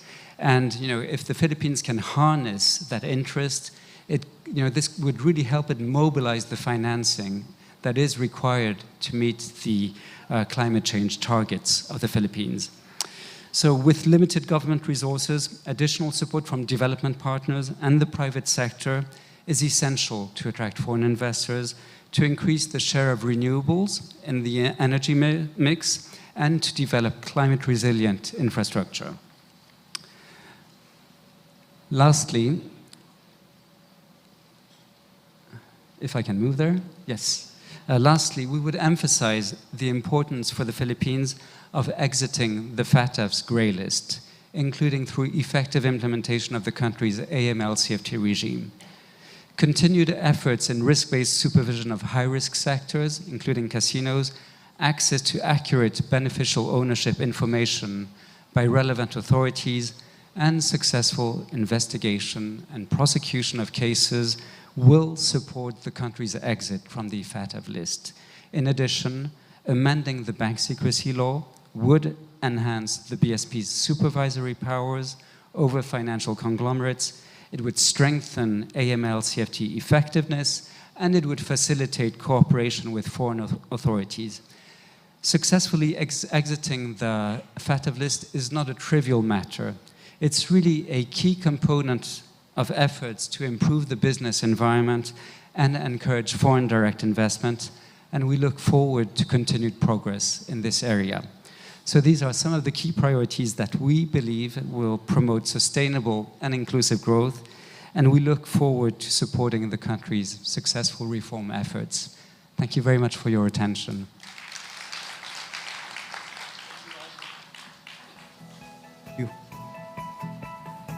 Thank you, IMF Resident Representative Godmunson, for the warnings and especially for the optimistic outlook for the country in the coming period. So perhaps we can put that optimism to the test later with further questions. But in the meantime, we shall now have our sixth and last speaker for the day. Our sixth speaker heads the leading app-based ride-hailing service in the Philippines, with over 7 million downloads and 30,000 rider partners. He is a passionate advocate and an innovative entrepreneur. And he has always been at the forefront of movements that fight for the rights of over 18 million motorcycle riders in the country. His contributions in the transport and business industries led to his being awarded as one of the top outstanding young men in 2020, dubbed the Pandemic Bunch. And because of his pioneering and industry-disrupting efforts in professionalizing the motorcycle taxi industry in the country, he was included in the Philippine Tatler's list of Asia's most influential. So ladies and gentlemen, I present to you the one and only Angka's Chief Executive Officer, George Royek. Thank you for those kind words. How's everybody doing? So are you happy that this is the last speaker? Thank you very much for Manila Times for hosting this event, setting this up. This is an honor to be with such distinguished speakers. I want to start my talk with a story. And this was a few years back. It was the birthday of one of my bikers. His name is Ryan. And we were in his house. And you could see there was a lot of construction in his house. And there were other bikers there. But you know that after the construction that his house would be really, really nice. And he was telling me on the side near the garage was what was to become a motorcycle repair shop. So I was very happy that one of my bikers was not just moving up in life, but also diversifying its income base. And while we were partying, my phone rang. It was in the evening. And when I looked at it, it was my lawyer. And trust me on this, you don't want to get a call from your lawyer in the evening. It's never a good thing. So I answered it, and yeah, lo and behold, my lawyer said, "Hey, George, we have a problem. The Supreme Court has decided to shut you down for the second time." And I was like, wow, very, very frustrated, you know. My smile, I kept, my smile going because we were all partying and celebrating the success of my bikers and their new income streams. So I was feeling very frustrated. And this happens every Christmas. For some reason, we would get shut down close to Christmas, where our bikers need the most livelihood and commuters need to get from wherever they need to get to because of the traffic situation. So I was thinking, what should we do? Is there anybody higher than the Supreme Court? I think not, right? So should we push the envelope and at that point risk jail time? Or should I just go with my wife back to Singapore because she's Singaporean and be a tai-tai? And that tai-tai means a person of leisure. So to be honest, I was very, very close to quitting. But what happened was pretty amazing. That was a Friday. And we slept on it. And on Sunday, I was woken up to a call and said, hey, you should go out to EDSA because you have 30,000 bikers that came out on the streets supporting their cause, supporting our cause. And commuters were outraged. And there was a hashtag called Save Angkas hashtag that trended globally on that day. This is the picture of that fateful day. And I couldn't imagine, right, in my wildest dreams that a small brand in the Philippines that we created would trend in the entire world. And at this point, we knew we were doing something right. And not only were we protecting the livelihoods and uplifting the lives of 30,000 bikers, we were representing the rights of 18 million motorcycle owners, and that resonated across the entire country. So to be safe, we weren't shut down, so we're still here. I really started that company, my wife started that company with really one goal in mind, was really to beat the traffic. But never did I think that Angkas would be a movement that it is today, fighting for the rights of motorcycle owners all over the country. Like many of you, I didn't believe that one person could make a difference. And we had to face all of these challenges in such a large scale. And we found that one person, even starting with one person chipping away at things like ice, like chipping away on an iceberg, can actually make a difference over time. And in the last 6 years, became 6 years just December of last year, after 4 shutdowns, 3 by the government, 1 by COVID, we're here stronger than ever. We've proven all of our naysayers. We've gotten our naysayers actually to now support us. So we're a very, very different environment from we were before. So I believe there are plenty of ordinary people like me that can make a difference. I hope that they don't have to go through what I went through. And maybe this could be a learning experience for everyone where we can create a system that will really cultivate ideas, not suppress them, and ensure that these ideas, when implemented well, affect positive change. I'm not a Superman, nor do I have any special abilities. But the difference is the things that I do every day, the things that keep my mind. And I stand here because of a collective struggle that one person, and proof that one person's courage can really create an entire movement. And now we're a step closer to passing the law that will potentially uplift the lives of 18 million Filipinos. When we founded our Angkas, our objective was to employ motorcycles to provide an easier method to commute in the country's congested urban areas. We remain committed to that vision as we continue to build awareness for our social mission, in order to become long-term investors to the cause that we care about. Angkas' commitment comprises of 3 things. 1, establishing proper standards, uplifting the lives by offering job opportunities, and ultimately, fostering economic recovery by uplifting communities. In the next few minutes, maybe 10, 15 minutes or so, I'll walk you through 3 things that we have experienced that could really make an impact. The first point is to have crystal clear vision, whether it's a company or a country.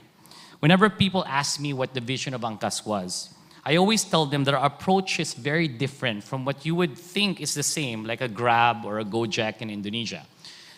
Very, very different. While these are great companies, it's very clear that their customers at the center of their ecosystem. So their unit economics is how they add products and services to the customers, right? Whether it be a 4-wheel taxi, or maybe later on it'll be a 2-wheel vehicle that will deliver their food. So that customer adding services, and that customer creates what you call a super app. This is where our path diverges. Our unit economic put bikers at the center of our ecosystem. Our goal is to focus on two wheels and create economies of scale on that one biker by giving him more jobs and optimizing the routes he takes for the entire day. So whether it be a motorcycle taxi from someone in the morning that would need to get from one place to another, or maybe a series of delivery jobs from a completely different set of customers in the afternoon, it may not necessarily be in one super app. It looks the same from afar, but these concepts are heavily nuanced. The same can be said in determining what the unit economics is of a country. We have several macroeconomic indicators, GDPs, interest rates, FDIs, exports, dollar reserves. But after all that's said and done, I believe the biggest service or product that the government can give to its people is one thing: its ability to create jobs. Simply put, the unit economic that we should all be thinking about is how do you put money in people's pockets? And this is really what drives the economy forward. People create businesses to generate income so they can spend. People become employed so that they can earn a salary, so that they can buy the things that they need, right? Government ensures that they support these businesses by building roads or generating enough power. And that cycle continues, and that grows the economic engine. At its core, it's nothing but job creation. Now, we can build a nation of employees. There's absolutely nothing wrong with that. It makes sense to scale a handful of companies to generate millions of jobs.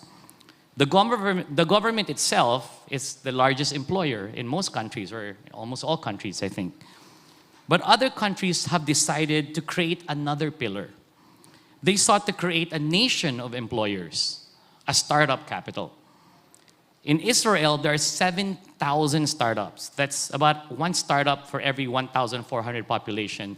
Ambassador Ilan was here. He was the one telling me about how great their startup community is there.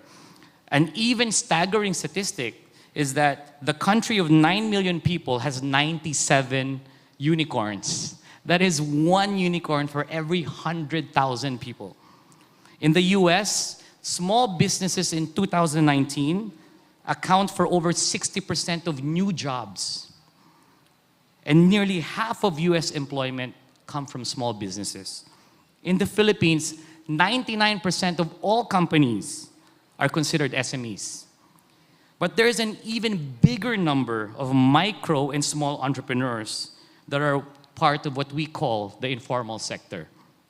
Over 15 million people, according to the 2018 Informal Sector Survey, work as part of the informal sector. Of 1.2 million sari-sari stores, they represent 40% of FMCG sales. My favorite sector are the habal-habals. They're like tuk-tuks in Thailand or ojeks in Indonesia. They represent millions of motorcycle owners that do daily side hustles. We did not invent motorcycle taxis. We merely professionalize an already developed market for transportation, only not formally recognized by the government. We have 30,000 bikers that are out of the poverty line. We've changed their lives forever. Their kids are going to be engineers, lawyers. The course of their life has changed, and their families' lives for generations to come. But there are 18 million motorcycle owners in our country. 99% of them are low-income family households. We have a long way to go. Imagine if we can pull this sector and simply recognize and accept that many micro and small enterprises will not have a paper from the SEC. We can harness their pooled economic power, regulate them, and maybe even have a few of them progress to sole proprietorships or even corporations later on. That's potentially millions of jobs that we can cultivate out of poverty through two things: technology and very, very simple regulation. Which brings me to my second point. We must accept that regulation will always lag behind innovation. In any country, no country, even the United States, as advanced as they are, is exempt from this. Armed with this realization, we need to adopt the mindset of problem solving. We took the page from the progressive BSP when they have taken a sandbox approach to new technologies and innovation. Angkas, before any law has been passed, is under a pilot program in aid of legislation.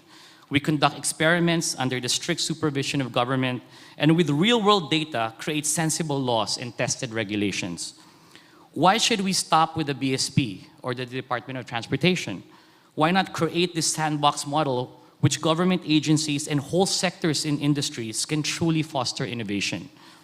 A real public and private sector partnership where businesses can try things out under the watchful eye of regulators with both the mindset and the intent to solve problems, one small experiment at a time.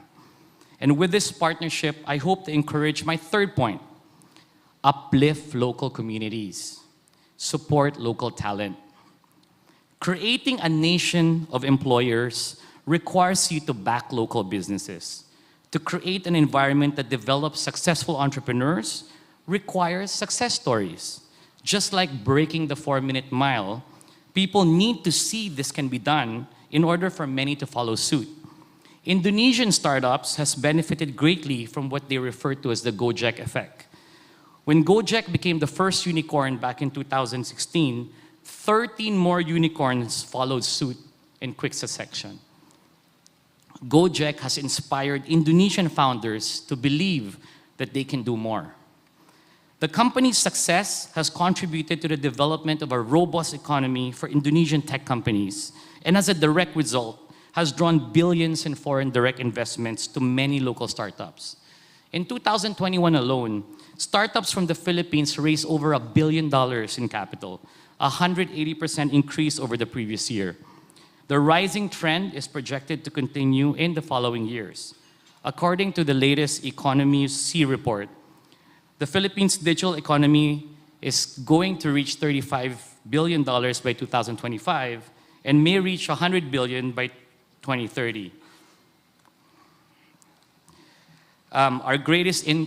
Everyone's always said our greatest export is our people, but now we have the opportunity to keep them in the country and instead try exporting their billion-dollar ideas. Thus, create a new pillar of sustainable growth in addition to traditional FDI in infrastructure and, of course, conglomerates. It's very good to dream, right? This is one of the few occasions when I challenge Harvard Business Review, famously stating that hope is not a strategy. In this case, I do believe it is. And the government is nothing but a peddler of hope to its people. Because I'd like to picture a day where we don't just depend on government and a handful of companies to keep our economy going. Let's picture a day that we add an extra peg on our stable economy that comprised of hundreds of billionaires and thousands more millionaires, closing the wealth gap even further. Picture a day that all these entrepreneurs support other entrepreneurs, and we create a nation of employers by turning informal sectors into thriving industries. Because we too pictured the day when we saw the unprofessional, dangerous, and oftentimes referred to as illegal habal-habal be converted into the safe and insured motorcycle taxis called angkas, taking tens of thousands of people out of the poverty line by simply recognizing an already thriving informal sector. Now, one of the most common questions I get is, George, how can I support angkas to succeed in its mission to end poverty in the Philippines? Well, you can do two things. One, join our movement, or two, join a movement. The best way to join our movement is, of course, download the app. To anyone that hasn't yet, we can all invest in giving jobs to our angkas bikers. Know that every time you book an angkas, you're helping somebody get out of poverty. But if not angkas, find someone that's solving a problem. A homegrown company. Give it a leg up. Believe in the little guy so he can believe in himself. Harness the power of this amazing network effect. Because if enough of us believe in little guys, collectively, you'll witness the true reach of what we call informal power. Thank you very much, guys. Have a good day. Thank you, Angkas CEO Royaka. for that motivating speech. But could we ask you to join us again on stage for the next portion? We will be having another open forum with our TMT business columnist Ben Kritz as moderator. And may I also invite IMF representative Gudmundsson,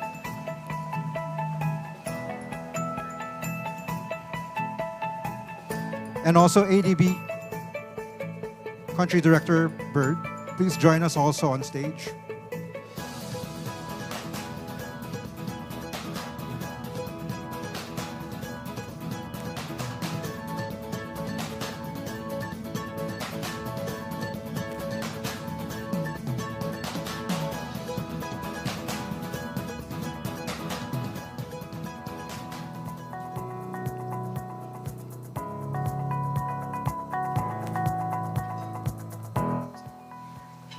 Now, Ben, I think you have your hands full. You have a lot of questions. I can feel they're going through your head right now. I have enough that I actually wrote a few of them down, which is not ordinarily how I do it. But okay, thank you all. That was, each of you had something that was, particularly interesting to me, and I hope that everybody in the audience got something out of it. Kelly, I'm going to start with you because a couple of points that you brought up. One thing that you brought up that I think hits a nerve with everybody is the need to improve the telecommunications sector.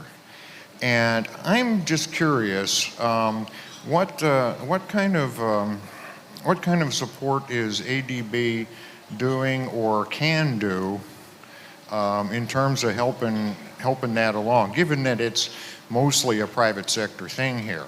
How can you help the country get that together? I think we're sitting here today, some of us are sitting here wondering why the Wi-Fi in this building is a little shaky, and this is just a perfect example of what we deal with everywhere. Okay, thank you very much. If you look at the performance of telecommunication sectors in other countries, most recently I did a visit to Europe, and there you would see that there's, for example, in Netherlands you've got several competitors. It's very cost effective, and in fact I think it's probably much cheaper than what you'd pay there than what you would pay here. So, and how do they do it? Well, they have a number of competitors, so it's a very contestable sector. As a customer, your number is portable, so you can keep your number, but you can switch from company to company. And you'll see that in countries like that, they are sharing the same telecommunication towers. So there's no fragmentation in the industry. So the core infrastructure is shared. You're able to have companies come in, so it's very contestable. And for the customer, you can, of course, it's easy to switch from company to company. You keep your number, so it's portable. Now, I do know that the government's trying to move in that direction. But in the Philippines case, it's still a very slow movement towards what you would see as good practices in other countries. So I think there's a real need to look at ways to promote contestability in the telecommunication sector. So I think it really comes down to looking at a new round of telco reforms in the country. That's one. Two, of course, from the ADB side, we can support advocacy for that and doing regulatory reviews. But we can also support, we have a private sector department that can also support equity investments into new telcos. And there could also be startups, for example. So there's a number of, the ADB has a number of different products that we can use, knowledge products, we can provide technical assistance to do reviews. Our private sector department can also participate in equity investments and so on. Okay, I'm going to switch gears because to something less technological. Every speaker here today except maybe not for you, but you're still talking about entrepreneurs, so it's probably still relevant. But every speaker has mentioned the agriculture sector. A few days ago, we had an editorial about the issues with the agriculture sector, and one big issue that everybody has known about for years, but never seems to come up with any sort of plan or idea to solve, is the fact that the human capital in the agriculture sector in the Philippines is in big trouble.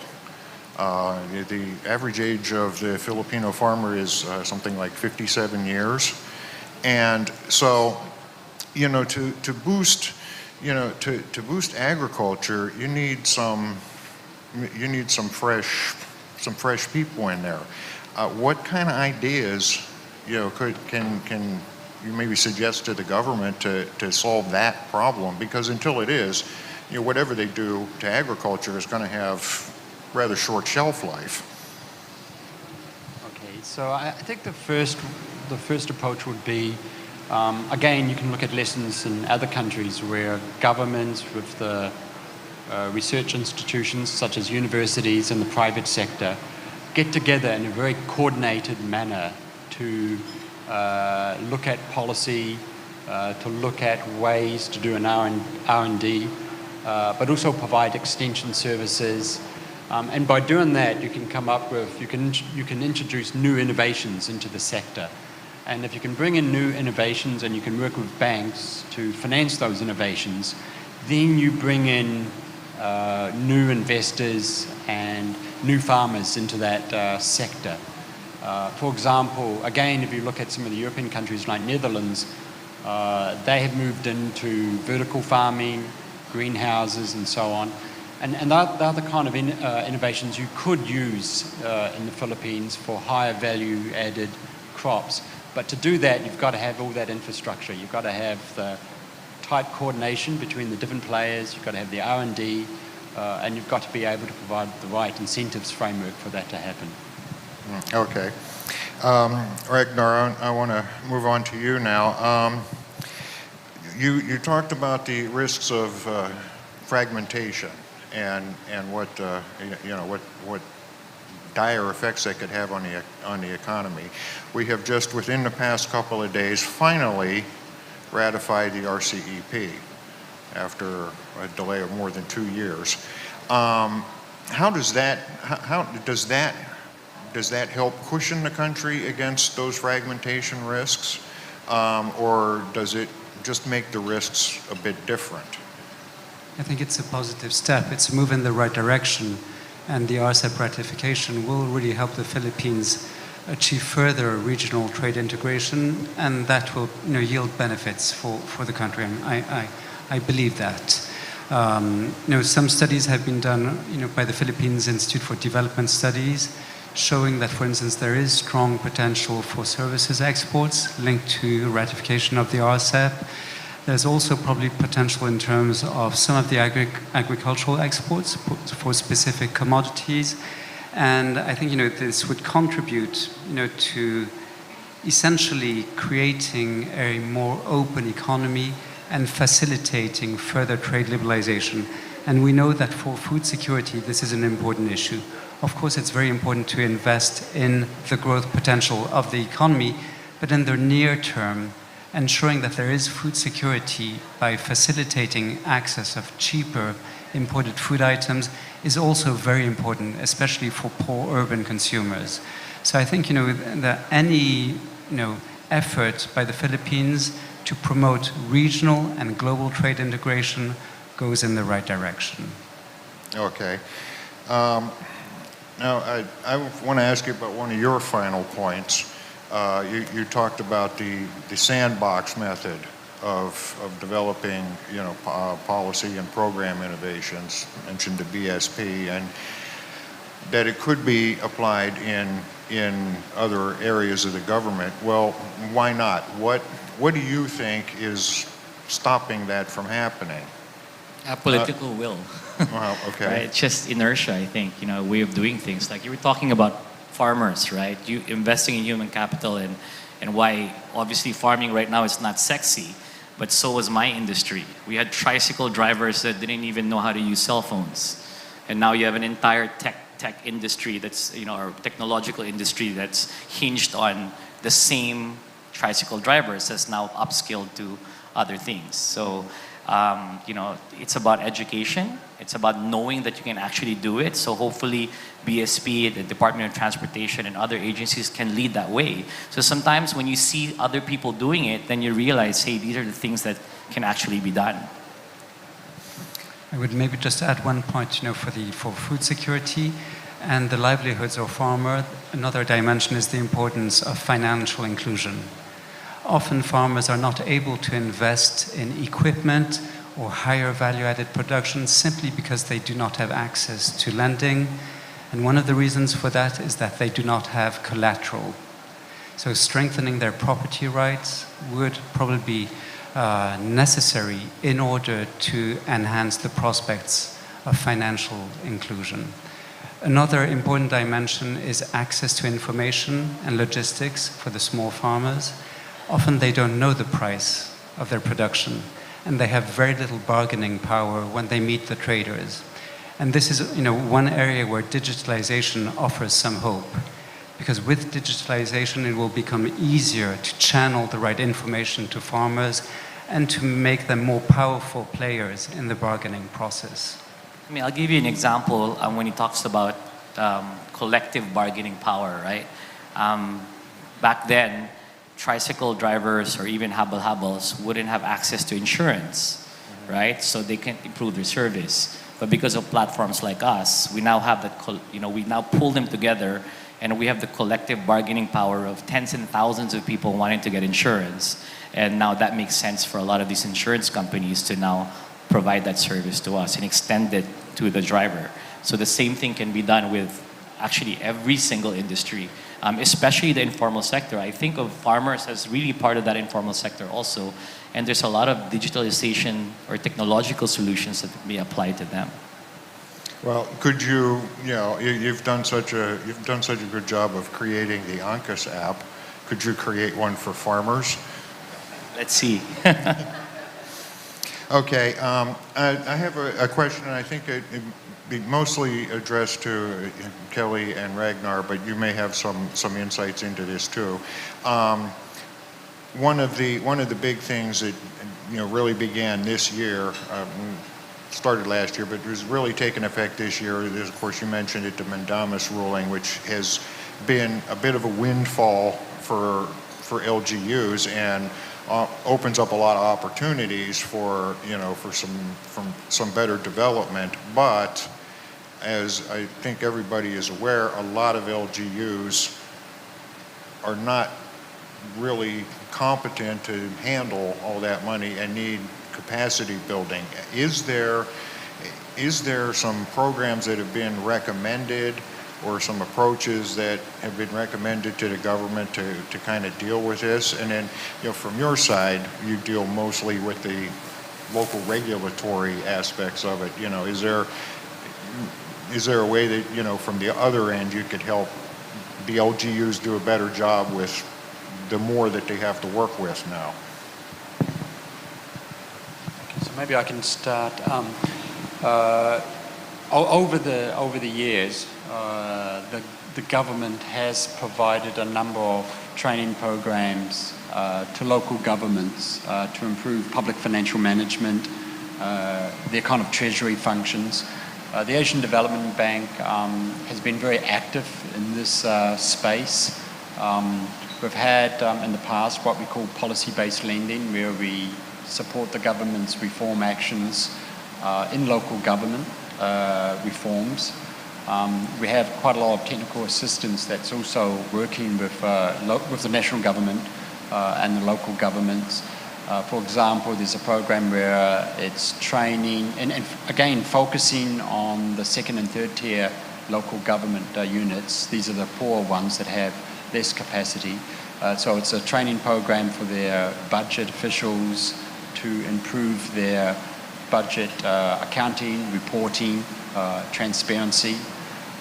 So there is a lot of those activities that are going on. But obviously, when you look across the country, there's a very big divergence in quality of local government units. You have some that are very well run, and then you have the poorer ones that have a difficulty implementing some of these programs, but also have difficulty recruiting the right people to work in local government. So there is a lot that can be done, and it's certainly, local government reforms is an intergenerational investment.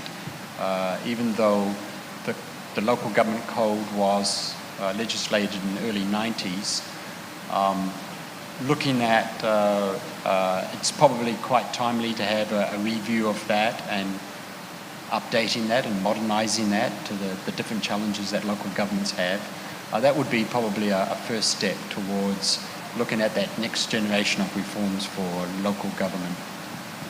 I mean, I have a very promising outlook in terms of the partnership with government and the private sector. I mean, that's kind of rich coming from me.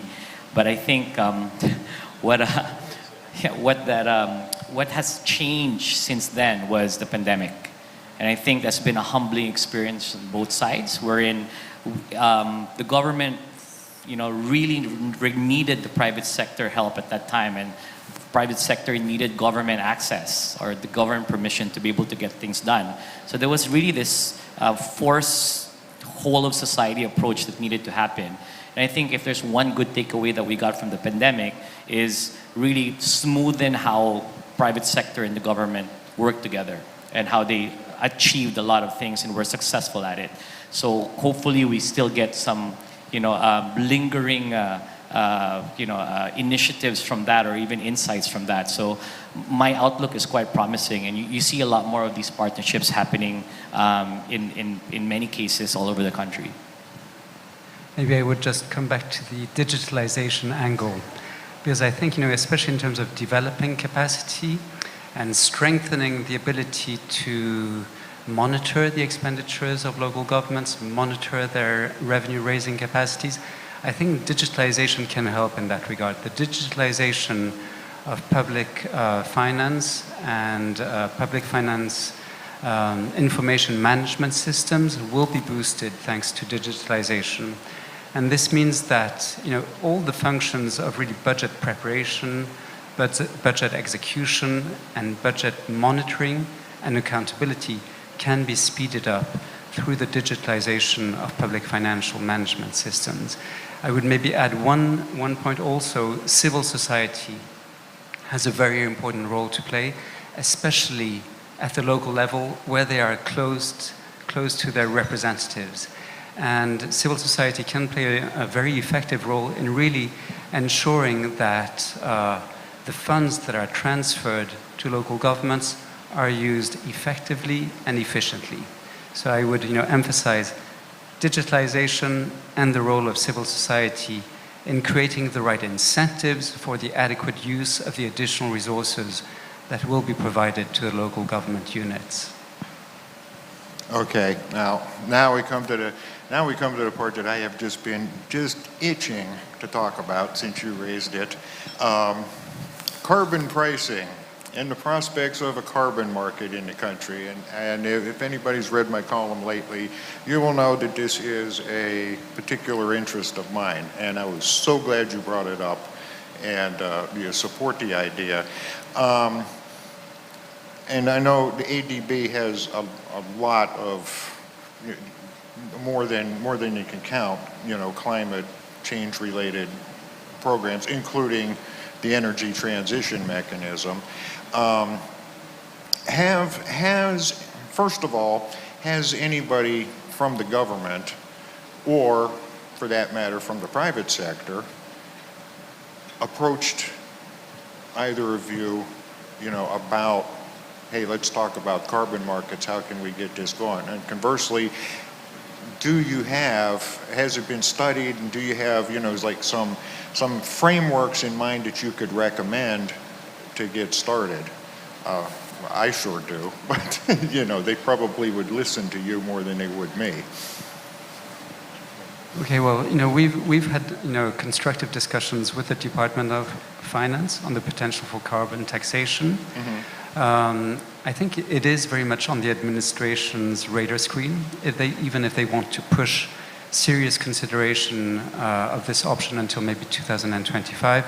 So we've been essentially sharing information, sharing our analysis, and it does show that, introducing a carbon tax price of $50 per ton of CO2, this could help the Philippines reduce its emissions by about 13%. And this would help generate about 1% of GDP in additional revenue for the government. What does that mean? It means that even though carbon taxation may seem at first sight like a very difficult measure to implement from a political economy perspective, if you use that revenue to channel more support for the neediest, the most vulnerable households who may be affected by an increase in carbon prices, then carbon pricing can be revenue neutral. It can help the government meet its climate change mitigation objectives, generate revenue for the government, and channel resources in a progressive manner to those who need the resources the most. So I think it's part of an ongoing debate. We've had constructive discussions, and we do believe that this would be a valid option for the Philippines, and a very a measure that would be very easy to implement for the tax administration. It's simply adding, a price on top of existing fuel-based taxes. So very easy to implement, and you can achieve quick gains and redistribute some of the gains from that tax. Okay. So this discussion on the carbon pricing also complements ADB's discussion with the Department of Finance and other parts of government on the energy transition mechanism, which is to be a design that would take a public-private sector approach to early retirement of coal-powered plants and establish an incentives framework for them to shift into renewables over the longer term. For that to also be effective, having carbon pricing would also stimulate that transition as well. And of course, the revenues can be also used for climate adaptation, ensuring that public infrastructure is resilient to the climate as well. Okay. Well, I think we could probably discuss things all afternoon, but I'm getting the signal that we should wrap this up. So I'd like to thank you all for your presentations and for sharing your views, and hopefully we can explore some of these things further. Thank you. May we ask our speakers to please remain on stage. Our Chairman and CEO and our President and COO will be presenting you with plaques of appreciation.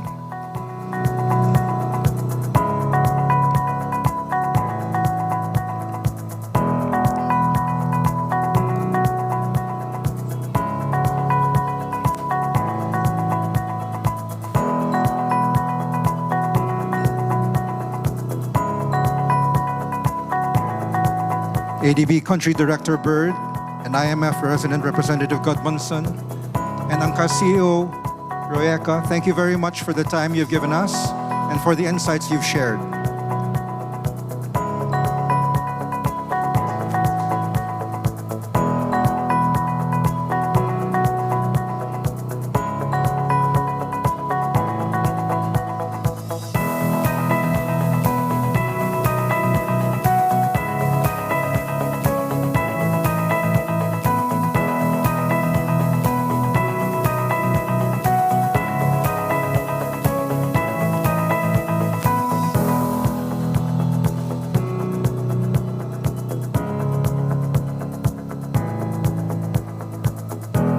Once more, on behalf of the Times, thank you for speaking today at our Economic Forum 2023, Maintaining Momentum, Gearing for Growth.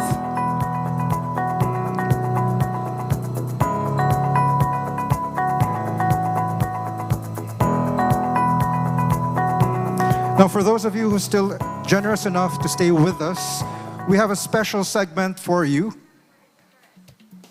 We shall have a fireside chat, moderated by our very own Chairman and CEO, Sir Cling.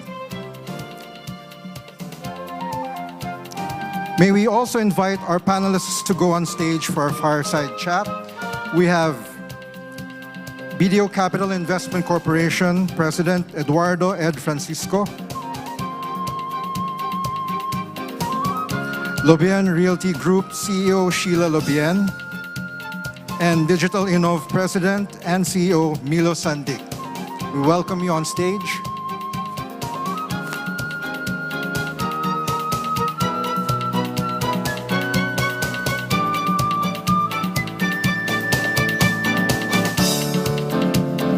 And representing Aboitiz Infra Capital President and CEO Cosette Canilao is Vice President for Water Business Ana Victoria Liu.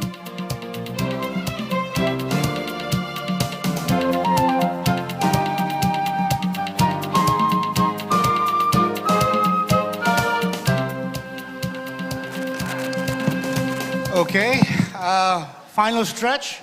Good afternoon, everyone. Welcome to our roundtable. That will be the last segment of today's economic forum. I think given the time limitation today, I may have time for 2, maybe 3 questions. And, first I want to thank everyone who stuck around. It's been a substantive discussion all day long, but I think a very relevant one. I know that some of you are very busy and you caught maybe the after lunch presentations, but let me begin by asking you to indulge me a bit and pretend that no one else is around and that we're not streaming straight to Malacanang and that no one will be scrutinizing every soundbite you make and every facial expression you make. Let me just ask you individually, and please answer very briefly. Are you optimistic, pessimistic, or neither about the Philippine outlook for 2023 and beyond? Maybe let's start with Ana. Ladies first. Yeah. Not to put you on the spot, but thank you for stepping in. All right, so thank you for having me here. Definitely very optimistic, especially since this administration's thrust is on public-private partnerships.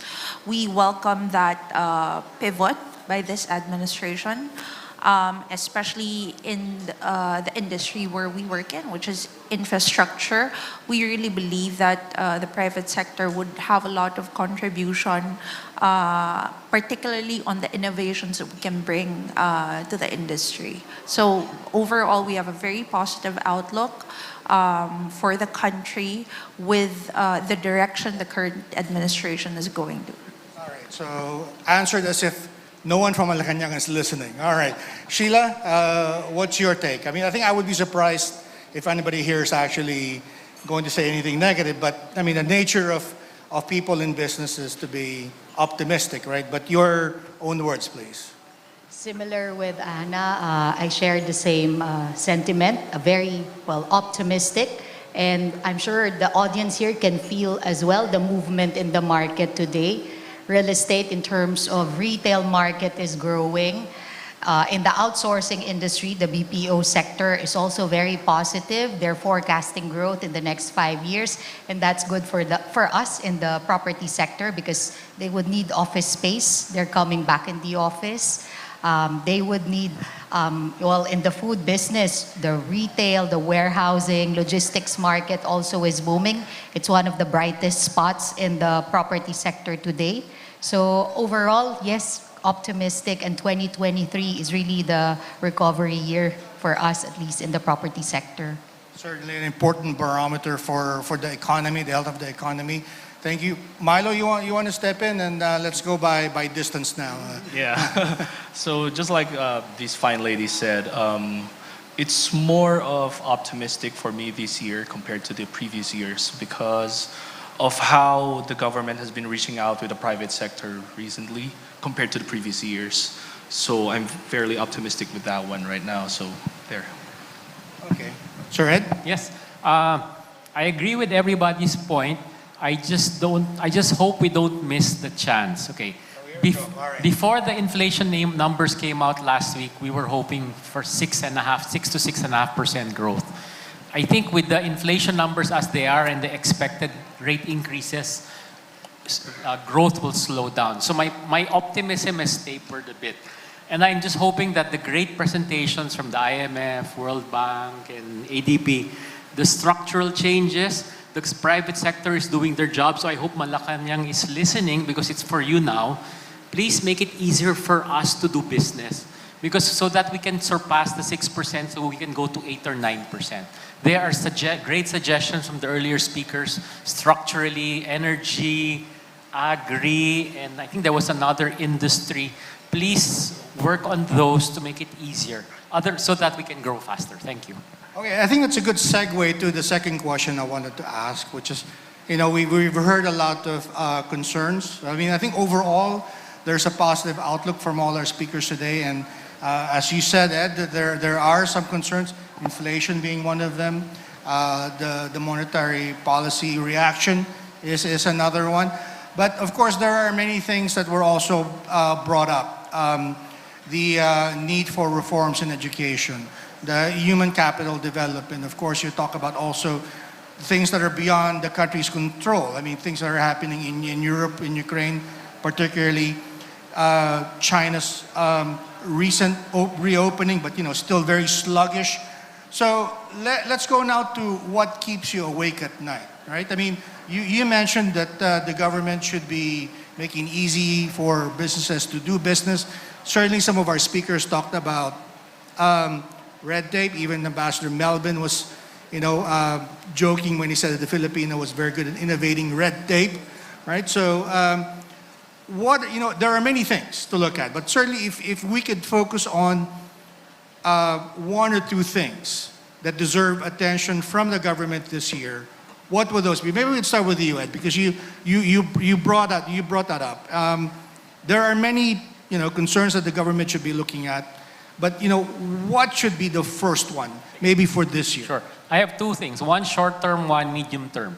Short term, what will keep us awake at night is this summer. If there is a brownout, it will be so hot you will not be able to sleep and there will be mosquitoes, number one. So energy is the number one problem. Number two, medium term. Because of our education, if it is not fixed, we won't feel it now, but because our students haven't really learned the last few years, we will fall behind our competitors. It's more a medium-term problem that they have to fix. All right, well, Anna, let's go to you, because infrastructure is your business. Of course, energy was part of the discussion earlier this morning and this afternoon. What keeps your company awake at night? I mean, there's a host of issues that the government is looking at, but what deserves urgent attention from those in government? Well, from energy, I would move to water. I think that is largely neglected, not just water, wastewater as well, which is not a very sexy topic, but somebody has to talk about where our wastewater goes and how it's being treated, how it's being discharged into our waterways. I welcome the reforms that the government is doing on the water sector. They're trying to cut out red tape, bureaucracy, trying to consolidate everything under one agency, which is the Department of Water Resources. That is a very welcome move and would serve to help it make easier for people in the water sector to be able to do business with the government. So that speaks to what Ed mentioned on the enabling environment. And I would echo his plea that government, please make it easy for us to do business. And they're moving in the right direction. The question is, how fast will they move? And in order for us to reap the benefits of that change. Milo, I mean, Yeah, it's more... you're in the technology field, and again, that's an area that people complain about. Well, they say it needs improvement, but is that what keeps you awake, or are there other things that maybe ease up doing business, energy, water? Actually, there's to answer the first question, what keeps us awake at night. So it's more of what makes us never sleep, actually, because it's more of we cater to clients even abroad most of the time. So with regards to digital transformation, it's mostly the foreigners that are mostly looking into it compared to the Philippines. So special shout outs first first and foremost to the people in Malacanang, since they tapped into us for making a barangay app for DILG. So I kind of get the gist of getting a bit, how do you call this? A bit of a pressure from most of the answers because it goes down to the grassroots. So with regards to the question of how fast will it be, I'm getting the pressure of how fast will we be finishing the app for it then. So that's what keeps us awake at night. It's mostly the apps and mostly the clients from abroad and here in the Philippines as well. That's a good problem to have, I suppose, right? Sheila, you want to jump in? Yeah. What keeps me awake at night? Well, I'm in the property business, real estate, and we have to sell the Philippines all the time, right? So property. And there are a lot of concerns also here in the country, but the biggest driver of demand right now for the property sector is the outsourcing industry, the BPO industry. The Chinese gaming operators, Pogo, they have left. So now it's really the outsourcing industry. And so what I'd like to see happening is that the government will really support that industry so that, ease of doing business will also be better here in the country. And so more and more companies, investors in these big outsourcing companies will expand here in the country, will hire more Filipinos, because when that happens, companies will get more office space. These employees will buy properties, will buy condo, will buy their house and lot, and that will definitely help other industries as well. The cost of electricity also is one of the biggest concerns here in the Philippines. And many factories, manufacturing firms, they were not able to expand in the Philippines because of, number one, the cost of electricity is really high. So maybe those are the things that our current administration can help us so that more and more companies will come and invest here in the country. Let me tweak that a bit because, earlier some of the speakers mentioned the ease of doing business. Obviously, there is a law, the ease of doing business law, but people still bring it up. Right? We still hear it from our speakers today. We hear it from the businessmen we interview for the paper. What are some of the policy gaps that you notice? I mean, in your particular field, maybe let's start with you. I mean, getting the licenses or the titles for property sometimes, but maybe it should come from you because you're. But what are some of the gaps that you think that could, do wonders in making it easy for, as Ed said, making it easy for businessmen to do their thing? Well, support incorporating here in the Philippines takes time compared to other countries. Very short here. It's, I think, a month. That's 35, the fastest, 35, right? 45 days. And so, when we go to meet clients, investors, or new companies who are interested in putting up shop in the Philippines, those are one of their questions. How come it's so long to set up a company in the country? And so we will just tell them, get a good lawyer to help you make that happen. But it's still like that. It's not like fast. You can enter. There are so many things they have to do. It's not just registering a business. Have you ever tried dissolving a business? It's even harder to exit. Yeah. And what do you think? What's the missing ingredient? Because obviously there's been some measure taken. Obviously there is concern about it. I mean, we created ARTA. I mean, in this regard as well. What else is missing from the mix here that would truly deliver ease in doing business? Yeah, good question. Because at one point, I think they even wanted to abolish ARTA because was it adding more? No, but that's a different question. But I think one of the problems, and this is Anna's field, is just to get permitting for a power company. I think you need 200 or 300 signatures. So there's just there's so much red tape, so much back and forth between the different agencies, LGUs and the national government. So that has to be all fixed. Because there's so much, I guess it's not centralized. So unless we really fix that, it has to be overhauled. Otherwise, it's just going to be back and forth ping pong, and it'll continue just to drag on. Anna, what do you think? I mean, do we overhaul it or do we do something else? Definitely. So two things for me. Ed's correct. We need to rationalize how many government agencies are involved in a particular sector. For instance, water. There are over 30 different agencies involved in regulating water. Yes, believe it or not. So imagine getting permits from all of those agencies and just talking to all of them. The amount of time it takes, it's just mind-blowing.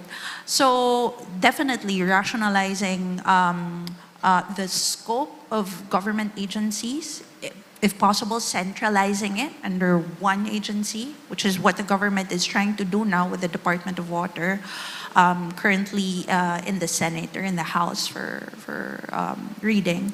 Second thing, digitalization. I know the other speakers earlier spoke about digitalization, but what is really missing from us is that digital backbone. We don't have the digital infrastructure for it. We don't even have signal in certain areas. And the irony of it all, because we have a common tower business under Unity Digital, to put up one cell tower, you need what? Over 20, 30 different permits. So you can't And even... that's been reduced already. I mean, compared to the... Before. Before the common tower policy. Yes, correct. But still, there are a lot of permits you need to get. So to put up the digital infrastructure alone is a struggle.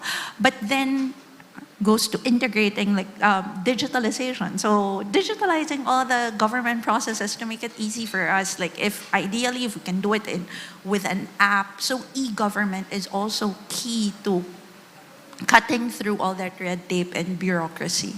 Well, Milo, I think that's your cue, right? I mean, the government, the government talked about e-government, during the State of the Nation address. We've been hearing about the initiatives to digitalize government processes. But as you see it, and you're the expert, is that the solution, or do you see something else that's needed? Yeah, I would say that's one of the solutions, actually. It's both an answer of yes and no, because for the longest time, it was never in the grassroots level to have it on a digital transformation scale. Another problem is they created so many digital backbones for each agency with different languages that they use for each other. Well, I guess that goes to Anna's point earlier. Can it be done? I mean, the intent is there, but in terms of practical execution, right? I mean, is it doable? Yeah, but you have to do it first on the grassroots level, which is the barangay level. You have to digitize the barangay level. So it has to start from the most basic unit of our government system. So there. Okay, well, anyway, we're running out of time, and I think this will be my last question for the afternoon. Let's end on a positive note. I mean, we've obviously been raising some concerns, but all of you said optimistic. And by the way, none of you mentioned charter change when we talked about reforming things. That's interesting to note.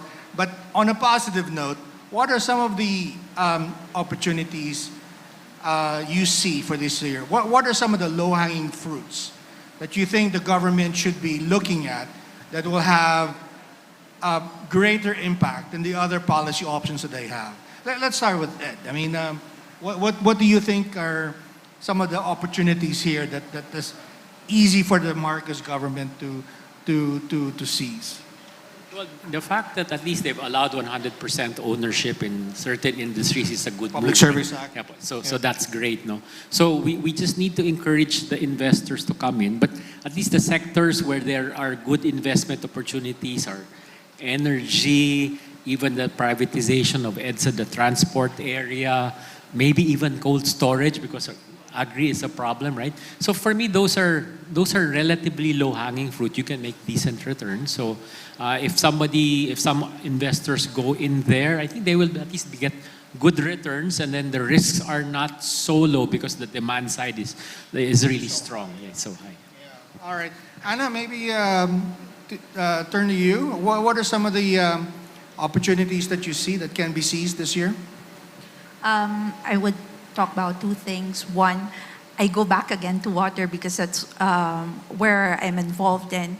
So it's time to think about sustainability in water. We might have forgotten, but a couple of years back, we ran out of water in Metro Manila. That is still a possibility, not just in Metro Manila, but in other metropolitan areas in the country. So we need to think about sustainability. And by that, I mean, we need to think about other sources of water. Singapore has 4 different taps of water. We primarily have groundwater, some surface water, but we need to start shifting towards surface water and other sources, perhaps even recycled water.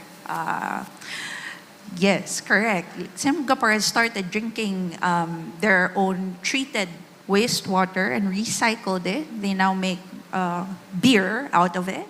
So maybe that's something that we need to think about. Another opportunity would be the speaker earlier mentioned the RCEP, its ratification, correct? So that one will bring foreign investments. In our economic estates alone, we have over 200 locators, about 100 of them Japanese investors.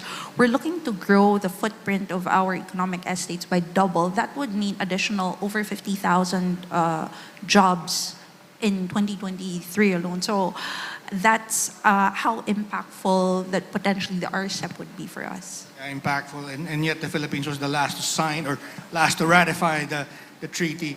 But anyway, we're talking on a positive note. Milo, your perceived opportunities for the government this year? Yeah, with regards to the low-lying fruit that you were asking earlier, I would say the logistics of the agricultural sector has to have some work done. And of course, this is not a low-lying fruit, but definitely charter change has to happen one way or the other. Okay, for me, all right. yeah, I know I'm gonna be on a hot seat for this, but there's a lot of digital transformation that has to be done, but it's being hindered by some of the laws in place right now. So it has to be done a lot faster for that. All righty. And last but not least, Sheila? Yeah, opportunities. Infrastructure, I think the current government should continue with that. That's what we need here in the Philippines to become more and more attractive. We need that. Ed mentioned earlier about cold storage. We lack that in the Philippines, and there is a big demand. The warehousing, logistics market. We also discussed about food security earlier, and that is really needed to make that happen. That's part of the program there. At the same time, it would also, if the infrastructure is good, it would also make the cost of goods lower, which would help a lot of Filipinos. Inflation is like the problem today, and everyone's complaining about the cost of goods, cost of food, etc. So if we have a good infrastructure as well, the warehouses are near the consumers, then cost also will be low. And since the e-commerce is also growing, we need all these support from the government. So infrastructure also will help in terms of water, the concerns about Wi-Fi, internet, digitalization all over the country. Townships also should be supported. We need that to decongest Metro Manila and put urbanization in the provincial areas. We also want to have more jobs in the provinces, and the outsourcing industry is focusing on that as well. Bulk of their expansion plans this year, they said, will be outside Metro Manila. So that would create jobs, and we need help there in terms of infrastructure, maybe more support when it comes to incentives for companies who are putting up shop here in the Philippines. Okay. They will take loans from BDO here. Okay. Any final comments from you guys? I know we've taken up a lot of your time, but any final thoughts? Anna, go ahead. Okay, maybe taking off from Sheila's spiel on infrastructure. Definitely agree. Infrastructure alone, they've shown that for every dollar spent on infrastructure, you get a 20% return on your GDP. That's how much of a multiplier effect that infrastructure spending has on the country's growth. So that means roads, bridges, transport links, our regional airports, to improve inter-island connectivity. We're hoping that the government would focus on that so that we can also develop the countryside apart from your Metro Manila, Metro Cebu, and Metro Davao, but spread that growth around the region so that people don't have to go to these 3 major cities to find jobs and just further stress the already stressed infrastructure in those cities. And of course, like economic estate development, working with the government, really pursuing public-private partnerships, enabling businesses, and creating that enabling environment for businesses to thrive and encourage that investment. That's why I'm very positive, really, about this administration and moving forward. Okay, well, Anna, Sheila, Milo, Ed, thank you very much for your time and your inputs. I think we've heard some common themes from your comments and relative to what we heard earlier from our speakers. Certainly I think putting it all together, I think hopefully those listening and those who will be reading our stories from this event will maybe look at that, and hopefully it sinks in, and then that we get back on track on a faster, better pace. Thank you, everyone, and thank you to our panelists. Okay. Thank you to Manila Times. Congratulations, Manila Times. Thank you, Sir Klink, for bringing the conversation to life. And our panelists, thank you for your unfiltered answers. We hope you accept these tokens of our appreciation. Ms. Blanca, would you like to join us on stage?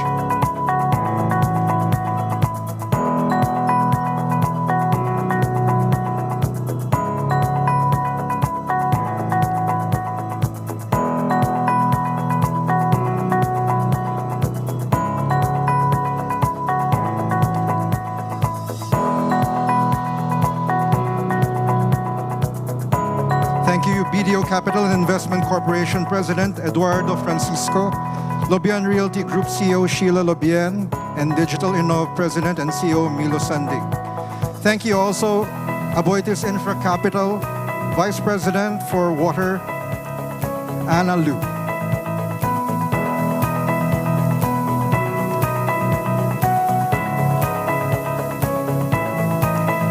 Most of all, thank you to all our select and very important guests for being with us physically at this milestone face-to-face event, and for always being with us in spirit through the rough times and onwards toward better times, definitely better with the Manila Times.